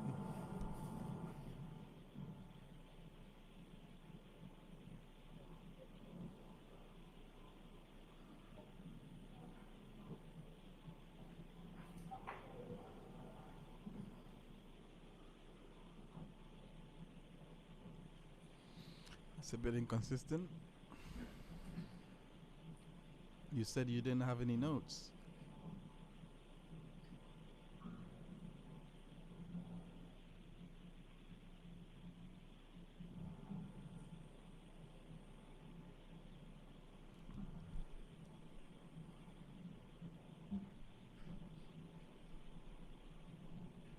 Pause it. Is this still the part of the interaction where my client is overly frantic and almost hysterical? That's the point where your client started to make the statements. Was she overly frantic and almost hysterical? She was distraught. Okay. Overly frantic and almost hysterical. We're using different words. I'm asking you about your words. Does this describe her as overly I think the overly frantic and hysterical, I was describing the entire scene. So you'll agree that she doesn't look overly frantic or hysterical? Again, hard to say from a video, but. And according to you, well, that's actually, Ms. McLaughlin, it's easiest to say from a video, isn't it? It's a video.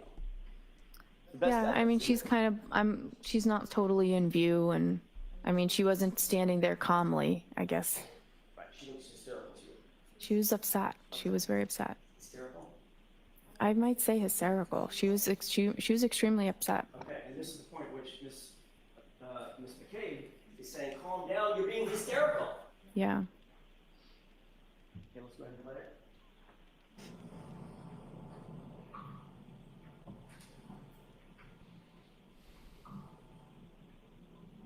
Pause it. So you indicated that this is the point at which, and we can leave the lights down for a second, and we'll play it again. This is the point at which you said my client had just said, I hit him, basically confessing to having hit John O'Keefe, correct? Those are the statements she made.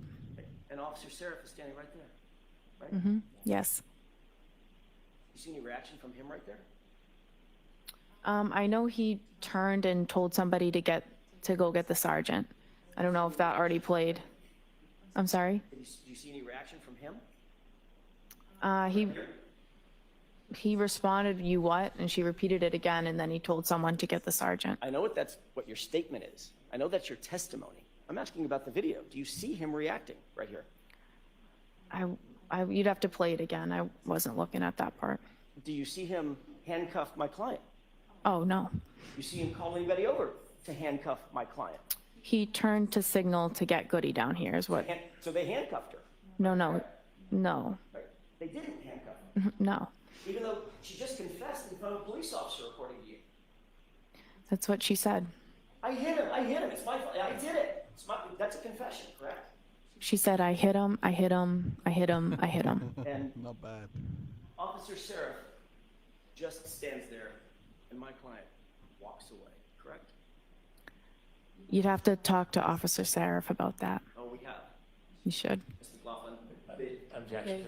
So, let's move on. Mr. Jackson, I'm not rushing you, but how much longer do you think you'll be? not long. Okay, so, I can wrap it in a couple of minutes. okay. Toward the end of this video, John. It says- Are you playing it again, or should we put the lights on? If we can play it again. Okay. Continue.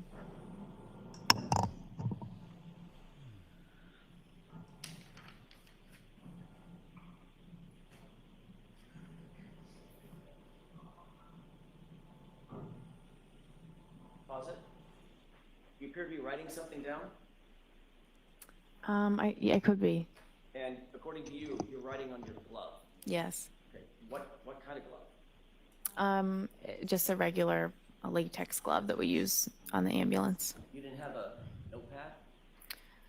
I probably did. Sometimes it's easier to just write it down on your glove. Right, did you write, I hit him on your No, I did not. Still in plan.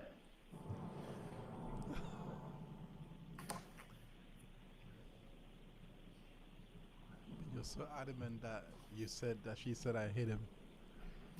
Even to the point that you're discounting other things that she could have said and yes, Writing I hit something him. down, looking down at your glove?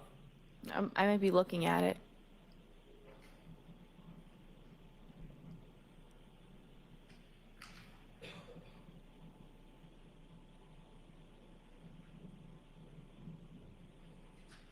Pause it. Is this also an example of my client being overly hysterical and frantic? Oh, I wasn't paying attention to her. You can have the lights up.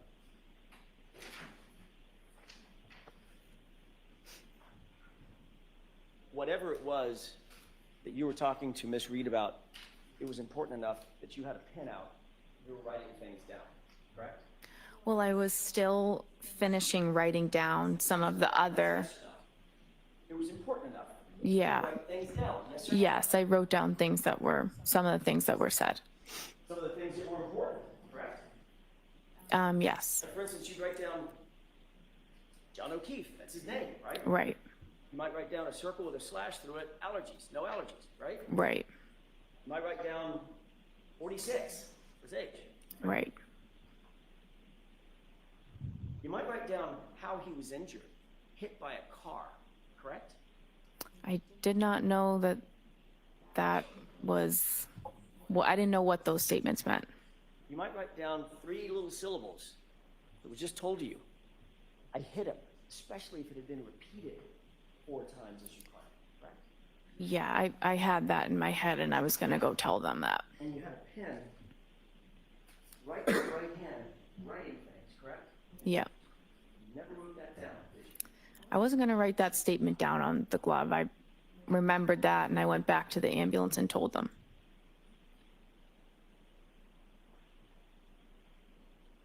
You did memorialize that statement on any note that we have, correct? No, You didn't memorialize that statement on any glove that you were wearing, correct? no. Whatever you wrote down on that glove, where's that now? Yeah, I don't have it, obviously. I don't know how obvious it is. What'd you do with it? You just scratch everything out and you throw out the glove. Just threw it away. Mm-hmm. Is that right? Mm-hmm. Is Yes. that yes? Yes. So we don't know what was actually on or not on that glove, do we? I didn't write those words down on that glove. As we stand here, we don't know what was or wasn't on that glove, do we? Name, date of birth, no meds, no history, no allergies. And then I wasn't writing that statement down on the glove. I went back to the ambulance and just reported it. And importantly, it was important enough, as you say, to go back and report the statement, but not important enough to write it down with that pen that's very conveniently in your right hand, correct? It's not about importance. I was relaying that information to the ambulance verbally. I didn't need to write it down. And you, in fact, didn't write it down, did you? No, I didn't make a report about it. And you're also aware that not a single police officer out at the scene wrote that down either, Objection. Sustained.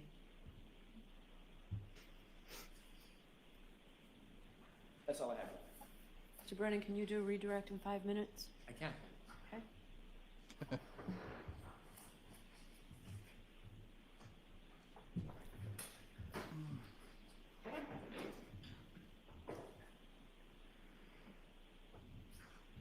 Ma'am, when Mr. Jackson would show you part of your testimony from a prior proceeding, was he leaving something out when he was showing you that, asking you questions? Sustained. When he asked you about whether you knew Caitlin Albert, and you said you went to high school with her, did you immediately then answer questions describing that relationship? Correct. Watch the phone. Were you asked immediately other questions about the relationship? I explained the relationship over and over again throughout the testimony. In fact, you described the relationship over 20 times, didn't you?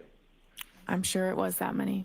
You didn't simply just say, somebody named Kate, I went to high school with somebody named Caitlin Albert. You didn't leave it at that, did you? No, I didn't. You remember saying, I would say more acquaintances, not close friends? Right. You remember immediately saying after that, I would say we had mutual friends. We might see each other occasionally because of mutual friends, but we don't have a one-on-one friendship or hang out regularly? Right. I'm going to allow You remember many more statements after that initial answer where you described the relationship. Yes. Similarly, you were asked about a meeting with the state troopers, Yes. and the attorney asked you a Oh, something wrong with the stream. Let me try and fix that.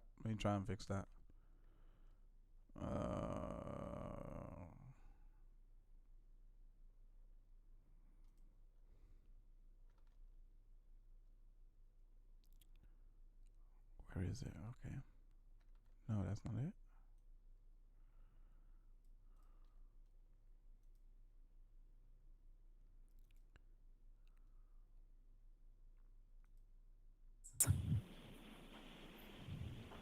Similarly, you were asked about a meeting with the state troopers. Yes. Throughout the testimony. That testimony from a prior proceeding. Ma'am, when Mr. Jackson would show you part of your testimony from a prior proceeding, was he leaving something out when he was showing you that, asking you questions? Sustained. When he asked you about whether you knew Caitlin Albert, and you said you went to high school with her, did you immediately then answer questions describing that relationship? Correct. Watch the phone. Were you asked immediately other questions about the relationship? I explained the relationship over and over again throughout the testimony. In fact, you described the relationship over 20 times, didn't you?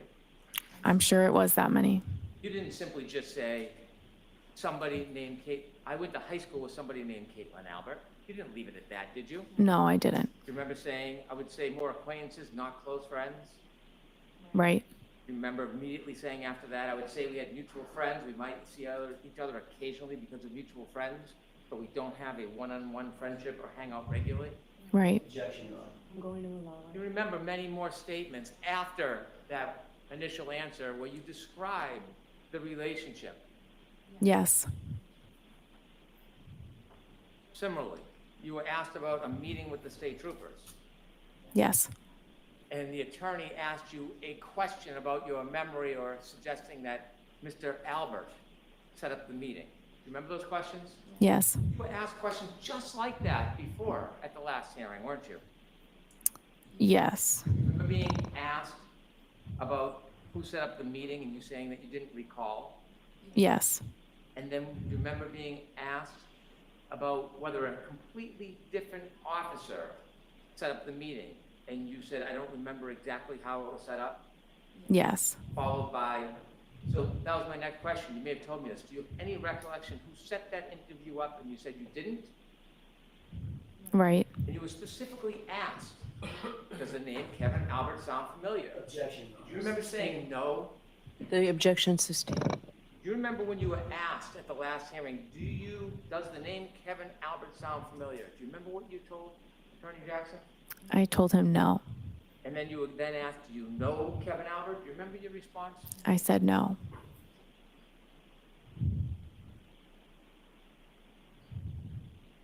When you were there trying to help the gentleman that was on the ground, did you know this would become a homicide investigation? No. Did anybody tell you this was a homicide? No. In fact, when you spoke, or the defendant spoke to you, you were simply trying to get background information to help Mr. O'Keefe. When she told you, I hit him, did she say that she hit him with something? No. Did you know whether it was with a fist or a foot No. or a Lexus? No. You mentioned this was not part of your role to investigate. Why didn't you persist? Why didn't you follow up and ask more questions about that statement? What about the situation and the dynamics caused you not to ask questions? Sustained as to that. Why didn't you persist in getting more information from the defendant when she said, I hit him? I felt bad for her at the time. It was a very disturbing scene, and I did not want to push further down that road. It's not my job, and I didn't feel comfortable doing it. Write those statements down on your glove? No. Then how do you remember she made those statements? I won't ever forget those statements. Jen McCabe.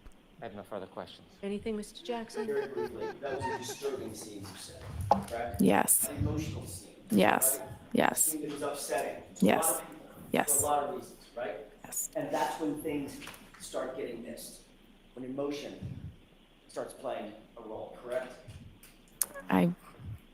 That's when details start getting missed. I guess it depends on the situation. Right, but this was a disturbing, emotional, upsetting scene even for you, correct? I felt that for a civilian to see it, it was very disturbing for them. Probably wasn't great for you either, was it? It's not. Yeah. And your testimony is you never heard my client say, could I have hit him? Did I hit him? Correct? You never heard that. I didn't hear those questions. No. What you heard was, I hit him. Is that right? I heard him. I hit him repeatedly. And changing gears for a quick second, I'm almost finished, Your Honor. You did ultimately start talking about your relationship in more detail with Caitlin Owen under my questioning, didn't you, after that first date? Is that right? Yes. That's when I started showing you photographs, correct? Objection. Was that when you were seen showing photographs? I don't know. I described it so many times. I don't remember. But you knew I had information that I was going to ask you about. Objection. Sustained. No. Objection. Finally,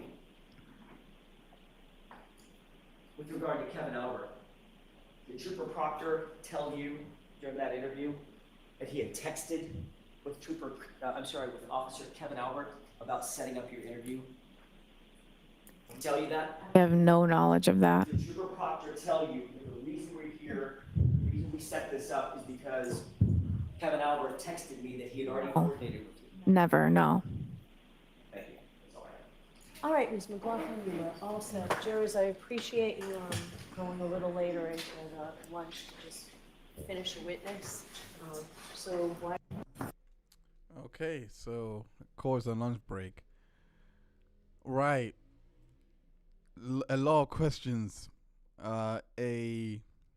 Especially someone that works for law enforcement. Sorry, not law enforcement. A paramedic. Why wouldn't they just say? It's like making sure they always feel. Why wouldn't they just say things like? Why wouldn't they just ask the question? Okay, did you hit him with what? A rock? A car? What was the mechanism that you're saying that you hit him? It's weird that no one inquired further, which puts this statement in jeopardy. But I don't know. I don't think in the cross examination and the recross that enough came out that would put that statement in dispute. the fact that she gave a Jen McCabe answer, though, I call it Jen McCabe answer, is weird. I would never forget it. I would never forget it. Like, it suggests to me that there's a vested interest in this case to see Karen, to see Karen go to prison. But even I'm saying that, and I'm thinking, how is that possible? How can someone that works for the paramedic and works for the police, how could they want her to go to prison? What link is there? And that's why I think Alan Jackson is trying his hardest to show the connection with the Abbots and the McCabes, because it ties into the conspiracy theory that there is a conspiracy to frame Karen Reed. They already have the text messages, so is it far-fetched? I don't think so. I don't think it's far-fetched to believe that she's going to be framed, but to have so many players in it is to extend to firefighters and paramedics. That's where I kind of see where the anti-free Karen Reed is coming from, because I just don't see it. I just don't see that many people being involved, but I see a small people being involved. Why? I don't know. What do they know? I have no idea. There's more to come into this trial, and as you have seen, there's probably more evidence out there that wasn't in the first trial that I need to watch out for in this trial. But it's a bit of a leap for a jury to believe that a paramedic is also in on the conspiracy. It's a bit of a leap, and they didn't. And the one thing I was looking for today, that they didn't do, is they didn't show communications between these people. They didn't show communications between Caitlin Albert, Brian Albert, all those people. They didn't. It's like if she's part of it, you would get the communications. You would just like you did for Jen McCabe and Matt McCabe and the group chat that came out for Jen McCabe. Like that to me would have presented a stronger case that she was biased and discredit her, but that didn't happen today, and I was a bit disappointed because of that, because things like this, the jury could be left with the impression that she really did say that, and she was just relaying what she heard to the other police officers. Of course, I hope that they critically think enough and wonder why they wouldn't follow up. I hope that they did take that part of the cross-examination on board. Why would there be no follow-up? Why didn't anyone ask any more questions to her? Why did they assume that she was in need of sectioning? Because that's what ended up happening. She ended up being sectioned into hospital that night. Why did they believe that was a better move over being taken in handcuffs, as Jackson pointed out? I think he done well to leave. I think Jackson done well to leave that impression or that idea with the jury. But this case keeps getting weirder. I really want them to be surgical with the people, with the main players that they believe are in the conspiracy, which is the Alberts and the McCabes. Like that's who I believe. In regards to this witness, like I said, I haven't followed this case from the beginning, so I don't know. I don't know exactly I don't know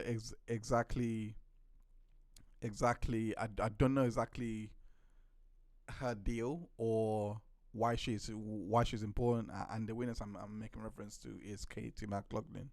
But there are some people, but I looked over in the court of public opinion, and there are some people that does know that I've been following this case from the beginning, and they said this. So I'll go to it.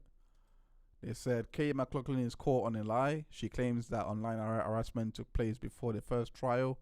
However, it wasn't revealed until after her direct examination and before her cross examination that Toddler Boy revealed a relationship with Katie Albert with pics and receipts. I haven't seen those pictures and receipts that they're referring to, but I do know that they were trying to get that in on the first trial, and they were not successful. So the Gallagher, he's been following this case from the beginning, and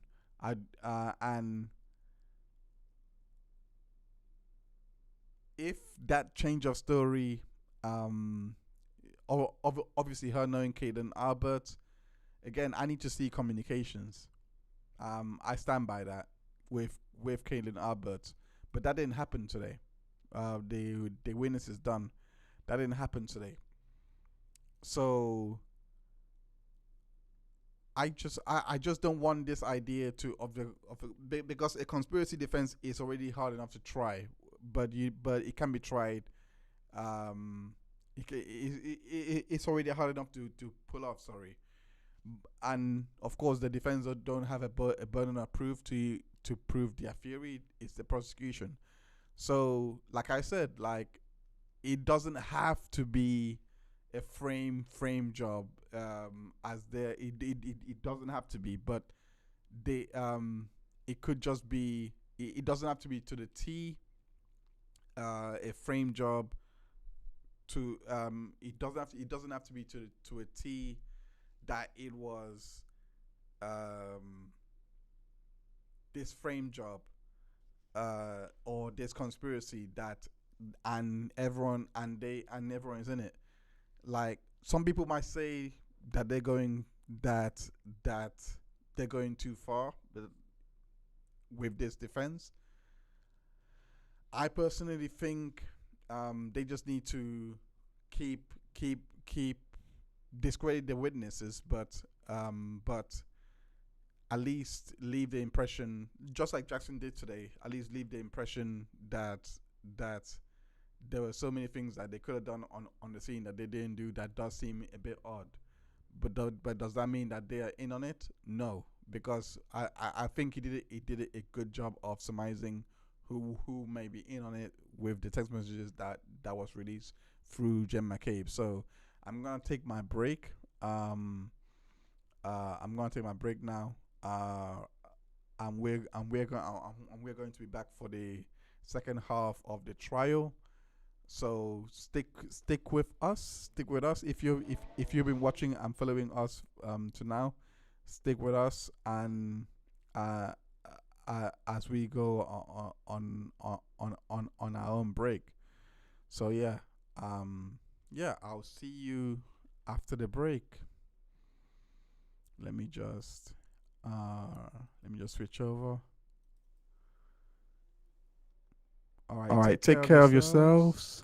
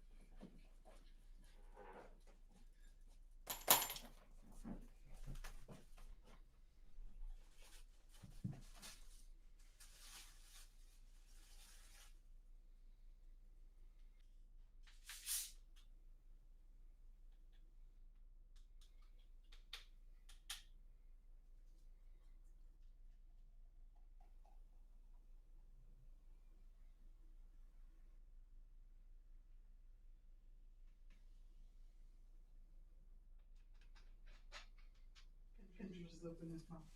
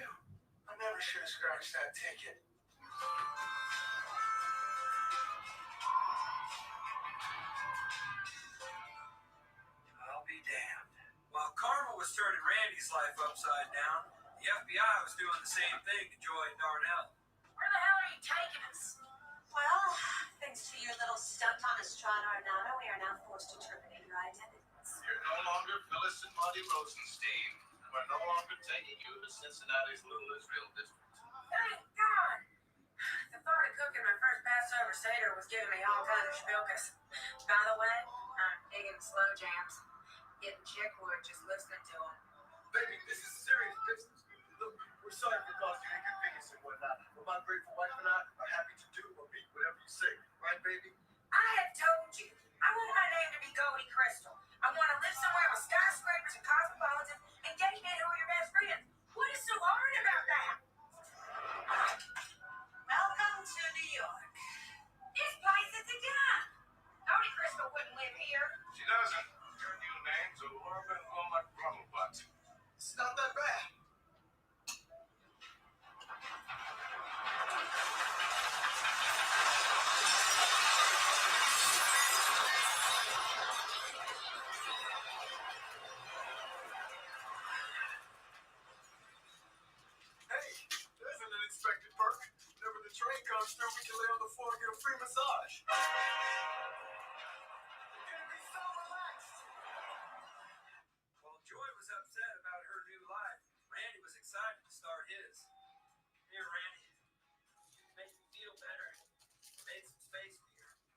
Chugging.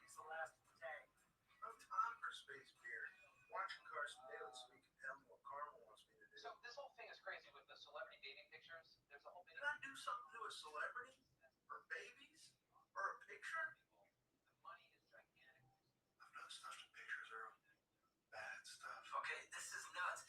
Not everything Carson Daly says is a message from Karma. Or if it is, it's probably not for you, it's for me. Oh, so you own Karma?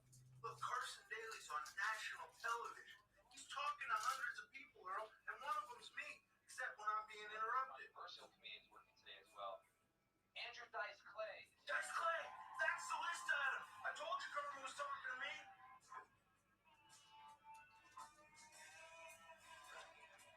This is where I kept stuff when we lived here. For a while, it's where I hid dollar bills until someone found out and started replacing the little green balls with goop. Andrew Dice Clay belt buckle. The hell? I thought that guy Zeke stole this. A few years back, when me and Randy first lived in the trailer park and were looking for beer money in our secret hiding place, we got some new neighbors, Zeke and Arlo Kavanaugh. Welcome to our new home, little brother. Hi, neighbor. Nice mustache. Are you Burt Reynolds' cousin? No, You should be. I liked Zeke right from the start. And he didn't just have good taste in mustaches, he also loved doing crazy things for free t-shirts, like the ones they gave away for drinking a glass of fryer fat at the Crab Shack.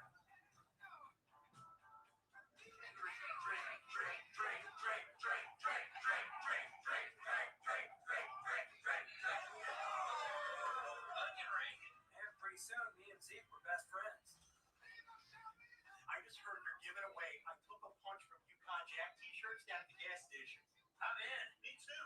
Wait, let me get Troy's camera. All right, cool, buddy. I've always wanted a picture of me getting punched. You don't usually know when it's going to happen.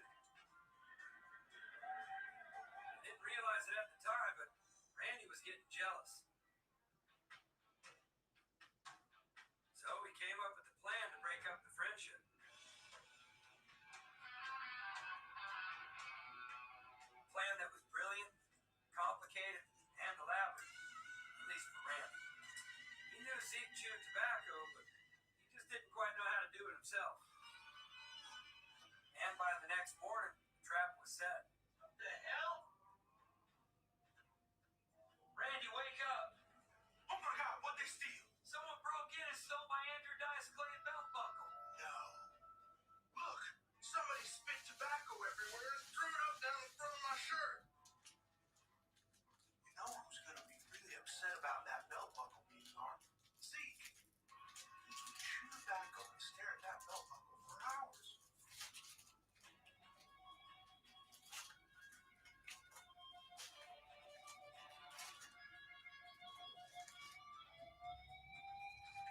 And that night, I was so mad at Zeke, I decided to get back at him by destroying the memories we made together and burned his favorite shirts.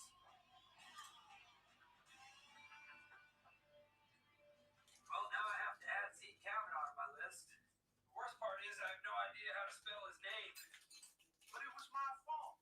You never would have burned those shirts if I hadn't tricked you by stealing your belt buckle and stuff. You know what? We both did it wrong. I think we should put him on both our lists. Awesome. We both got lists. We both get to cross the same guy off. We both got that Jay Leno brake patch on our pubes. Sometimes it's just plain good to be a hickey.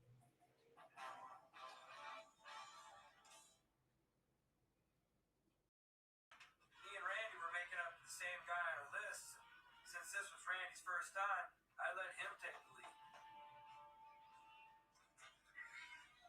My name is Randy. His name is Earl. We are here to cornflake. Oh, that's a cornflake. Eventually, Randy explained about our lists, and Zeke invited us in. Man, I love those shirts. Now, you and me did some cool stuff together to get those shirts. Saw Quiet Riot in concert at the mall. Signed up for an America West credit card. Saying, I got you, baby, at the Crab Shack on guys sing romantic songs to each other karaoke night. You know, the worst thing that happened wasn't losing all my shirts. It's that we stopped hanging out. Oh my God, that's my real list item. I need to get you two to hang out like you used to. You should go win those shirts again. And then I'll cross you off my list and make that face like you do. What do you say, Zeke? I'm in. I get my cholesterol tested next week, and if I drink a glass of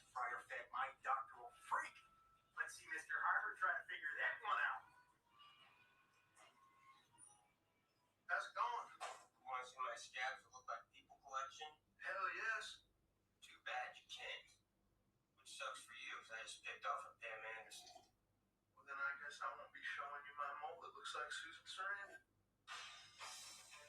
While Randy was stuck with Arlo, Joy Darnell and the boys were stuck somewhere worse. Mommy, what side of the sink is the toilet again? Left. And it didn't help that their place was directly above the dry cleaner.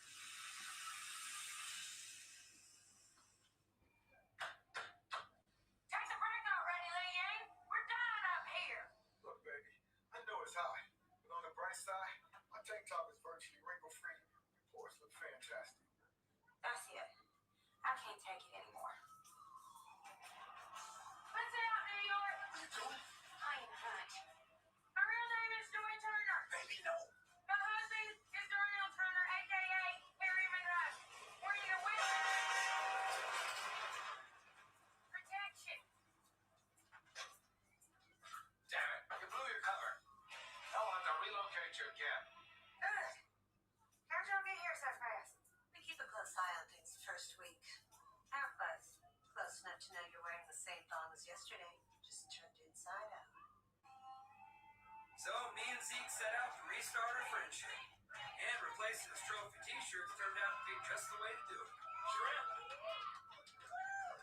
And lucky for us, Yukon Jack was out on parole back in the punch t-shirts business. We even entered the I sang a romantic duet with a dude challenge at the Crab Shack. And I gotta say, pretty much crushed it. I never felt this way before. Yes, I swear it's a truth. Oh, what are you? The utmost excuses. I love her This that way kid. we're getting Really? something like a good accident. It's common. They do like the listen. Did you play dirty? Yeah, dirty. It's battle raps over here. It's weird how much they're trying to discredit what's being done by Kendrick. Don't help boys, because they're all missing fingers. Doesn't what he showcased create a lane where more people are open to don't choose his line? Listen up, you human beavers. That people have My black husband's name is not Lars Norvis. You know how simplistic this I shit know, is. mind blowing. Come on, Family Matters. His name is Harry Monroe. And I'm Joy Turner. All right, let's go. A lot of those guys are Oh, thank great.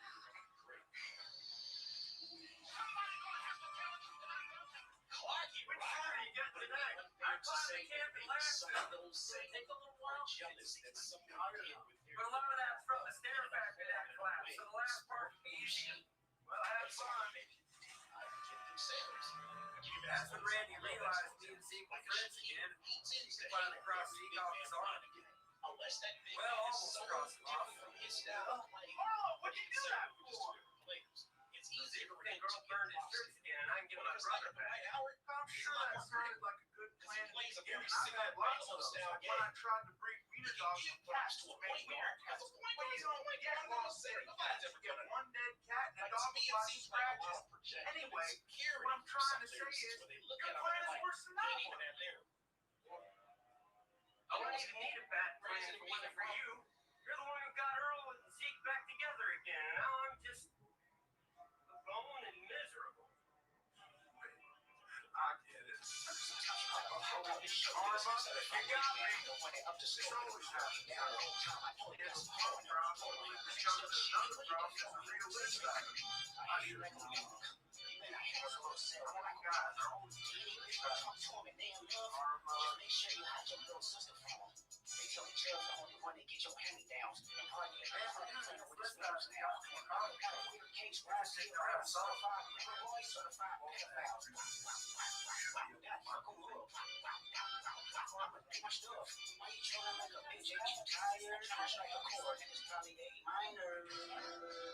I understand you being jealous.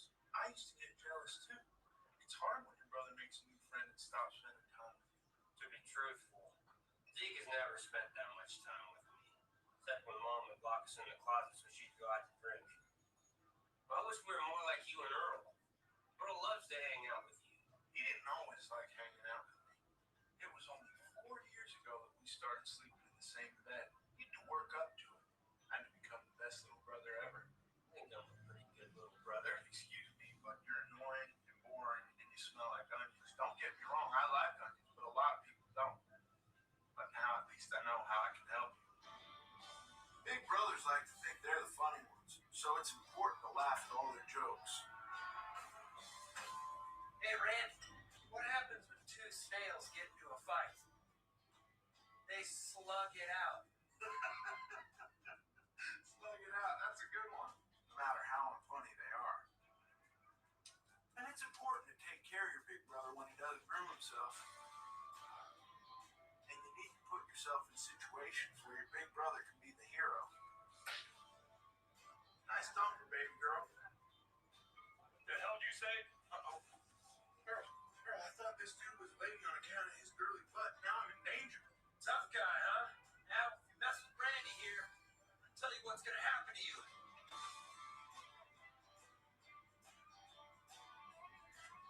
Yeah, so back off. P.S. Your butt wasn't that good anyway.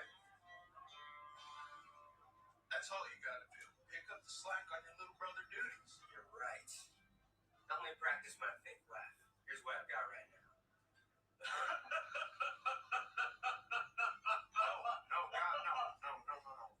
You gotta start with surprise and then let it chuckle itself out.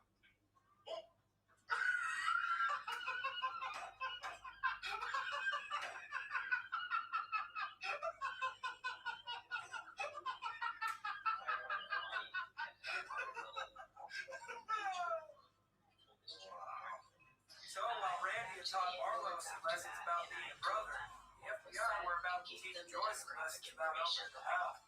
So, we're Eskimos now? Actually, our people prefer to be called Inuits. Go ahead, try to solve yourself in this place. I'm sure the Caribbean will be lost. I went back and I said, I gave the demographics and I said, she's saying, my God, I hit him. The FBI might have been better at playing dirty. There was one thing Joy was better at than anything. Knowing how to have an affair, recognizing the clues of an affair when she saw one.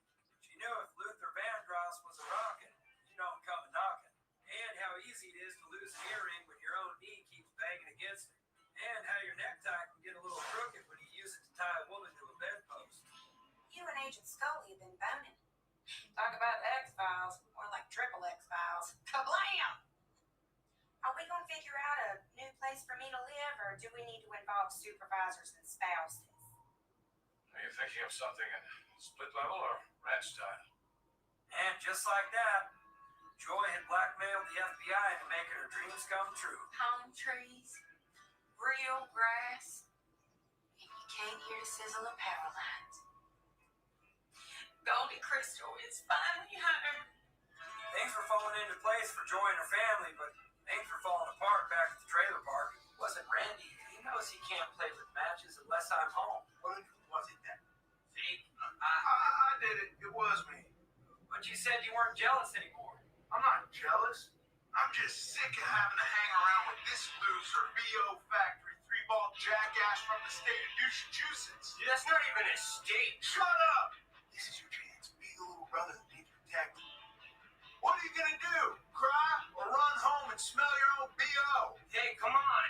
Leave me alone. No. Leave me alone. No. Leave me alone. Leave my brother alone. You're the one who's acting like you're from Massachusetts. Oh, yeah? Well, you're acting like the mayor of Pennsylvania. Stick up for him after he burned my shirts? What about your precious list? If I have to choose between a list and my brother's gonna win every time. Yeah?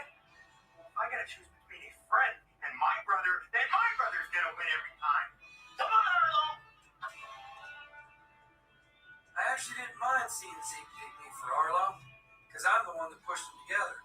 You know, next time we should bring Randy and Arlo. I want to see them take a shot at endless love. Yeah, I don't know. Arlo and I don't really hang out that much. Just don't click like you and Randy. You guys are like Venus and Serena Williams, you know? Oh. I know one of those is a planet, but I don't know who that other dude is. Anyway, two brothers clicking doesn't just happen. If you want a good little brother, you gotta be a good big brother. I explained to Zeke that little brothers like jokes. So I make sure I always have lots of good ones to tell Randy. Hey, Randy, what happens when two snails get into a fight? They slug it out. You also need to make little brothers feel important. Act like you need their help with stuff.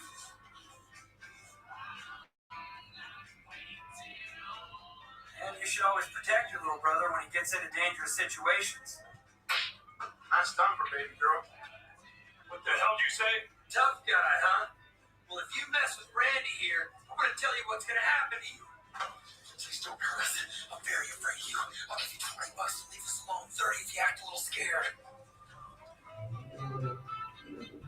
You do these things, Arlo will change, I promise. Like a caterpillar into a butterfly. Make something less curly. Like a transformer car into a transformer robot.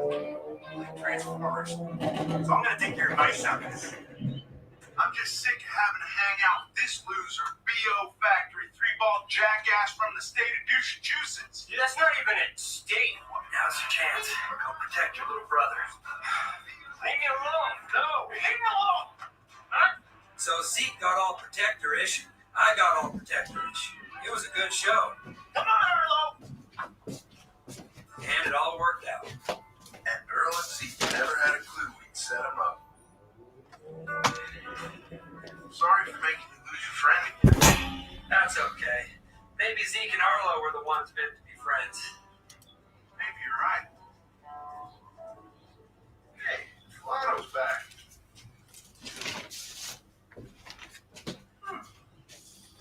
You know what, buddy? That eyebrow raise is kind of my thing. That's cool. Hey, Randy. One time this pirate walked into a bar. He's got the ship's steering wheel attached to the crotch of his pants. The bartender says, "Hey, pirate, you got a steering wheel coming out of your pants." And the pirate nods and says, "Arr, it's driving me nuts." That one was actually funny. What do you mean, actually? Huh?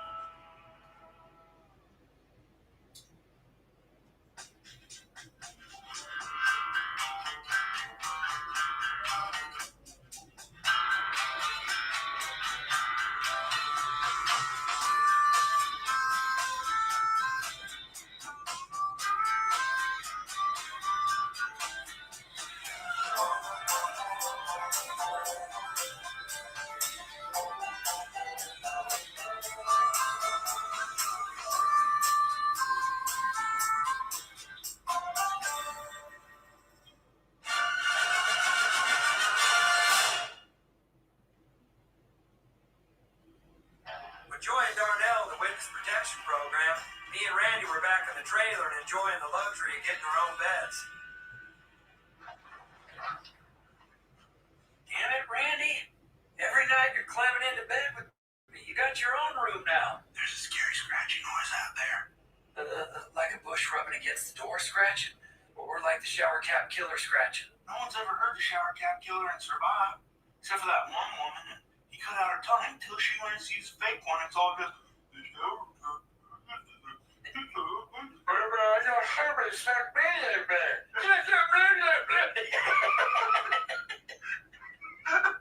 Wait, that could be us. Grab a weapon.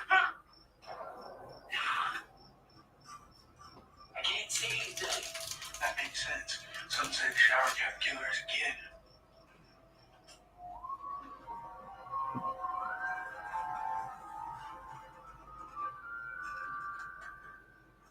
Ready? 1, 2, 3. Hey!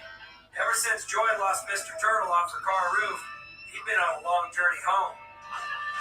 He escaped from pet-loving nudists. He participated in his first marathon. He got into a little trouble with drugs and alcohol.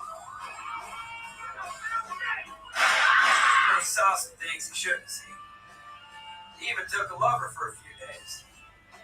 But now he found his way back. Welcome home. I don't know how to break the news to you, so I'm just going to spit it out. Joy, Darnell, and the kids were put into witness protection, and we'll never see him again. He's freaking out. Yeah. Let's put him in his fish tank till he calms down. Hold on now. As long as Darnell's not here, I've got some unfinished business. That was for ruining my chances with the girl at the Crab Shack Christmas party. My name is Earl. Ever since Darnell was taken away by witness protection, the Crab Shack got a little more festive. Oh, coasters, please. I just waxed the bar. I still can't believe you work here now. Just picking up a couple of shifts while Darnell's gone. My Ira's in the dumper. What you and Ira do behind closed doors is none of my business. Hey, you should try something off Kenny's new martini menu. He named the drinks after Sex and the City characters. Ooh, Earl, I'll bet you're a Carrie. I don't want to sound conceited, but I think Mr. Turtle just looked at me and licked his lips. Oh, he's probably just hungry. We haven't fed him yet. Hold on there, little fella. I got your food right here. Darnell, or as you know, Mr. Human, left that for you. The hell? Dear Earl, if you're using this food I left you, that means you found Mr. Turtle. Please call me. There's a number. Kenny, let me use the phone. And I told the jerk, illest breadsticks and salad means illest breadsticks and salad. Excuse me, folks.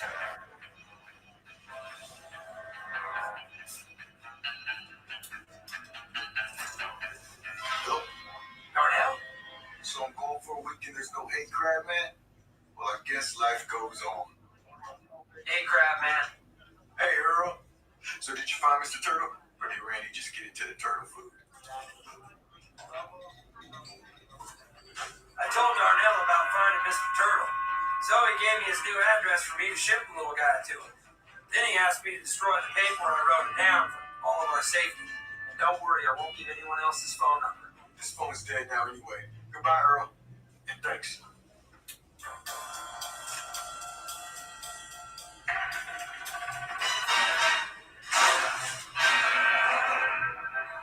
can't just ship a turtle, Earl. It's not like a vase or a person. You have the address, why don't you just drive Mr. Turtle down there yourself? Bruce! As I sat there, I wondered, was Katie right? Was sending the turtle via snail mail a snafu? Or was I just talking myself into making me the priority? Screw this. I want a beer. So the next morning, me and Mr. Turtle hit the road. I didn't take Randy because the long drives made him car sick, and the medicine for that made him hungry. It was an endless cycle we both wanted to avoid. I miss Earl already. I know in my heart it's better than he left me behind, but it's still weird sitting here at the bar by myself. You know, if you accompany the Canton Musically Club will be performing a Top Gun tribute at the air show. They're holding auditions. I am hoping for Maverick. Well, thanks anyway. But I have to go home with an empty trailer at some point.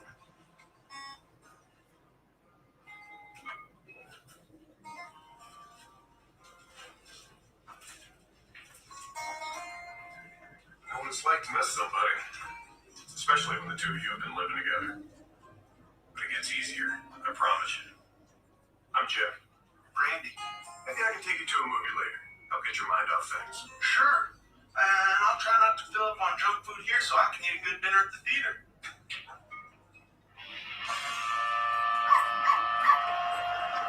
After driving all night and convincing the guard at joining Darnell's gated community that I was an exotic pet delivery boy, I finally made it to their house. Barely.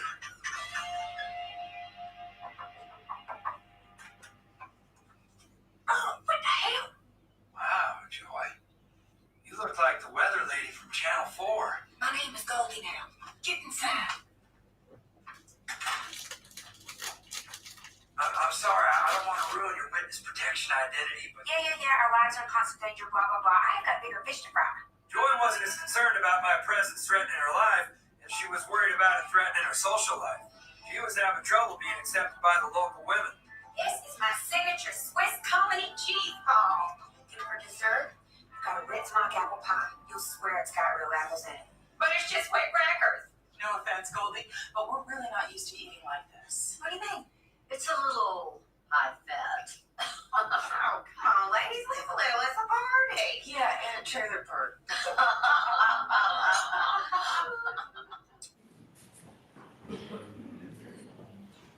Court is back in session. You may be seated. Evidence explains over time.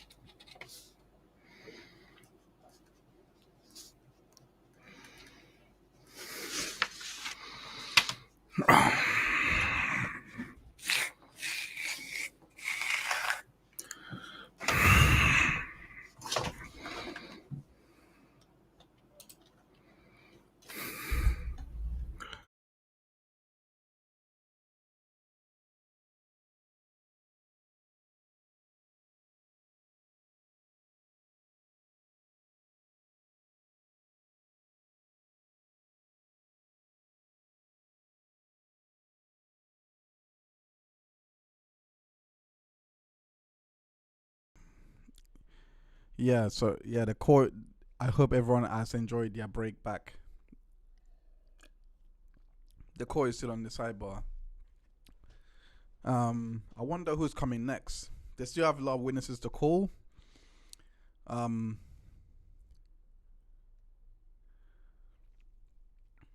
So they called firefighter. So they called K. McLaughlin. They're probably going to call firefighter Flamanti next. They might call him to because of the I hate him statements. I'm trying to follow the prosecution's train of thought here, because they're called the first. They're all trying to get through this I hate him. I'm making sure that stick early on, and then they're gonna go into what I believe is the accident reconstruction. Their witness, the witness, I forgot his name, but he said the crime scene told him. I forgot his name, but that witness, he was the one that reconstructed the crime scene. So they still got him as a witness to go. And then, but yeah, I think that's the way that they're trying to play it. Yeah, I think that's Peg O'Keefe. But yeah, the testimony by Kay McLaughlin saying that she heard it from Karen Reed and then took it and told it to the firefighters and others, as put. Send you back to the jury room. We'll see you in 10 minutes. Oh. All rise, please. Jurors, close your notebooks. Follow me. Oh, it's an extended break. I wonder what happened. All right. Let me try and see.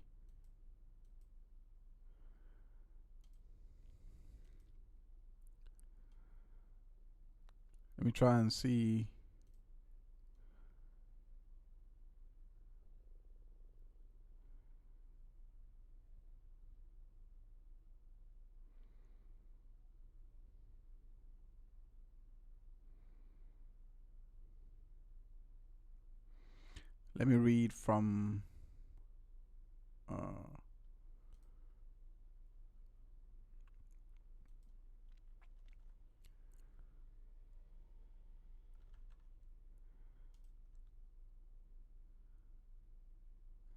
so yeah, as I was saying in regards to the testimony of Katie McLaughlin, her testifying that she said I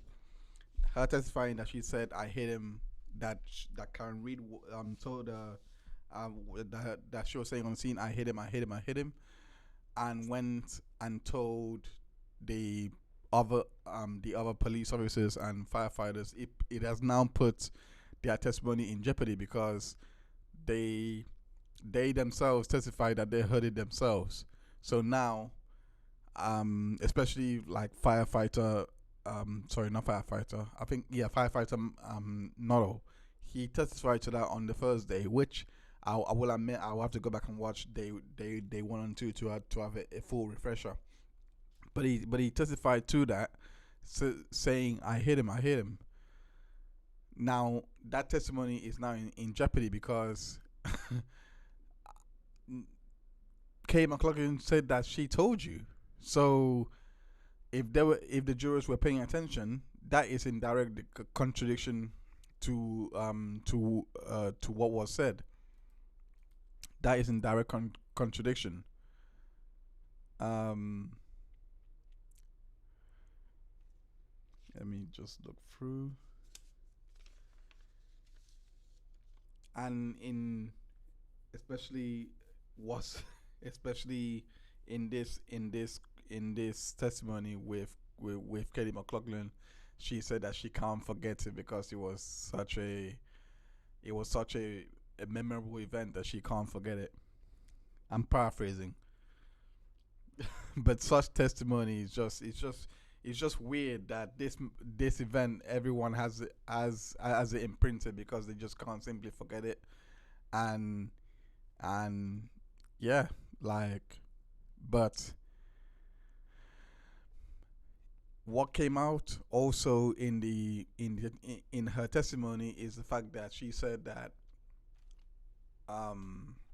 it's the fact that she said that she was that they went through her first trial and they rewatched her first trial.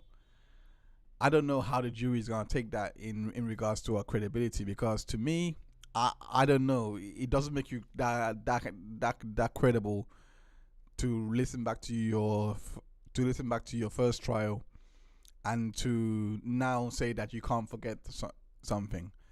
I hope that the jury put. I hope that I'd actually discredit her just on some level, because me hearing that, I was freaked out. I was mad, because I'm like, wait, is that how we're doing things here? Are we just gonna play back what the witnesses I said in the first trial? Are we just gonna play it back to them? Why are we playing it back to them? I thought they could have an independent memory of what happened that night. Why do they need why do they need their testimonies played back to, why do they need a refresher? So is that coming out in a testimony that made me think that there is something nefarious going on. Let me see, from the core public opinion.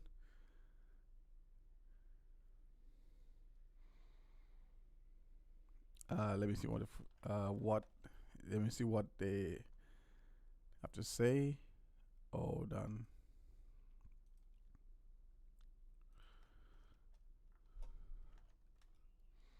Lawyer says dealing with the Albert connection with McLaughlin on direct played better in trial 2 for the Commonwealth. Brennan choosing what issues to deal with and which are not to, as he said, Proctor's name yet. Continuing to believe Brennan's presentation is so much better than Lally's. Much tighter and getting to the point. I am looking forward to how he deals with the major problems we know are coming. I mean, yeah, like the case he's put on, I don't know. I mean, I agree with him. I agree with him to some extent, because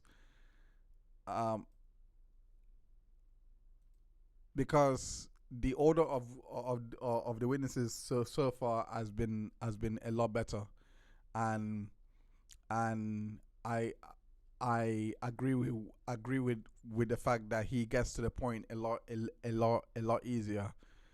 On redirect though, I don't know. I feel like he leaves a lot to be desired, because especially with Jen McCabe's redirect, he didn't even try to rehabilitate her.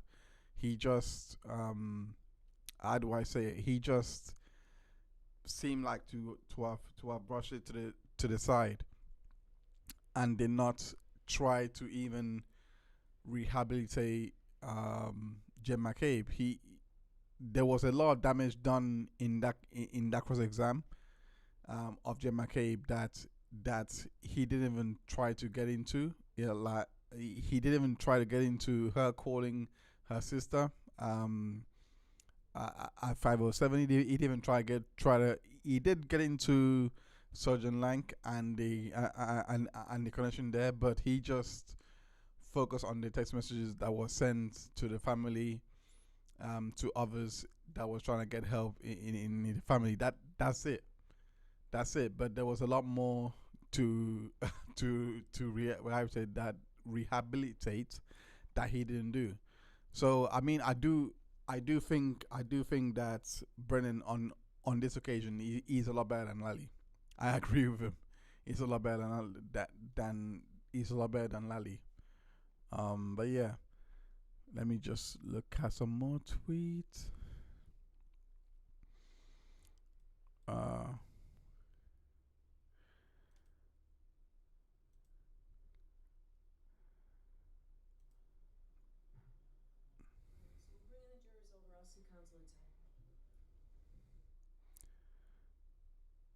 Yeah.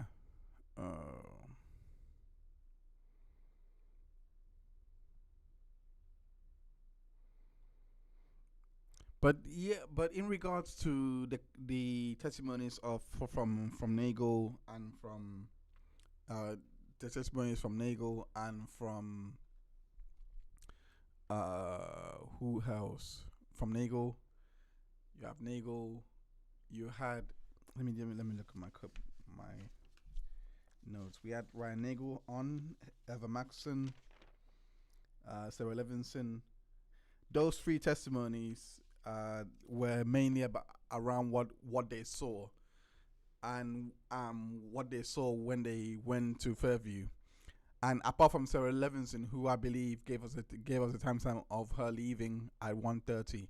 Apart from her, I believe Eva Maxson and Ryan Nagel both testified to being at the premises at 12:30.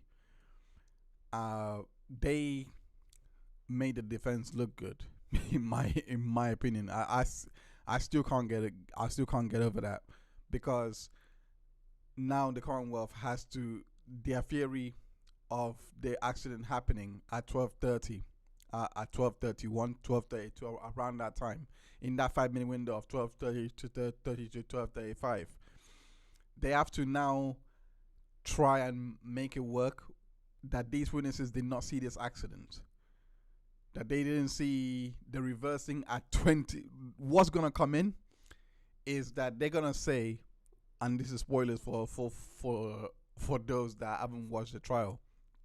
What's gonna come in is that they're gonna say that Karen Reed reversed at 24 miles per hour. They're gonna bring in keystroke data to show the to show what to show this working out, and they're gonna say that she was reversing at 22 to 24 miles per hour, if memory serves. And that what struck John O'Keefe enough to make him fly onto the lawn and hit the back of his head. That's the testimony that's coming up. All of this happening, and no one, Ryan Nagel, they didn't see it. The previous, according to some tweets that I've seen from those that have been following this case since its inception. I haven't followed the case since its inception. I have only followed the first trial. So they have said that Ryan Nagel had first testified that he was on the scene at 12:23. So that little change from 12:23 to 12:30, even though it's an estimate that he said, has put a lot of things in jeopardy, because now you have two eyes, which is Jem McCabe. Court is back in session. Which is Jem McCabe. I apologize for that, folks. Nobody likes wasting your time. Jem McCabe looking outside. Thank you, Your Honor. Commonwealth call to Paul see Gallagher. to see whether John O'Keefe was there in the house. So follow me, please. they didn't see each other. They didn't see anybody. According to their testimony, they didn't see anyone leaving the house or going into the house. I do. Good afternoon, Your Honor. All right, we're back. Who is this witness coming up? All right, Mr. Brennan, whenever you're ready. Thank you. Sir, could you please introduce yourself to the jury? Yes, my name is Paul Gallagher. For the court reporter, would you mind spelling your last name? Gallagher. Mr. Gallagher, do you presently work? As a police officer, I'm retired. When did you retire? August 31st, 2024. When you retired, what department were you working for? Canton Police Department. How many years had you worked for the Canton Police Department upon your retirement? I was credited with 32 years, 8 months of service. Did you have a particular rank when you retired? Yes, I was a lieutenant. I want to go back to the beginning of your law enforcement career and share your background with the jury. When did you begin your career in law enforcement? I became a permanent intermittent police officer in Canton in 1992. What a permanent intermittent police officer is, it's basically a part-time police officer. You're required to attend a 16-week part-time academy. Your duties include regular patrol duties that a regular police officer would do, but you're only utilized during special events, short staffing, and you're allowed to work paid traffic details. Did that status change at some point? It did in 1994. 1994, were you a patrolman? Yes, and that required me to attend a full-time 18-week police academy. In addition to the police academy, did you continue your training over the years? Yes, I did. Can you share with the jury some of the training that you would attend over the years? Oh, sure. So I did constitutional law. I did interview and interrogation, terrorism, international terrorism, domestic domestic violence, buccal swabbing, and DEA basic narcotics course. And last duties were I did background checks, so I attended background training, and I did internal affairs. Before I talk a little bit more about your experience over the years and your progress through the Canton Police Department, I'd like you to share with us generally and briefly the structure of the Canton Police Department. The Canton Police Department, how big is it? How many officers are typically employed by Canton at the same time? We would like to have 45, but unfortunately, we're short-staffed at this time. At the Canton Police Department, is there different ranks? There is. And what are they? They are patrol, sergeant, detective sergeant, lieutenant, deputy chief, and chief. Given the size of Canton, is it a small department or a typically large department for that size? I would say it's a medium-sized department. Is Canton, do you receive traffic from other areas nearby? We do. Is Boston part of the crossroad through Canton at times? It is. Route 138 runs from Boston, and it goes all the way down to the South Shore through Brockton, Taunton, et cetera. Other cities or towns nearby that bring traffic through Canton as far as law enforcement is concerned? They do, and other states. 95 runs through Canton as well and brings up traffic from Rhode Island. For a relatively small town, is Canton a busy police department given all the crossroads and intersections? It can be very busy at times. You mentioned in Canton that there are different ranks. You started as a patrol officer. Yes. Did that change at some point? It did. When? July of 2001, I became a detective. Did you have any particular or special training to become a detective? I started attending how to dust for fingerprints. My focus was narcotics. I had several narcotics classes. Did you engage in those type of investigations on behalf of Canton? I did. Did you work with other agencies? I did. In 2005, I started working with the Drug Enforcement Administration. In 2006, I was assigned as a task force officer for the DEA, initially out of Worcester Tactical Diversion Squad, which their mission goal was to eradicate OxyContin and oxycodone distribution at that time. It was during our oxycodone phase. In 2008, I was moved to Boston Division, and there we focused on all narcotics, not just oxycodone, heroin, cocaine, etc. How many years did you spend as a detective before you received your next promotion? Approximately 15 years. What happened next in your career as far as progress? I took the sergeant's exam, and I became a sergeant. In order to become a sergeant, do you have to pass an exam? An exam and an assessment, yes. Is that enough to become a sergeant, or is there another process you have to go through? That's where they rank you after the exam and the assessment. What year did you say you became a sergeant? I became a sergeant in 2017. Was that your first supervisory position?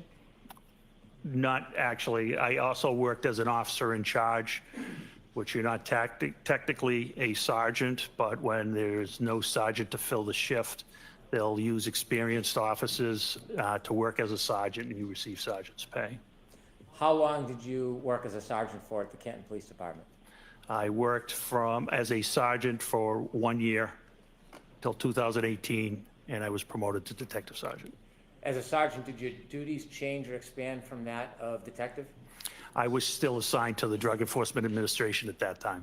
And you just shared a year later you were promoted to lieutenant. Did you have to take and pass an exam for that?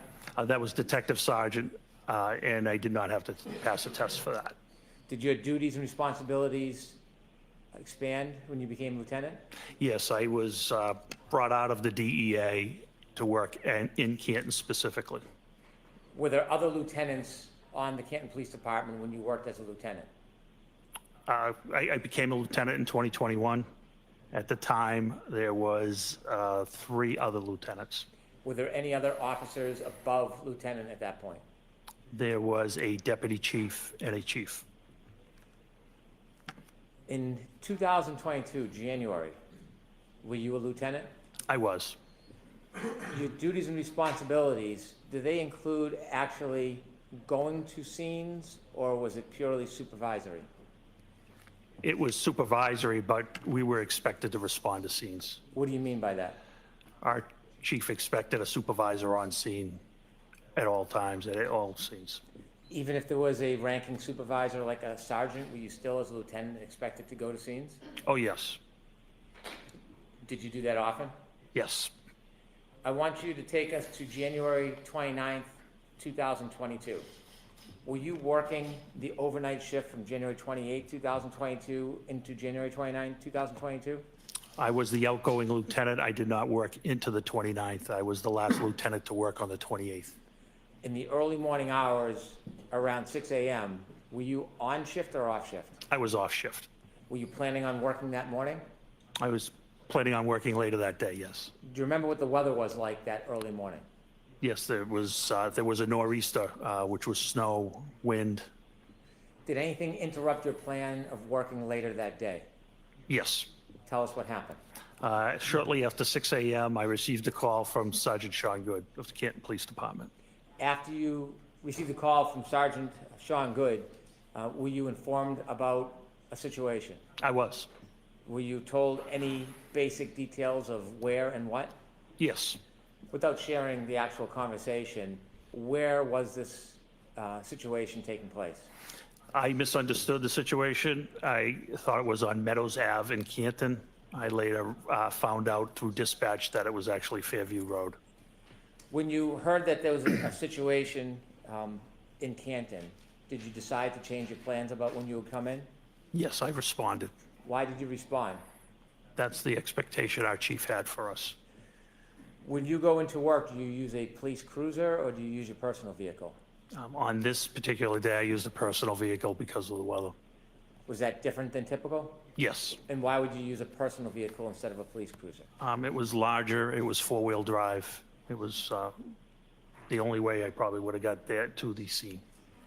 After you received the call about a situation, tell us what you did.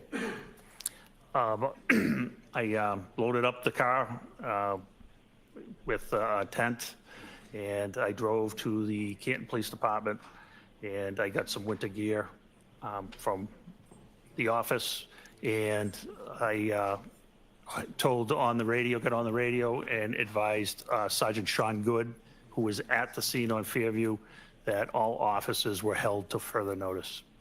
What does that mean?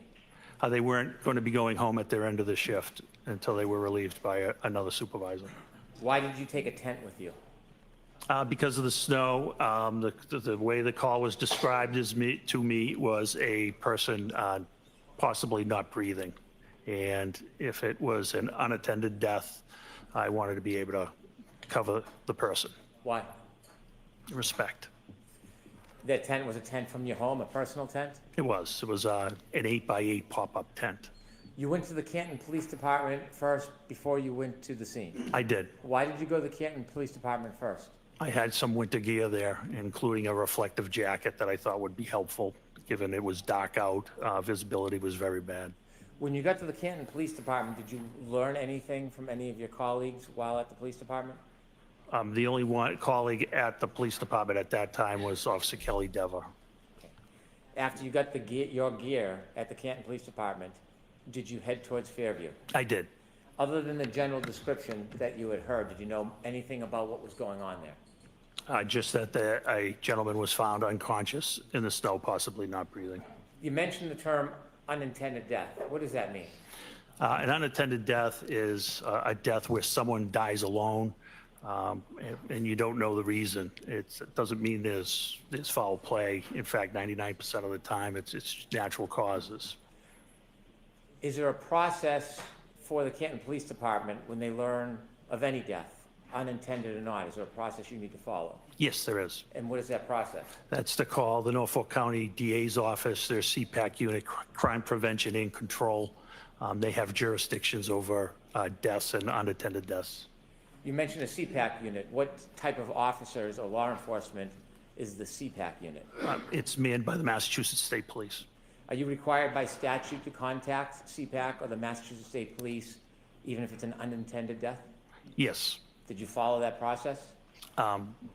Sergeant Lank followed that process. Is that one of the officers who worked under you? Yes, that is correct. Did you know if Sergeant Lank was at the scene when you were leaving Canton, or did you learn at some point when you got there whether Sergeant Lank was at Fairview? When I got there, I saw the black Toyota Tundra, which is operated by our detectives there, and then I saw him. When the Canton Police Department first contacted the Massachusetts State Police or the CPAC unit about the information, do you have an understanding whether or not the Massachusetts State Police were going to respond or not? They were not responding. So when you got to Fairview Road, were there any other law enforcement officers other than Canton police officers? No, there was not. When you appeared at Fairview Road or arrived, were you the superior officer on the scene? I was highest ranking officer. As you're pulling up to Fairview that morning, what's the first thing you see when you get there? As I pull up, I see the last of the fire apparatus pulling away. I get out of the vehicle. The first one I encountered was Sergeant Sean Good, who was the shift supervisor. Did you see any other of your officers there? I did. I saw Lieutenant Lank further down, and further down I saw two other cruisers, which ended up being Officer Mullaney and Officer Sarif. Did any of the cruisers or vehicles have lights on? They did. Did you hear any sirens? No, there wouldn't be any sirens. Why wouldn't there be? Sirens are used to move traffic. There was no traffic. It was a blizzard. There were no cars on the road. You might see an occasional plow. Did you ever learn the general area where the person was found? Yes. At that time, did you know who the person was? I did. I knew him by name, yes. Did someone inform you of who the person was? Sergeant Sean Good did, yes. Okay. And who was the person that you learned was on the ground? John O'Keefe. Had you known John O'Keefe? I knew of John O'Keefe. I had never met John O'Keefe. When you first arrived at Fairview, was Mr. O'Keefe still on the ground? He was not. Was he at the scene? He was not. So when you got to the scene at Fairview, Mr. O'Keefe was already gone? Yes, he had been transported to the hospital. So did you ever firsthand see exactly where Mr. O'Keefe was lying when he was found? I did not. Did anybody point out to you the general area? Yes. Did you have a chance at that point to, well, obviously you didn't have a chance to examine or look at Mr. O'Keefe. Did you have a chance to look in the general area where you were told he was found? I did. Tell us a little bit more about the weather now that you're standing outside Fairview Road. What's the visibility like? What's the temperature like? What are the conditions like? So it was terrible. It was blizzard-like. The wind would blow in your face. It would change directions. The snow was an icy snow. In the wind, you had to actually talk loud to be heard. Somebody right next to you, and it was your typical New England blizzard, basically. At this point, did you have any position as you assessed the area, whether this was a criminal investigation? When we had no crime at that time. When you were there, were you looking for anything? Yes, I was examining the scene. At that point, did you have any reason to start a criminal investigation? Not at that time, no. When you learned that Mr. O'Keefe was found outside, did you go look at the particular area? Yes. Can you describe the area that was shown to you where Mr. O'Keefe was found? Sure. It was on the left side of the property of 34 Fairview. You could see where first responders and witnesses and police officers had walked up to the area. It was by a flagpole on the property line of number 32 Fairview. What was the lighting condition at that point in that area? It was dark. It was sun was coming up, but due to the weather and the cloud cover and the snow, its visibility still was not great. Were the law enforcement vehicles providing any light for the area? No. How about the house? Was there any bright lights coming out of the house illuminating that area? I didn't see any lights, window lights on. There may have been an exterior, the door light at one or two houses. In addition to the law enforcement officers that were there, did you see any civilians when you got there? No, there were no civilians there. While you were outside looking at the area, did any civilians ever come out? No, not at all. Any civilians ever come out of 34 Fairview? No. How about next door, 32 Fairview? Did you ever see any civilians come out of that address? Nobody ever came out of the house. Across the street, is there homes across the street from 34 Fairview? There is. Did you see anybody come out of either one of those houses? Did not see anybody come out of those houses. When you were outside and you were shown the area where you were told Mr. O'Keefe was found, did you try to do anything regarding that area to identify the area itself?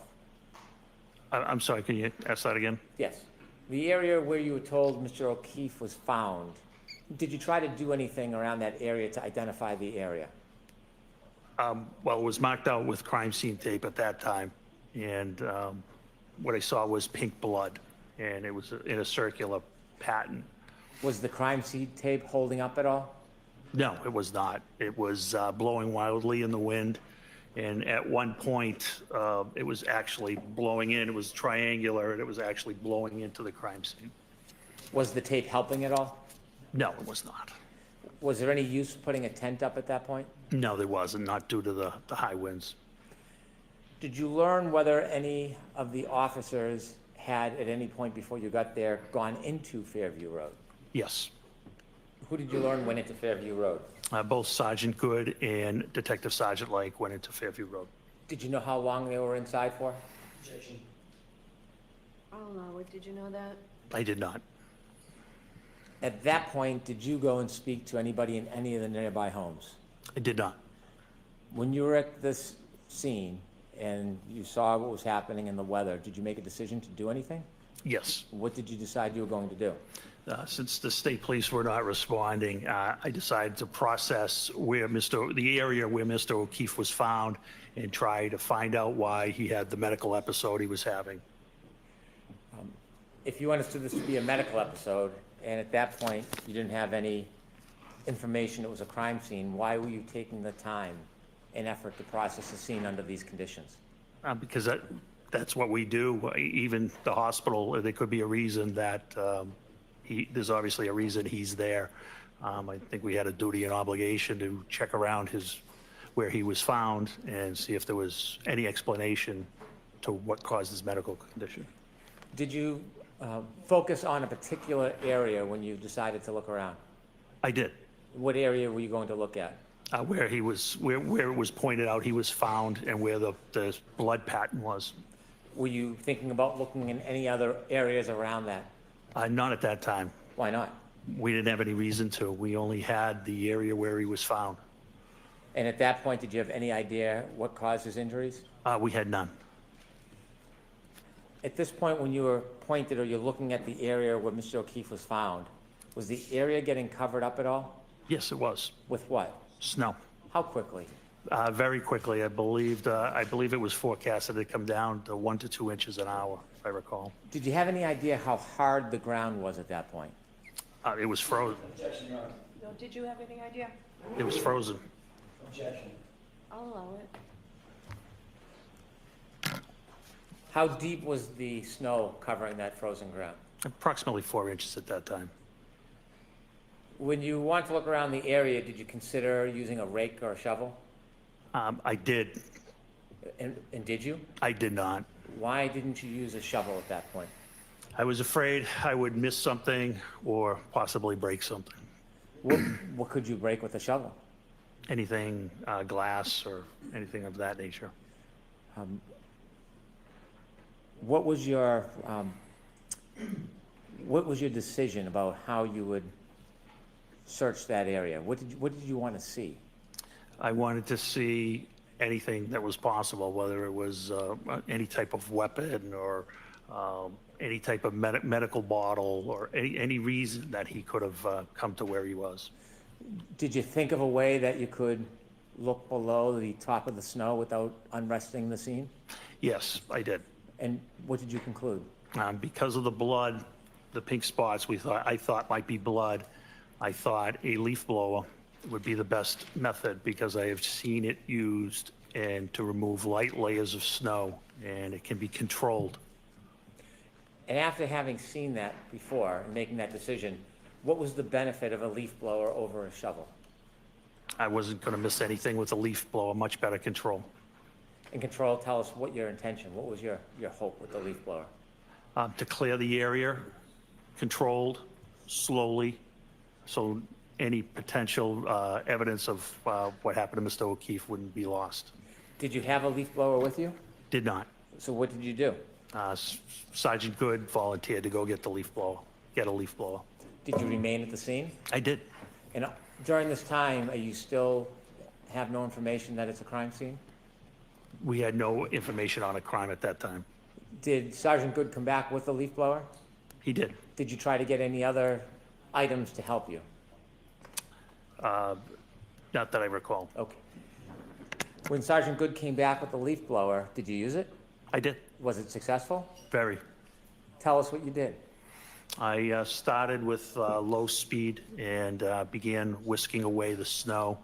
And then I saw how it was uncovering those pink spots were becoming brighter red. So I verified it was frozen or coagulated blood at that time. And so out of the abundance of caution, I decided that that was something we may want to collect. Why did you want to collect that? Just out of abundance of caution, DNA. I expected it to be John's DNA. And I wasn't going to get a second chance at it. It was either collect it or never have it. Were you making quick decisions under these circumstances? Yes. Did you ask somebody to get a container to put the coagulated blood in?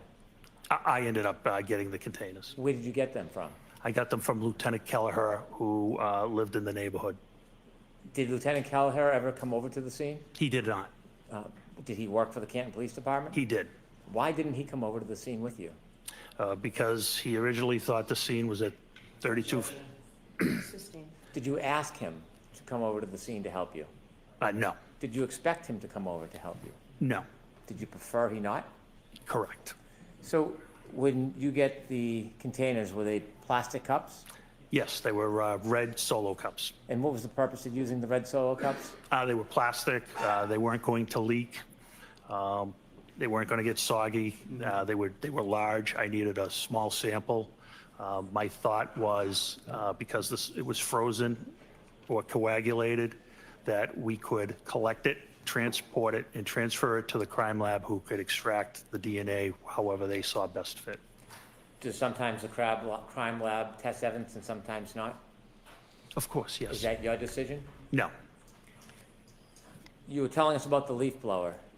Does it serve to excavate the area? It did.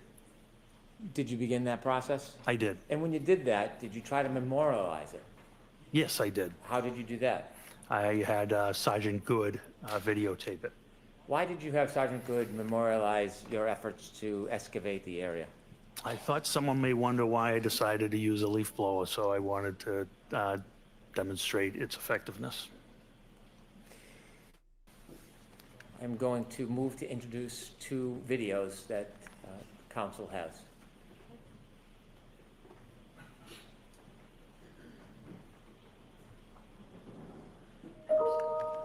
So there's no objection to these videos, right?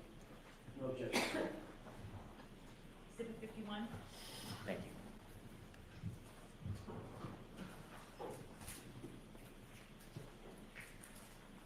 you. With the court's permission, can I show the jury the videos? Yes. Ms. Gilman, can we show number 1, please?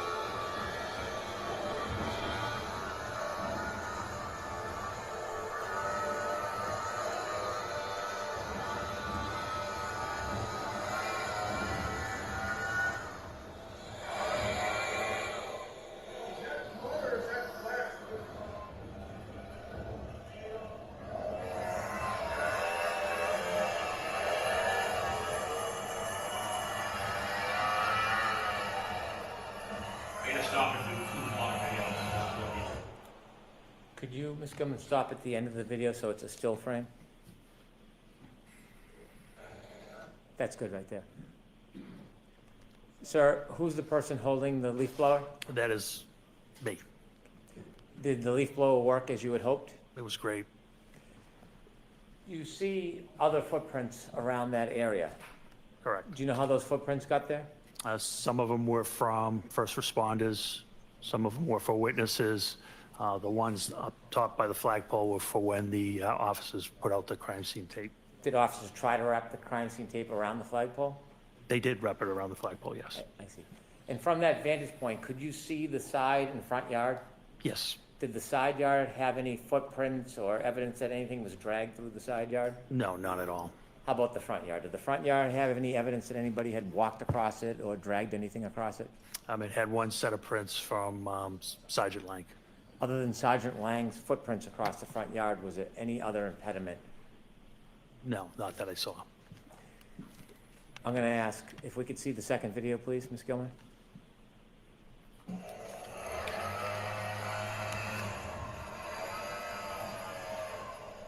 Could you stop there, please? You see the end of the leaf blower? I do. There's an object just below it at like 7 o'clock. Do you see that? I do. Did you discover something in that area? We did. What did you discover? It's a cocktail glass. Was it, did it have any damage to it? It did. Describe that for us. It was broken on the top. Could you continue the video, please, Ms. Gilman?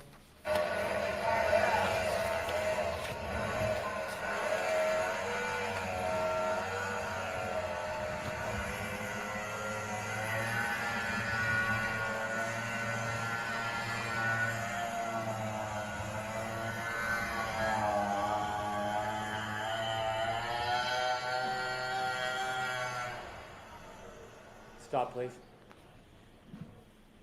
There's some red spots. Is that what you identified as coagulated blood? That is.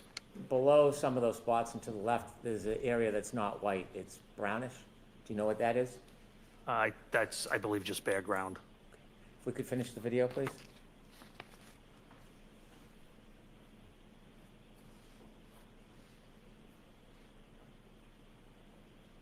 Okay. Thank you. Could you have the lights on, please?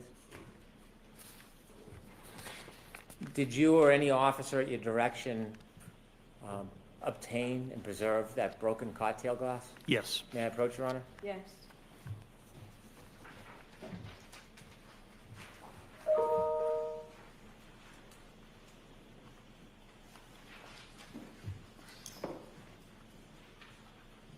So I'm showing you two photographs. The first photograph, do you recognize what's in that photograph? I do. What is it? It's a after we exposed the broken, I exposed the broken glass. Is the broken glass depicted in that photograph? Yeah, it is. Is that similar or substantially the same way it appeared to you that morning? That's exactly how it appeared. Yes. Do you know if that photograph was taken as a still image of the video or not?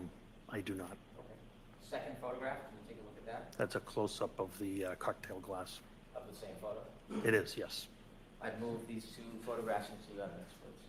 Okay, do you want to be 52 and 52A? Please, Your Honor. It's 52 and 52A. Lieutenant, what was done with that cocktail glass? It was bagged and seized as evidence. Was it brought anywhere that morning? It was brought back to Canton Police Headquarters. What happens when it gets back to Canton Police Headquarters? It gets logged into evidence, and it's assigned an evidence number. The officer types in a description of the item. In this case, it was a broken cocktail glass or broken glass. And once he hits the space bar, it automatically generates a property number for it.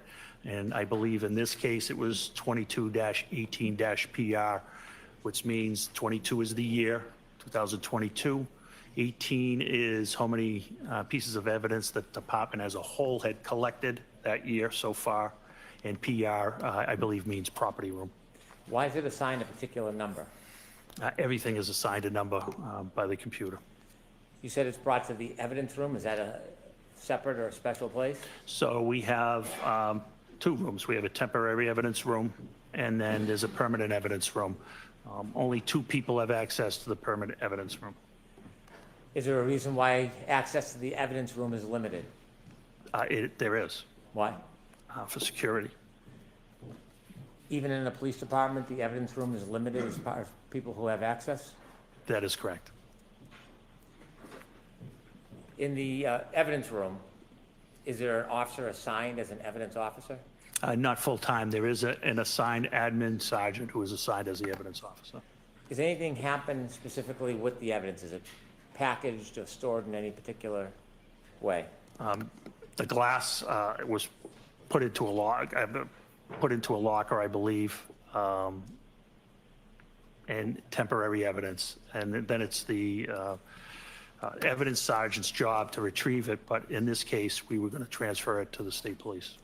Was it transferred to the state police at some point? It was.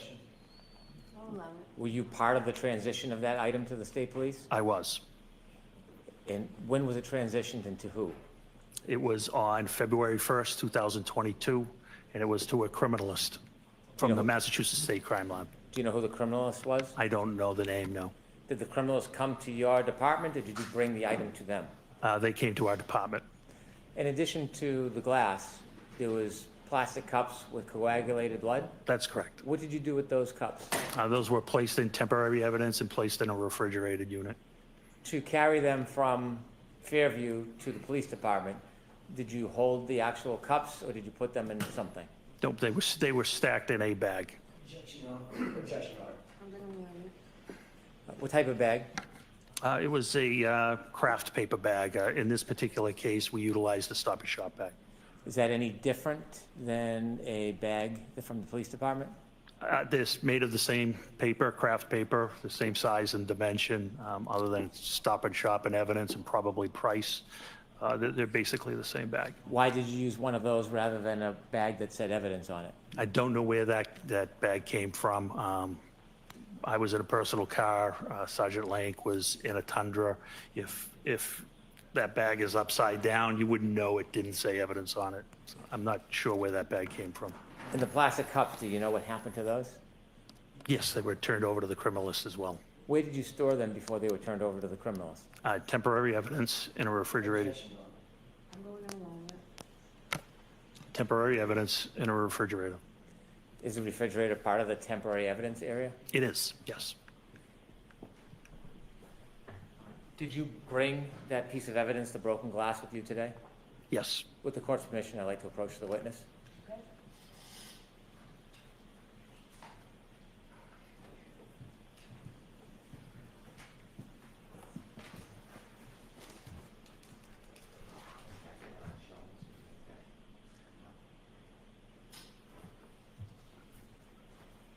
Handing you a box, gloves, and some scissors.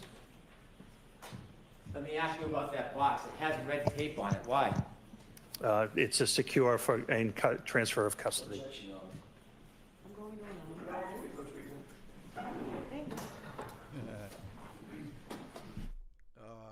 that people are watching. They gotta do everything. They gotta do everything by the book. They did this last time as well. Last time, I remember. I can't remember the testimony from Paul Gallagher last time around. I can't remember it too well, but I believe this was the same thing that they did in the testimony, where they showed how, where he was showing how careful they are with the chain of custody, etc. And that was the main reason why it was coming out now, because of what they used to clear the scene. They used a leaf blower rather than a shovel, which I believe a leaf blower, if you're not careful, you can contaminate the evidence, as in like the way that the mechanism work. You'll be blowing it away. So it would not be like, I'm surprised that they were able to preserve the tail light. Well, I believe there were tail light pieces, but I'm surprised it was able to be preserved using a leaf blower and not a shovel. So, and also the red solo cups to for DNA collection. I'm surprised that they used red solo cups to actually get this to collect their piece of evidence. This doesn't seem professional at all. It doesn't seem like a professional scene. It didn't seem like they handled it well. So when now they're in court, they are showing him using gloves to, when the scene is there, when the whole investigation is long done, they're still using the gloves and to protect the chain of custody. That looks like, because they got eyes on it, eyes on them, they gotta look like they're doing everything by the book. That's what I think. But yeah, so far nothing has really stuck out that except the fact that he says he doesn't know John O'Keefe, which is a bit weird because he's a police officer as well. Why wouldn't you know your fellow officers, especially with him being a lieutenant? I'm pretty sure they must have crossed paths at one point. I haven't caught anything. Let me see what the court of public opinion is saying, because they might catch something that I haven't.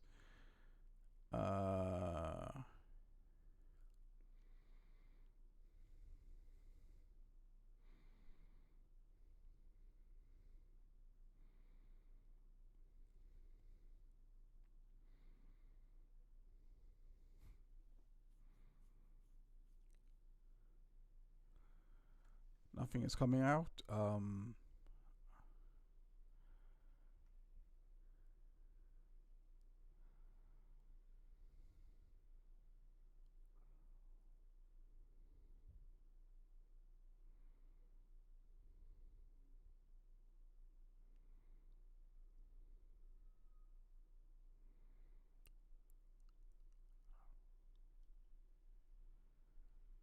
Let me check the Glera. See what he has to say. He might have catch something.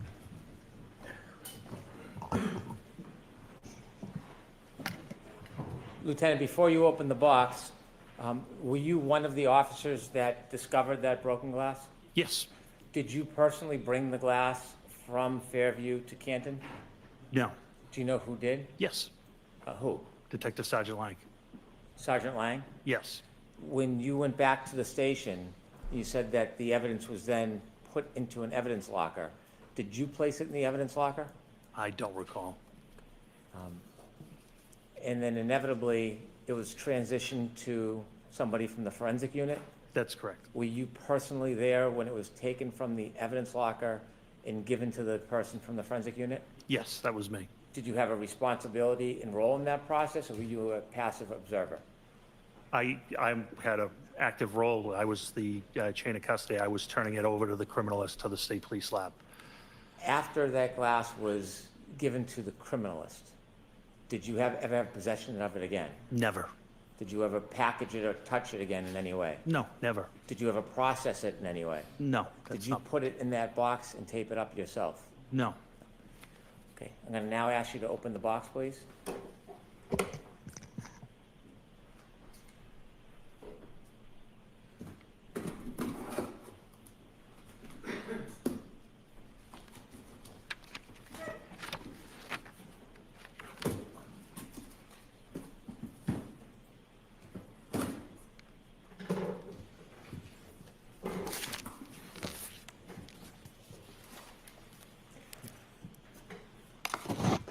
Is there an item in that bag?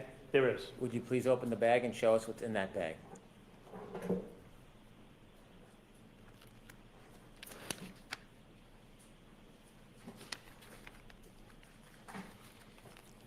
Garlic official.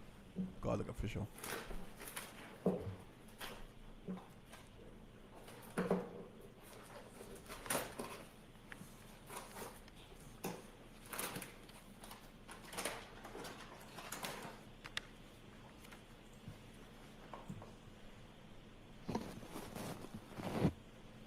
That would be Thank the you. If you could put it back in the bag and the bag back in the box, please.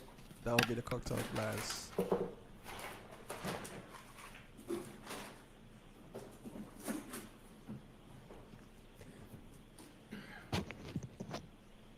Lieutenant Gallagher, does that appear to be the same item that you found in the area where John O'Keefe was at Fairview that morning? Yes, it does. I'd like to have the box and the item marked for identification, please. Okay.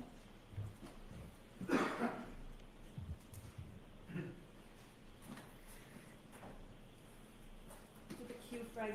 Thank you.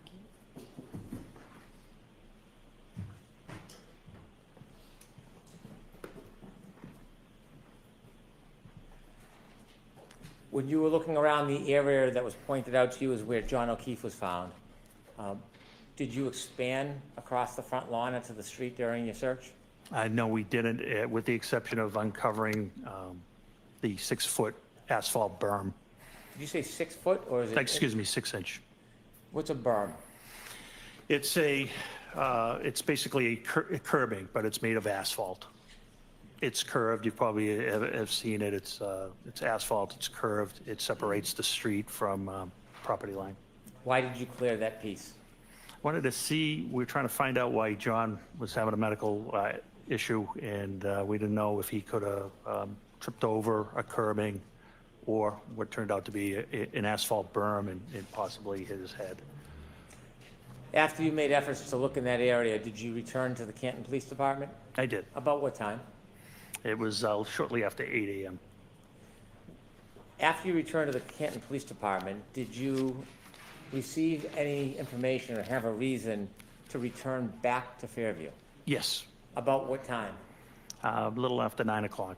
Why did you go back to Fairview after 9 o'clock?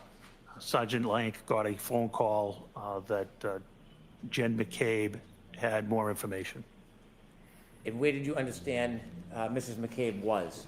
at 34 Fairview. Did you go back to 34 Fairview? I did. Did you go with anybody? I went with Sergeant Lank Did you travel together or separate? together. When you got back to 34 Fairview, outside, what did you do? We parked in the driveway. We walked up, and next to the garage, there's a side door. I don't know if we rang the bell or not, but Brian Albert, the homeowner, answered the door. As you walked up to the door, did you have a chance to look around at the doors in the area in front of that side door? Yes. Did you see anything out of place? No. You've been a police officer at that point for a long time? Yes. Did you receive any training in observing areas or people? Always. What type of training? What are you told to look for when you're speaking to people? I've been BOSAR trained, which is behavioral observation, suspicious activity training. And you look for clues when you're speaking to people, whether they cross their legs, cross their arms, there's certain behavioral characteristics. At this point, did you have any understanding that this would later be a crime scene? I did, yes. What happened? How did you come to that conclusion? Oh, not at that time. Oh, not at that time? No, Okay. not at that time. When you went into the house, what part of the house did you go into? I went into the room.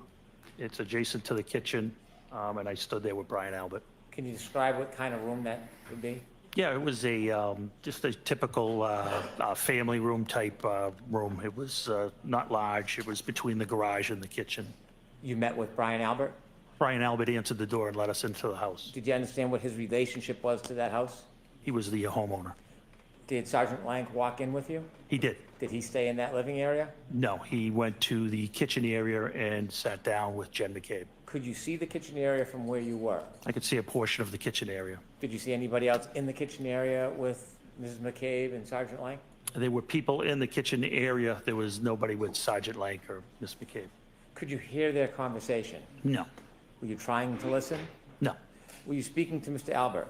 I was. Did you take the time to make observations of him? Objection, Your Honor. I'll allow it. Did you take the time to make observations of him? Yes. Did you speak to him? Yes. Did he speak to you? Yes. Was there anything about his mannerisms or affect that caused you any concern? No, it was just a social conversation. There was nothing of concern at all. Was there anything about it that caused you to hone in or be concerned? No. I'll allow that. No. Did you get a chance to look around that living area at the Sure. items? I didn't look around, just with my eyes. Did you get to see that area? I did. Did you see anything broken or looked out of place? No, nothing. Anything that caused you any type of concern? Nothing. When you looked towards the kitchen, did you see anything that looked different or suspicious in any way? Nothing. Was the interaction, did it cause you any alarm or concerns? No. After Sergeant Lank had an opportunity to speak to Mrs. McCabe and you spoke to Brian Albert, what did you do next? We left. Where did you go? We went back to the police department and were informed that the state police were going to respond to the hospital and that we didn't need to respond to the hospital. When you heard that the state police was then going to get involved in the investigation, what does Canton do when the state police takes over an investigation? Well, it was based off of a conversation I had with my chief in the detective sergeant's office. Was there a decision about Canton's involvement in the ongoing investigation? There was. What was that decision? That we should recuse ourselves from any further investigative interviews. And why was that? Because our best detective, his name was Kevin Albert, and he was the brother of the homeowner, and I didn't want any potential bias, whether unconscious or subjective, to be perceived by the O'Keefe's, by the O'Keefe family. So when the state police got involved and you had the conversation with the chief, was that the end of your efforts towards this? It was the end of our efforts until, I helped facilitate during the search warrant on February 1st. And so at some point, was the defendant's Lexus brought to the Canton Police Department? It was. Was it put in a particular area at the Canton Police Department? It was. What area? The Sally Port. What's a Sally Port? Sally Port is where, when we have an arrest, we bring our prisoners in. It's basically a extra large garage. It has 4 doors. They're numbered 1, 2, 3, and 4. We typically go in door 4 and pull towards door 3. Door 4 is lowered, and then prisoners are walked into the booking area, which is also secure. The exterior doors to the Sally Port can only be opened by the dispatch council. When crime scene services came to look at the car, was that the same day, the 29th, or later time? No, it was February 1st. Did the Lexus remain in the Sallyport area from the 29th until February 1st? Yes. When representatives from the crime lab from the Massachusetts State Police came on February 1st, who provided them access to the Lexus? I was one of the people there that was there. I don't know if I provided them direct access, but I certainly would have. And I assisted them if they needed things. That's when the chain of custody, the exchange of custody for the blood samples and the glass occurred as well. And during their processing of the Lexus, were you there for parts of it? I was in and out, yes, but I did not partake. Thank you very much. Cross-exam. Please. Cross-exam. Expect them to go into the investigation being shoddy, not being done in in the most meaningful way. Expect them to grill the fact that he said that the investigation was common and it was grade A in that direct. Mr. Jackson, is this video up there yours or is it the Commonwealth? It's not mine. Come on, Jackson. Or is it? There is no way the police could have done the investigation. May I, Your Honor? Yes. That it was common and grade A. No way. Mr. Gallagher, you have already established that you were at the scene on January 29th, early morning, January 29th, 2022. We've seen the video of the leaf blower, correct? That is correct. So you were integral to at least an initial search of the scene, which recovered the drinking glass that you've shown us, as well as some of the blood byproduct that you've talked about. That's correct, yes. Okay. You were the ranking person on scene. You've already described that. Yes, that is correct. There were also several other officers from Canton PD who were there with you. Yes, there was 4 other officers, yes. Can you just name those other officers? Yeah, Detective Sergeant Lank, Lank, Detective Sergeant Good, Goode, Officer Mullaney, Mullaney, and Officer Saraf, Saraf. Okay. When you initially, let me back up and ask a different question. Given the fact that you were the ranking officer, the way that it works in a police department is everybody sort of reports up the chain of command, correct? That is correct, yes. So they would have all reported up to you in some particular. That's correct. And then, of course, you report to you're the deputy chief, and then the deputy chief reports on up to the chief, correct? That is correct. You were involved in not only the exposing of some of that blood byproduct, but also exposing the glass with the leaf blower, correct? That is correct. You were responsible for utilizing certain equipment. You chose a leaf blower at the time, correct? I did, yes. There was also, I'm guessing, there was also some use of your hands and or the gloved hands with some others to recover some of the items. Yeah, I didn't use my hands. How did you get the glass into a bag? That was Detective Sergeant Lank. Somebody had to pick it up, right? Correct. That's what I mean. The use of hands to manipulate some of the evidence, correct? Yeah, I apologize. I didn't understand that question. That's okay. I thought you were speaking about me. It's probably my fault, not yours. Nope, that's okay. There was also some plastic cups that we've talked about. We'll talk more about those in a second. Those were utilized as well, correct? They were, yes. And you were responsible for the use of those as well? Yes, it was my decision, yes. In terms of the search of the scene, the recovery of evidence, the recovery of biological material, the use of tools to recover those biological materials, all of that rested at least ultimately at the scene on your shoulders, correct? Yes, it did. Isn't it true that you weren't interviewed in this case with regard to anything having to do with this case until April 3rd, 2024, correct? Yes, we can call it an interview. It's when I met with the prosecutor, yes. And that was about 2.5 years, nearly 2.5 years after this incident, correct? Yes, that's correct. Michael Proctor, you know that name? I do. Who's Michael Proctor? He was one of the troopers assigned to investigate the case. As a matter of fact, he was the lead investigator for the case, correct? I don't know if he was lead or trooper mechanic. I don't know. As you sit here, you don't know that Michael Proctor was the lead case agent for... I know he was one of them, yes. Okay. Do you know that he was the lead investigator assigned to the case? I don't. I had nothing to do with the DA's office. Right. I know you didn't have anything... I don't know how they assign their cases, counsel. I don't know what you want me to say. I can't say what I don't know. Mr. Gallagher, I'm not asking you to. I'm just asking if... I did not know he was lead. I know he was one of the leads. Okay. I believe they do it in a tandem, but I'm not sure. Okay.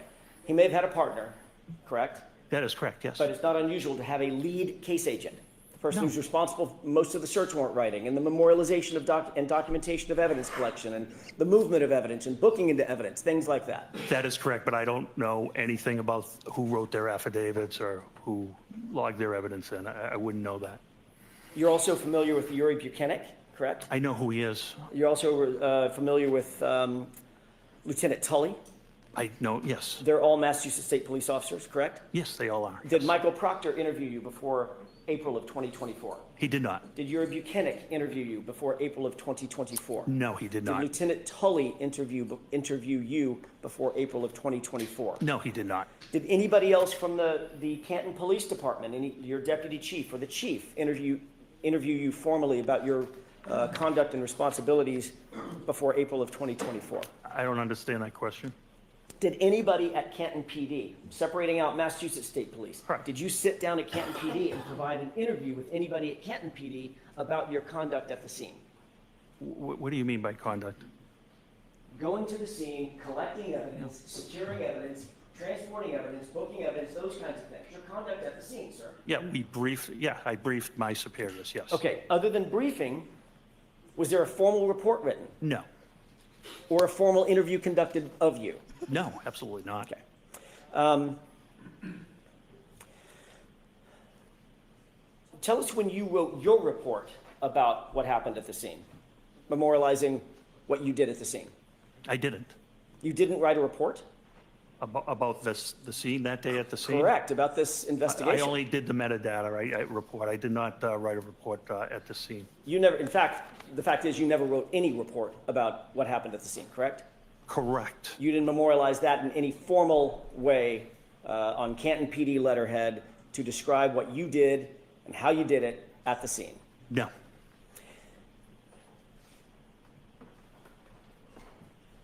Normally, when you report to a scene as a first responder, you would be expected to write a report about that, whatever that conduct is. I'm not the supervisor, no. What if you're the ranking person at a scene that ultimately turns into a homicide scene?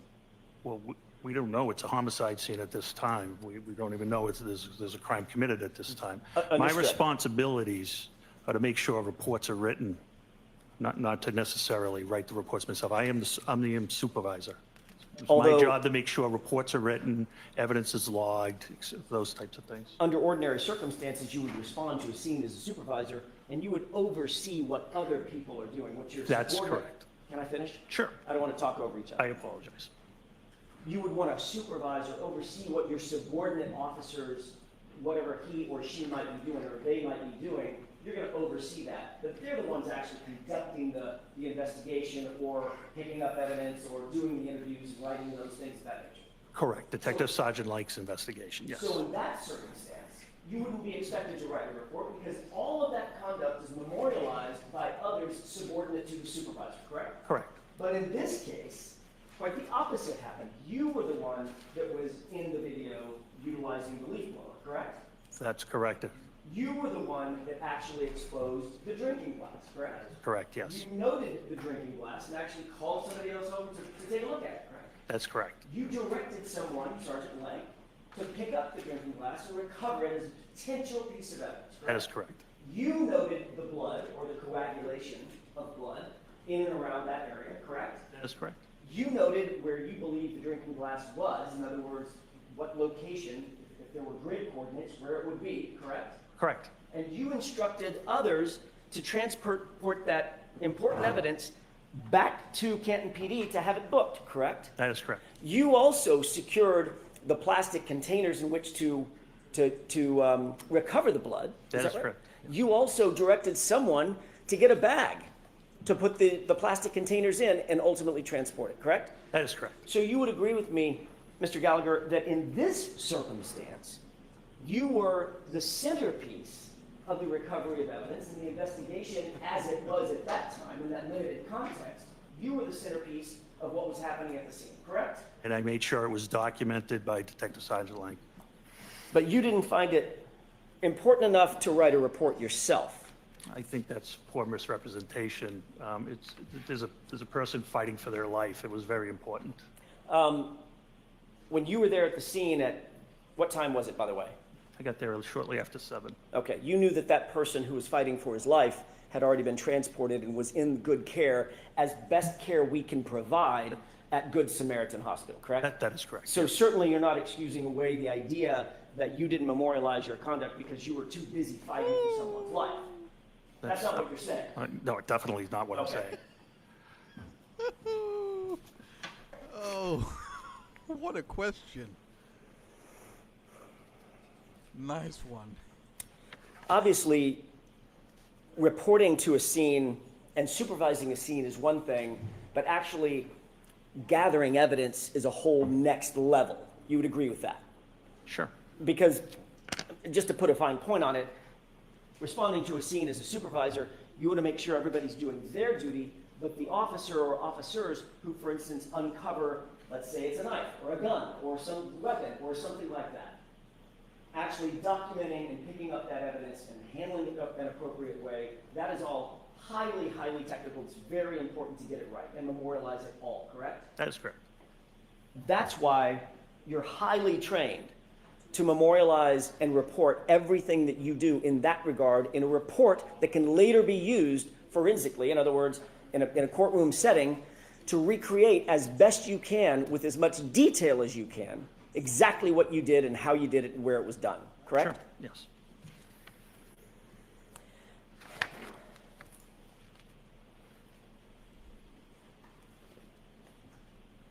Officer Lank wrote a report in this case. Sure. Did Officer Mullaney? I believe he did, yes. Did Officer Seraph? Yes. Officer Good? Sergeant Yes. Good? Yes. But you did not? I did not. Why not?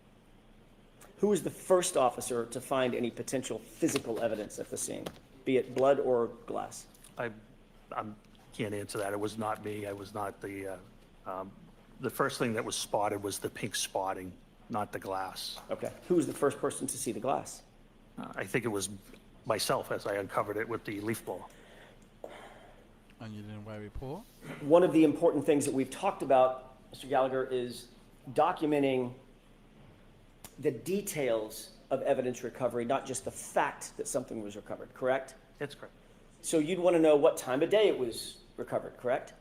Sure. You'd want to know who was there and who was around when it was recovered, correct? Yes. You'd want to know what the item is, the condition of the item, right? Yes. You'd also want to know exactly where it's recovered, correct? Yes. In other words, as best you can to pinpoint the exact location where an item was found. That could play a huge role in any investigation, be it criminal or otherwise. It could. It could.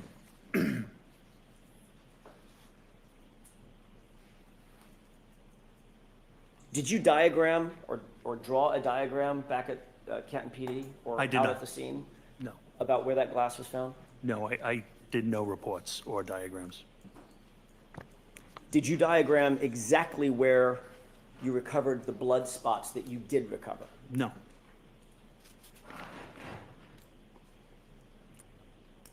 Did you at least, if you didn't write a report, did you at least take notes on a pad about what you were doing? Yeah, conditions weren't, it was pretty hard to take notes at that time, but I did not take notes, no.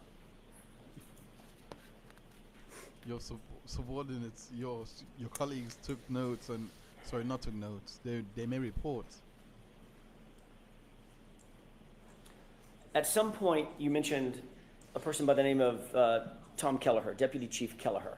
That's correct. Who is Deputy Chief Kelleher? He's the Deputy Chief of Canton Police. He was active on active duty at the time? When I say active duty, I don't mean that morning, that hour. I mean just generally. Yes, he was a lieutenant at that time. He was someone to whom, as a matter of fact, probably the only person to whom at Canton PD you actually reported, correct? Up the chain of command. He was the only person to whom you reported up the chain of command, meaning he was your direct report. He was in charge of detectives at that time. And then, of course, the chief would be above him, correct? Deputy Chief and Chief. Okay. When you responded to the scene, Deputy Chief Kelleher did not come out of his house and take over the investigation, correct? Correct. That was yours to detail. That is correct. At least while you were there. That's correct.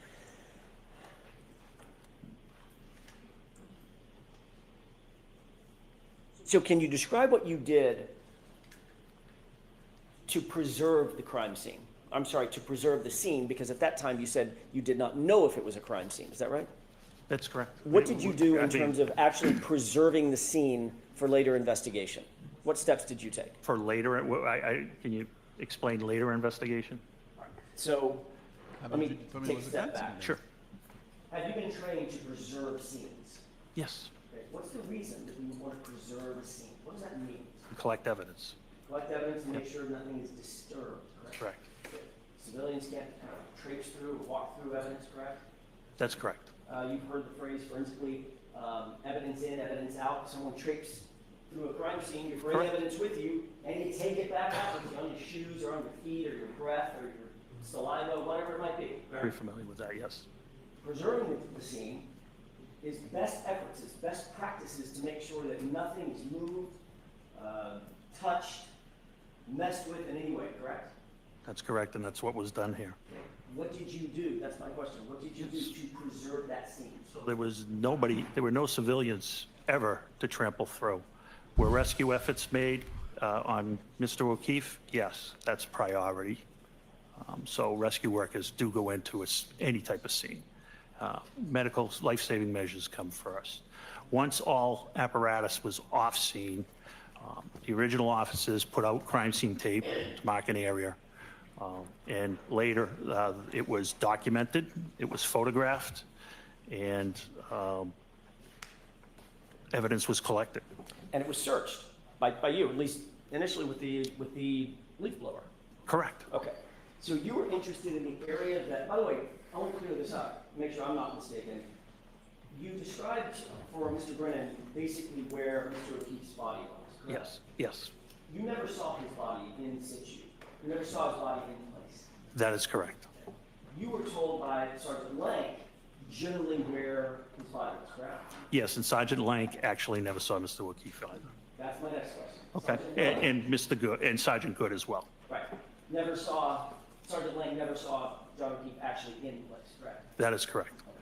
So you're receiving information from Sergeant Lank that he did not have personal knowledge of, and then you're providing that information later to crime scene investigators who are trying to establish a diagram or some sort of a chart about where that evidence was, where the drinking glass was, where his body was, correct? No, I never spoke to anybody in that manner about that. Didn't you ultimately go out to the scene along with others at Massachusetts State Police when they had a drone overhead? No, you're mistaken. I can clarify it for you if you wish. Sure. So on February 1st, after the execution of the warrant, they wanted to go down to the scene. It was Trooper Proctor and somebody from the CARS team, I'm not sure of the name. Once they got down there, I did show them where I was shown John O'Keefe was. They did want to put up a drone, but they could not do it because they were too close to Norwood Airport and because of FAA regulations. Okay. And that was the last of my involvement with that. I hope that clarifies things for you. Forget the drone.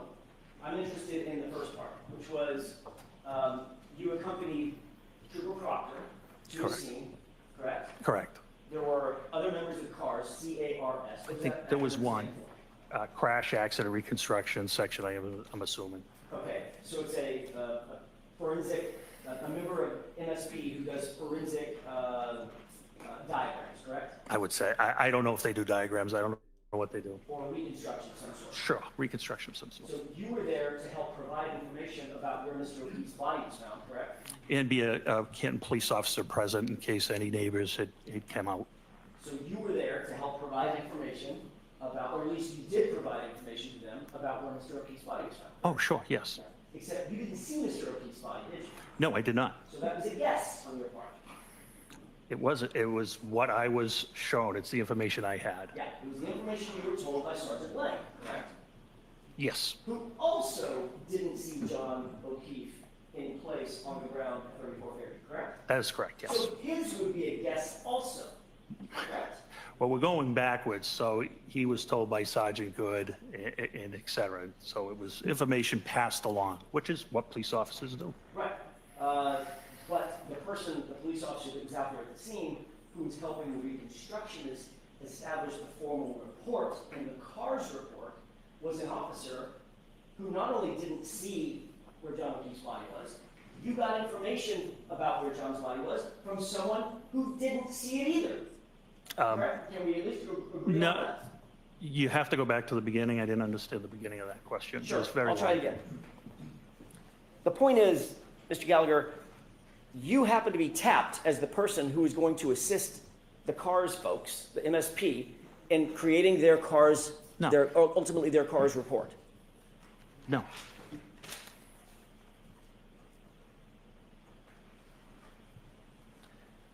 Isn't it true that you accompanied Trooper Proctor and members of the CARS unit to document Fairview Road and the scene of the incident? Yeah, I thought I explained it could not be done. Okay. So I'm not I asking wasn't, you- I only went to show them where Mr. O'Keefe was and in case any neighbors came out. I wasn't there to assist in any documentation at all. You were there.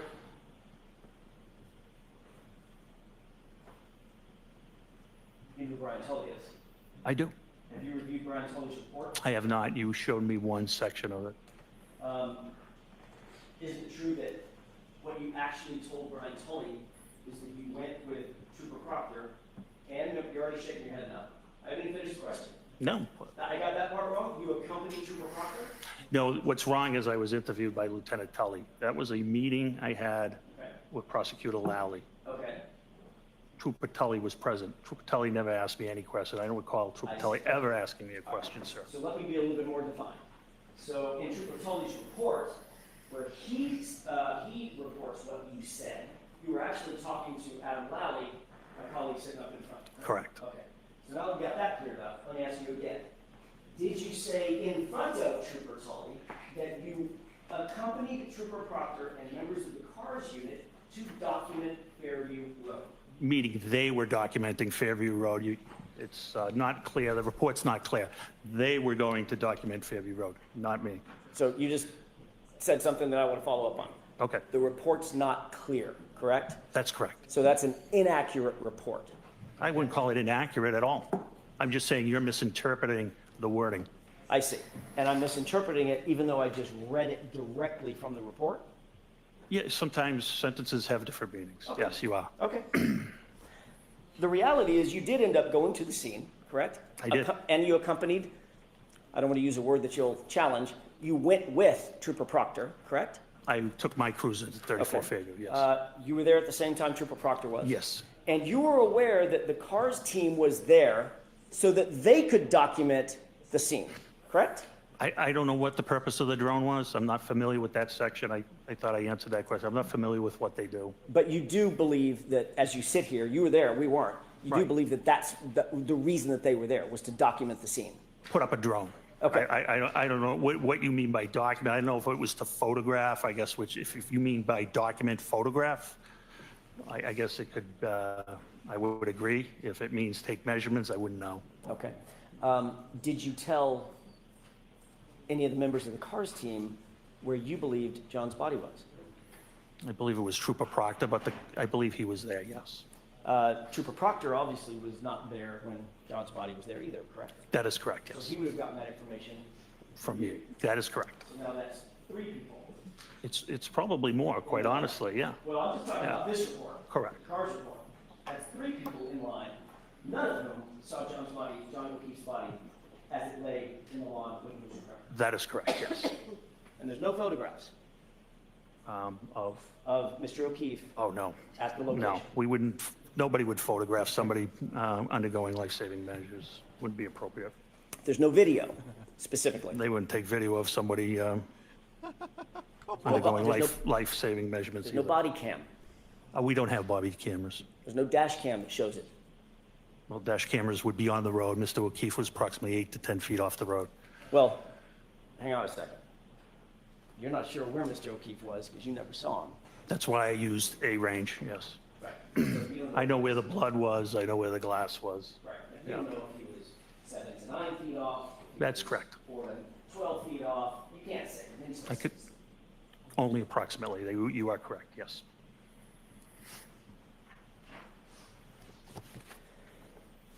You did meet with Officer Seraph. You met with all the officers when you arrived at the scene, correct? Yes, And Officer Seraph had been there from the beginning of the morning. yes. Officer Seraph didn't report to you at that time any statements attributable to my client, did he? He did not, no. You later went back to 34 Fairview with Sergeant Lank. That's correct. And you rode back, did you ride back to Canton PD with Sergeant Lank or separate cruisers? Which time? I apologize. I'm sorry, that's a vague question on my part.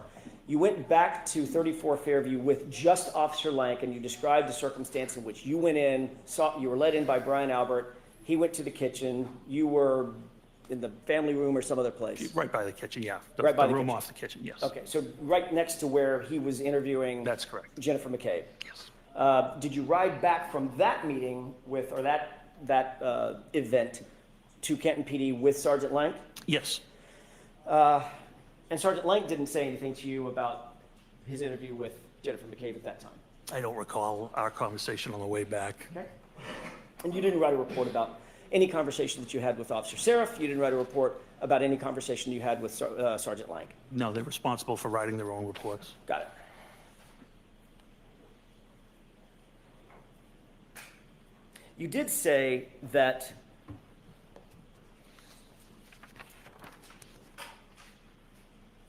let me back up and ask a different question. You testified about a year ago in another proceeding. You talked a little bit about the evidence collection of the biological material, the blood, or as you, I'm guessing at that time, presumed blood. You haven't done any testing. That's correct, yes, sir. But you assumed it was blood just because of your experience and it looked like it could be blood on a suit. That's correct. How far were you from Canton PD, approximately? Mile and a half. Mile and a half. You had your cruiser with you. I had my personal vehicle with me. Your personal vehicle. In other words, your ambulance where you could get from point A to point B if you wanted to. Yeah, I was the scene supervisor. I wasn't leaving the scene. Okay. But you also had subordinate folks at the scene that you could have dispatched had you wanted to. Correct. They all had cruisers. Yes, they did. Or personal vehicles, I'm not sure which. I'm sorry? Or personal vehicles, I'm not sure which. I was the only one with a personal vehicle. Detective Sergeant Lank had a Toyota Tundra pickup truck that is not marked, but it's assigned to our detective unit. So if you wish to, as a ranking officer at the scene, you could have dispatched one or more of those officers to run an errand, to go do something in furtherance of the investigation had you wanted to. Yeah, I actually did that. Okay, you did. What did Yes. you do in that regard? Remember, I sent Sergeant Good to get the leaf blower. Got it. You also know that Canton PD has evidence collection bags at Canton PD. Yes. You also know that they have materials and tools to gather biological material, correct? We do have swabs, yes. And those swabs go in little containers to maintain their sanitary nature, correct? That is correct, yes. In other words, if you see a blood stain, you don't just walk up with a Kleenex that you find on the ground and wipe it up. There's your blood stain. There's a process for gathering that type of evidence, correct? Sure. If you're looking for DNA, you can use a bloody Kleenex, to your point. It'd be kind of an emergency. Yeah, absolutely. My point exactly. But if you're a mile from the Canton PD, Yeah, you could have gone back and gotten a swab. could have. But you didn't. Didn't want to because of the weather, because you just said because it's an emergency, and we thought it was an emergency there. I mean, the storm was coming down terribly. And I believe if we didn't collect that biological matter, we weren't going to get that biological matter. But Canton PD was a mile and a half away, 4 or 5 minutes. In a blizzard? Still, in a blizzard, look, it's 3 minutes in good weather, probably 4, 5, 6 minutes in a blizzard, correct? I'm not sure. So let's call it 12, 15 minutes. You certainly could have gone back. If you wanted to, you could have dispatched one of your officers to go back and get swabs and properly collect the blood material. Right? Sure. And I believed 15 minutes would have made a difference. And what you did instead is, well, 15 minutes would have made a difference, but you asked Sergeant Good to drive to his house and get a leaf blower. Yes, and while he was doing that, we were documenting the scene with photographs. You could have documented the scene with photographs even if you went back and get a swab. What's the difference? Because we were ongoing. It was ongoing. I wasn't leaving the scene. I didn't ask you to leave the scene. I mean, I didn't ask if you were leaving the scene. Needed the other officers. We talked about scene security. I already let one officer go. I now have 3 left. We're securing that scene. So you saw pink stains in the snow, correct? That's correct. And you said, Officer Good, probably called him Sean, Sarge, go home and get a leaf blower. That is correct. Could have said, Officer Mulaney, get your butt over to Canton PD and pick up 10 swabs, correct? He wouldn't have had access to the swabs. Oh, so now one of your officers could have gotten swabs, even if the lieutenant, a ranking lieutenant, had dispatched him to go get a swab? Because he doesn't have access to the BCI, the Office of BCI, where our stuff is kept. Could you have made a phone call? No, nobody there would have had access at that time. It was only Officer Dever on the desk. So you're the only person that could have gotten those swabs? Sergeant Lang could have gotten them as well. So Sergeant Lang could have too? Sure. But you didn't say that? No, definitely didn't. Okay. What you did do, however, is you went to the neighbor's house. Happened to be Tom Keller, right? The Lieutenant of Detectives, yes. Right. And Lieutenant Gallagher gave you red Solo cups. Yes. I asked for plastic or glass containers. He had Solo cups, and I utilized them. The same kind of Solo cups that we all see at backyard barbecues. Yep, they hold liquid terrifically. Oh, come on, man. They're also not sealed, correct? They are not. They're also not used normally. I mean, they were here. They're not normally used for evidence collection, correct? Oh, absolutely not. And then you decided you needed to transport that very important biological material back to Canton PD for storage and safekeeping, correct? That's correct. And why was it important to transport that blood material so what are the factors that you considered, the weight and balance, in terms of getting that material back to Canton PD in good condition, in sanitary condition? So a criminalist could extract a proper DNA sample. What would happen, for instance, if that blood material, I don't know, were contaminated? Contaminated how? You tell me, you're the professional. So DNA is pretty hardy, pretty forensically stable. The only things that are going to harm it are radiation, ultraviolet light, harsh chemicals such as bleach. That's not present here. I wasn't. Then you would have 2 sets of DNA when it's tested, which would benefit you. Well, depends on whose DNA it is. That's correct. That's correct. Yeah, That can contaminate it. It's not just bleach and all of that. If you're picking up someone else's DNA, you're not gonna determine, like. While you were, I'm gonna stay on this for a second. So obviously, there's a reason why blood swabs or biological swabs are handled with such care. For instance, a DNA analyst is going to put on gloves. Correct. Oftentimes, they're going to put on a mask.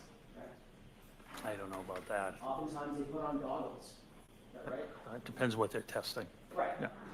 But in order to go out and collect something, you'll see CSI, crime scene investigators, in full body suits when they walk into a crime scene. Yeah, you can. Because you don't want to contaminate the scene with your own hair off your arm or an eyelash falling into a blood stain, correct? That is correct. Right. So there are protocols. I mean, you said just a second ago, Mr. Gallagher, well, it's DNA. Unless somebody pours bleach in it, they're pretty much golden, right? That's not quite the fact, is it? And that's not quite what I said. No, it's not quite what you said. You were suggesting that it's hardy enough that it doesn't really matter No. if it's contaminated or not. If there's multiple people's DNA, it just benefits everybody. No, I simply asked what you meant by contamination. Okay. So it could be contaminated with debris, is that right? Sure, it can. It could be contaminated with other people's DNA, is that right? It can. It could be contaminated with foreign items, foreign either aerosols or somebody's spittle when they're talking, correct? Sure. Contaminated with 1,000 things. Hypothetically. Right. Of course, these Solo cups didn't have lids on them, right? They did not. They were open? Yes. You didn't photograph where you picked up the samples? No. You didn't document where you picked up the samples? No. So if the samples were in 6, how many Solo cups were there? 6. 6 Solo cups. We don't know as we sit here where each of those Solo cups contents came from specifically, do we? Specifically, no. Okay. Then those Solo cups with no lids were placed into a bag, right? That's correct. You said on direct examination that this was a brown paper bag, right? It is. Stop and Shop, I believe. And you said that Stop and Shop bag is, other than having the words Stop and Shop on it versus evidence on it, basically the one and the same thing. Same dimensions, made out of the same materials, yes. Right. But with an evidence bag, you know exactly where it came from and who's handling it. Not necessarily. Comes from a manufacturer Sure. whose job it is to secure those bags so that they are not mishandled, so they can have some sort of bona fides that they're clean and ready to accept evidence. In, say, for instance, I don't know, the investigation of a homicide of a police officer. Okay. Important stuff, right? We're not at a homicide of a police officer at this point. I'm just talking about evidence bags in general. Evidence bags in general. In other words, I'm trying to think of some of the most important investigations around. The manufacturers of those evidence bags manufacture them and send them in a way so that their bona fides, the provenance of those bags, is maintained, correct, and protected. That's the way they ship them, yes. Right. And Canton PD pays extra money for those bags for that very purpose. I'm sure they do, yes. You mentioned almost tongue-in-cheek, look, except for the price, Yeah. they're probably pretty close. Yes. There's a reason that there's a price difference, right? What would the reason, what's the reason? Well, it's not the shop, I can go pay 10 cents Yeah. for that bag, because I don't really give a hoot where it's been or who's handling it. Right? It's got my milk and my eggs in it, really don't care. Yeah, I don't know how they price it, because of how they package it. I don't have any knowledge of Well, that. you're the one that mentioned the price. I'm just Oh, trying to no. make a point. Yeah, I There's a agree with reason- you on that. I'm sorry, we're speaking over each other. Okay. I apologize. I'm sorry, Mr. Gallagher, you gotta wait for me. Yep. There's a reason. My point is, there's a reason, right? Yes. That evidence bags are more expensive because there is a way they're manufactured and they're taken care of, and Canton PD is willing to pay that extra price, like every other law enforcement agency, because of that. Correct? All right. So they're not quite the same, are they? No.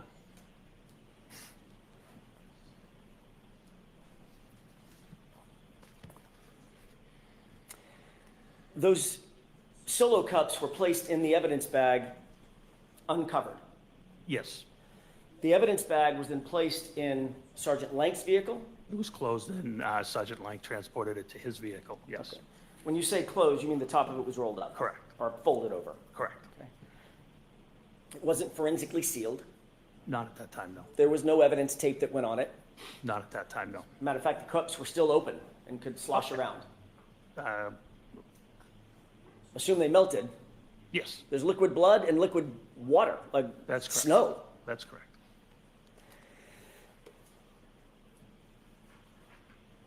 And you indicated that those were, at least you believe, those were placed in an evidence locker, temporary evidence locker, correct? No, the blood samples were put in a refrigerated unit. My mistake. I thought the refrigerator was the temporary storage locker. It's different?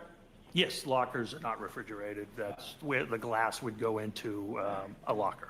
Okay. This was placed into an evidence refrigerator. That's correct. That was to maintain the integrity of the sample, the biological sample inside the cups, correct? That's correct.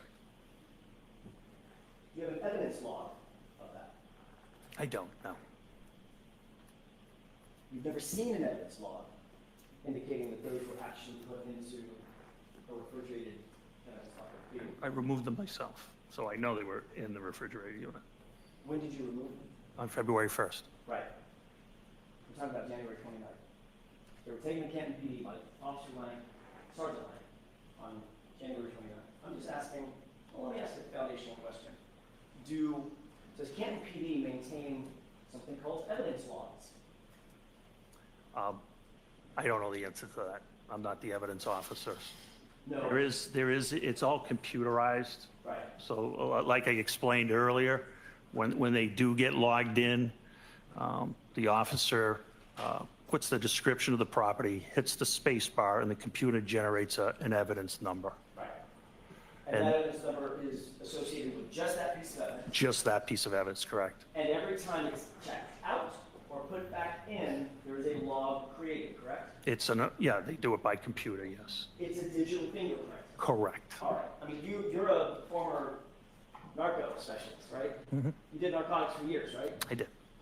Drugs, about the most sensitive thing out there, right? I mean, you get a bottle of fentanyl, You're not just gonna go set it on Of course. the evidence subject's desk, you're gonna make sure that damn thing gets logged exactly how it's supposed to, correct? Of course. Because it needs to have a trace of where it goes and who touches it and who has access to it, correct? That is correct. You've never seen an evidence log for these items that were taken from 34 Fairview and supposedly put into the, well, not supposedly because you took them out, and ultimately went into a refrigerated evidence log. Yeah, I wouldn't have access to the evidence log. Our evidence room is a very strict process. There's only 2 people that can even have access to the permanent, once it goes into permanent evidence. And it's the admin sergeant that changes the custody when it comes out for court, if an item has to come out for court, or if it has to be transported to another agency, or if an officer needs it removed from evidence for further inspection, the admin sergeant would take care of that. That's the way it's. Mr. Jackson, you're not going to finish today, right? No, I'm In not. 2 minutes. Two questions, and I'm also. All right, 2 questions. Thank you. That's the way it's supposed to work, correct? Yes. But you've never, as you sit here, you've never seen an evidence log determining where that blood went and who was handling it between January 29th and February 1st. I have never seen an evidence log. That's all I had, Your Honor. At least at this time. All right, Lieutenant, we're gonna have you come back tomorrow morning. Thank you, When Your the jury files out, you can file right now. Thank you. So jurors, that's it for today. The same 4 cautions. Please do not discuss this case with anyone. Don't do any independent research or investigation into this case. If you happen to see, hear, read anything about it, please disregard it and let us know tomorrow, and be very careful with your social media use. All right, see you tomorrow. Thank you. All rise for the court, please. Jurors, close your notebooks, follow me. Goodbye. Well, that's it really. Not much has changed from last year, because it's pretty much the same routine. Nothing much has changed except for the fact that he's trying to pass off that the evidence collection that they've done wasn't that bad, and it was common and A grade, as he said, as Paul Gallagher said in his as retired Lieutenant Paul Gallagher said in the direct exam. So You don't need me for anything, right? it's we're back in for some reason. 1 second. Yes. I wonder what they're talking about. I thought that was it, but they're still going. So Lieutenant Paul Gallagher, in regards to how the evidence was collected, we can all agree that that's not how it's supposed to be collected. Not with a shopping bag, a red cup, and a leaf blower being used. It was supposed to be done with, but he's trying to make it pass off in this trial. He's trying to make it pass off as there was nothing wrong with that, and the jury might not buy this. The jury might actually look unfavorably with the Commonwealth as how they have conducted this investigation, because you have to ask yourself here, especially the people that says justice for John O'Keefe. You have to ask yourself, the way that the Commonwealth has conducted this case, has it actually given much room for them to investigate and the actual killer, if it's not Karen Reed? No, because end of the day, the way that they conducted the investigation had let John O'Keefe down. You also gotta ask. You also gotta ask, how on earth could you say it was Karen Reed that did this, if you found the cup that he was holding? Like, you gotta ask yourself, how did the cup that he was holding break the way it did, and there was no shards of it on him? You gotta ask yourself that as well. I have theories in regards to this case. I think they're done now for real. I have theories in regards to this case in that it could have been someone could have easily hit him from the back of the head. Someone could have easily hit him from the back of the head, and I don't know how to explain away the hands, but from the back of the head, I could actually see that his cup being used against him, a cocktail glass being used against him. Now, was John actually can they prove that John was actually walking with that cocktail glass all through? I don't think so. I think someone deliberately used that cocktail glass to hit him in the head. I don't think Karen Reed is a real perpetrator here, and I think the real perpetrator is getting away with it.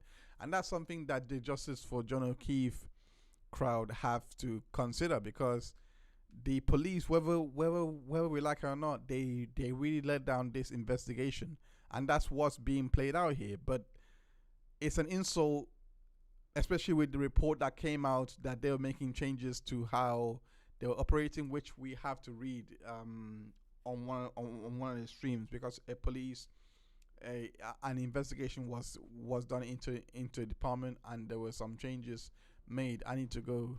Hold up. Okay, it's done now. Let me close it down. I need to go and.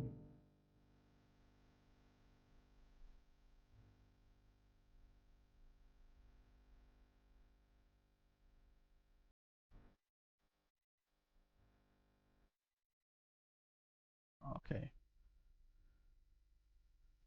So, where was I? I need to go and get hold of that report and read it out on stream, because a lot of changes were made after this after the way that this case transpired. So for the retired Paul Gallagher to get understand and make it seem like the way that they conducted the investigation was A grade, I don't know how that's gonna sit with the jury, and I'm not sure if AJ is done, and if the controversy, the cross examination is gonna continue, but maybe they can get that report in. I don't. Maybe they can, because I'm not sure if they will allow it. Maybe on the grounds of hearsay they don't allow it. But it's a great for us that knows, it's a great impeachment, because end of the day we know that the investigation was shoddy. Now, recapping on what has happened today is just again going back to the witnesses that was on the stand today. That was Ryan Nagel, that was Heather Moxon and Sarah Levinson, as well as Katie McLaughlin. I think that especially the first three, like I said before, those three did not help the Commonwealth theory in any way. I think based on what's coming up and what's coming up in this case is going to be the accident reconstructionist for the prosecution is going to testify as to how the accident had occurred. Based on what we're gonna hear, there is no way that they could now claim that the car was going at 24 miles per hour in reverse, and these three witnesses do not see it at all. I think that's a great point that they might bring up in closing statements to show how flimsy the case really is, because how does these three witnesses that was parked outside, that were supposed to be independent and non-relational to Karen Reed and the McCabe, etc., how do they not see Karen running over John O'Keefe in reverse? That's something that I'm eagerly waiting to see unfold. The testimony provided today by Katie McLaughlin is also a very interesting one because she says that she definitely heard Karen and she can't forget it. Don't forget that she said that she can't forget the fact that she heard Karen Reed say, "I hate him, I hate him, I hate him." That she can't forget that. That she definitely said it, and she went and relayed it back into the ambulance and into the fire. That she said this. It puts Timothy Nuttall's testimony in question and calls it into question, because now you have to wonder, did he hear it himself or did he hear it from Katie McLaughlin, as she has now testified to? It's an inconsistency because the first in the first trial this was not a testimony, but now she's saying that she's testifying that that she heard it from Karen Reed. It puts the other officer's testimony of hearing "I hate him" in peril, because now they're gonna have to answer who they heard it from. You know, are they all now gonna say that they heard it from Katie McLaughlin? Because that will now be room for impeachment, and it's just not going to make them look credible. Now, this conspiracy thing, like I said earlier, I think it's a big call for them to for the defense to say it was a conspiracy. It's a big call because it's a hard thing to prove. It's a hard thing to prove. I think they're off to a great start so far with the text messages that came out in Jen McCabe's cross. But it's still a hard thing to prove. And how do you persuade the skeptics that says everyone is in on it, that doesn't agree with that doesn't comport, if their story or if their testimony doesn't comport with what the witness theory is now? Are they all in on it now? You know, things like that is going to come up, and the jury who does not know this case from the beginning, you know, they have not watched this case like I have from the beginning, and they're coming in with fresh eyes. How are they going to react to this testimony, to this theory of conspiracy? I can tell you based on what I know of the case and based on the other cases that I've covered on this channel, especially in regards to conspiracy, this is the most credible one. I don't think, but this is the most credible one. This is the most credible case of conspiracy that I've seen, where you have messages of people of people actually saying to themselves, if she pleads out, it's all done. But if she doesn't, I'm paraphrasing, it's gonna be an episode. And messages like "keep it simple," all to do with the witnesses that have to go and speak to the police. This is credible to a point, but I hope that the defense can surgically bring it home, in the sense that they don't confuse the jury to a point that they feel like they have to prove that conspiracy, because the jury have to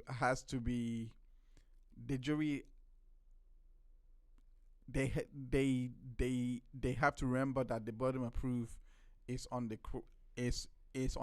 prosecution. And that's why, even though I believe Karen Reed is innocent, I don't think that she hit that man.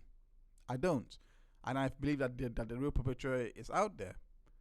And that's purely based on what the Commonwealth are going to bring out. That's purely based on the fact that the medical examiner is not going to opine on the cause of death of John O'Keefe. I think Scarabella, or what, I believe that's her name. She's not going to agree that a car struck John O'Keefe. With those facts coming in, I can't see how the prosecution is going to is going to prove their case. I can't see it. And of course, there's so much to cover in this case. There's so much to cover, and I aim to bring it forth in these streams. Hopefully that you guys have enjoyed this stream. Hopefully you guys are enjoying the coverage. Let me know how you're feeling in the comment section below, and also don't forget to hit that like button if you have enjoyed the stream. Now I'm going to go. I don't have anything more to say outside of keep an eye out, because I shall be covering the Diddy case as well. That case is in jury selection. I am going to have a guest on, I believe, this Sunday to discuss that case and to bring updates in regards to what's happening. So stay tuned, and don't forget to subscribe, as we have a lot coming on the channel. Again, I hope that you have enjoyed this coverage. Take good care of yourself, and yeah, I'll see you tomorrow when we're back in court at 9 o'clock Eastern time, 2 o'clock UK time. So I'll be back. We'll be back here. See you soon. Bye bye. Show is over, but that does not mean that the fun has to end. And I know how cliche that sounds, but really and truly, the fun really does not have to end. You know how good our streams are and how fun they can be. So we have decided to put them all into a podcast and a playlist format for you to binge on if you so wish. We also do recaps and clips of the best bits, the worst bits, all of those bits, lady bits, every bit, whatever it might be. We do that as well, and we upload onto the channel so in case you guys just you don't wanna watch the full thing, you have the option of watching just the short versions. It's up to you. You have the choice. You have the power, like E-Man. So without further, you can also check out the main Heinz website, where we continue the discussions over there, but in a more broader context, to try and get into the psychology of why all these things happen. The end screen should be up here so that you guys can see the content you guys can watch. The playlist will be on your left hand side or right hand side, I don't know which one, and the video that and a recap clip should pop up here. So without further, I'll just say bye, and I'll see you on the next stream, and most importantly, the Unintentional Juror podcast. See you there.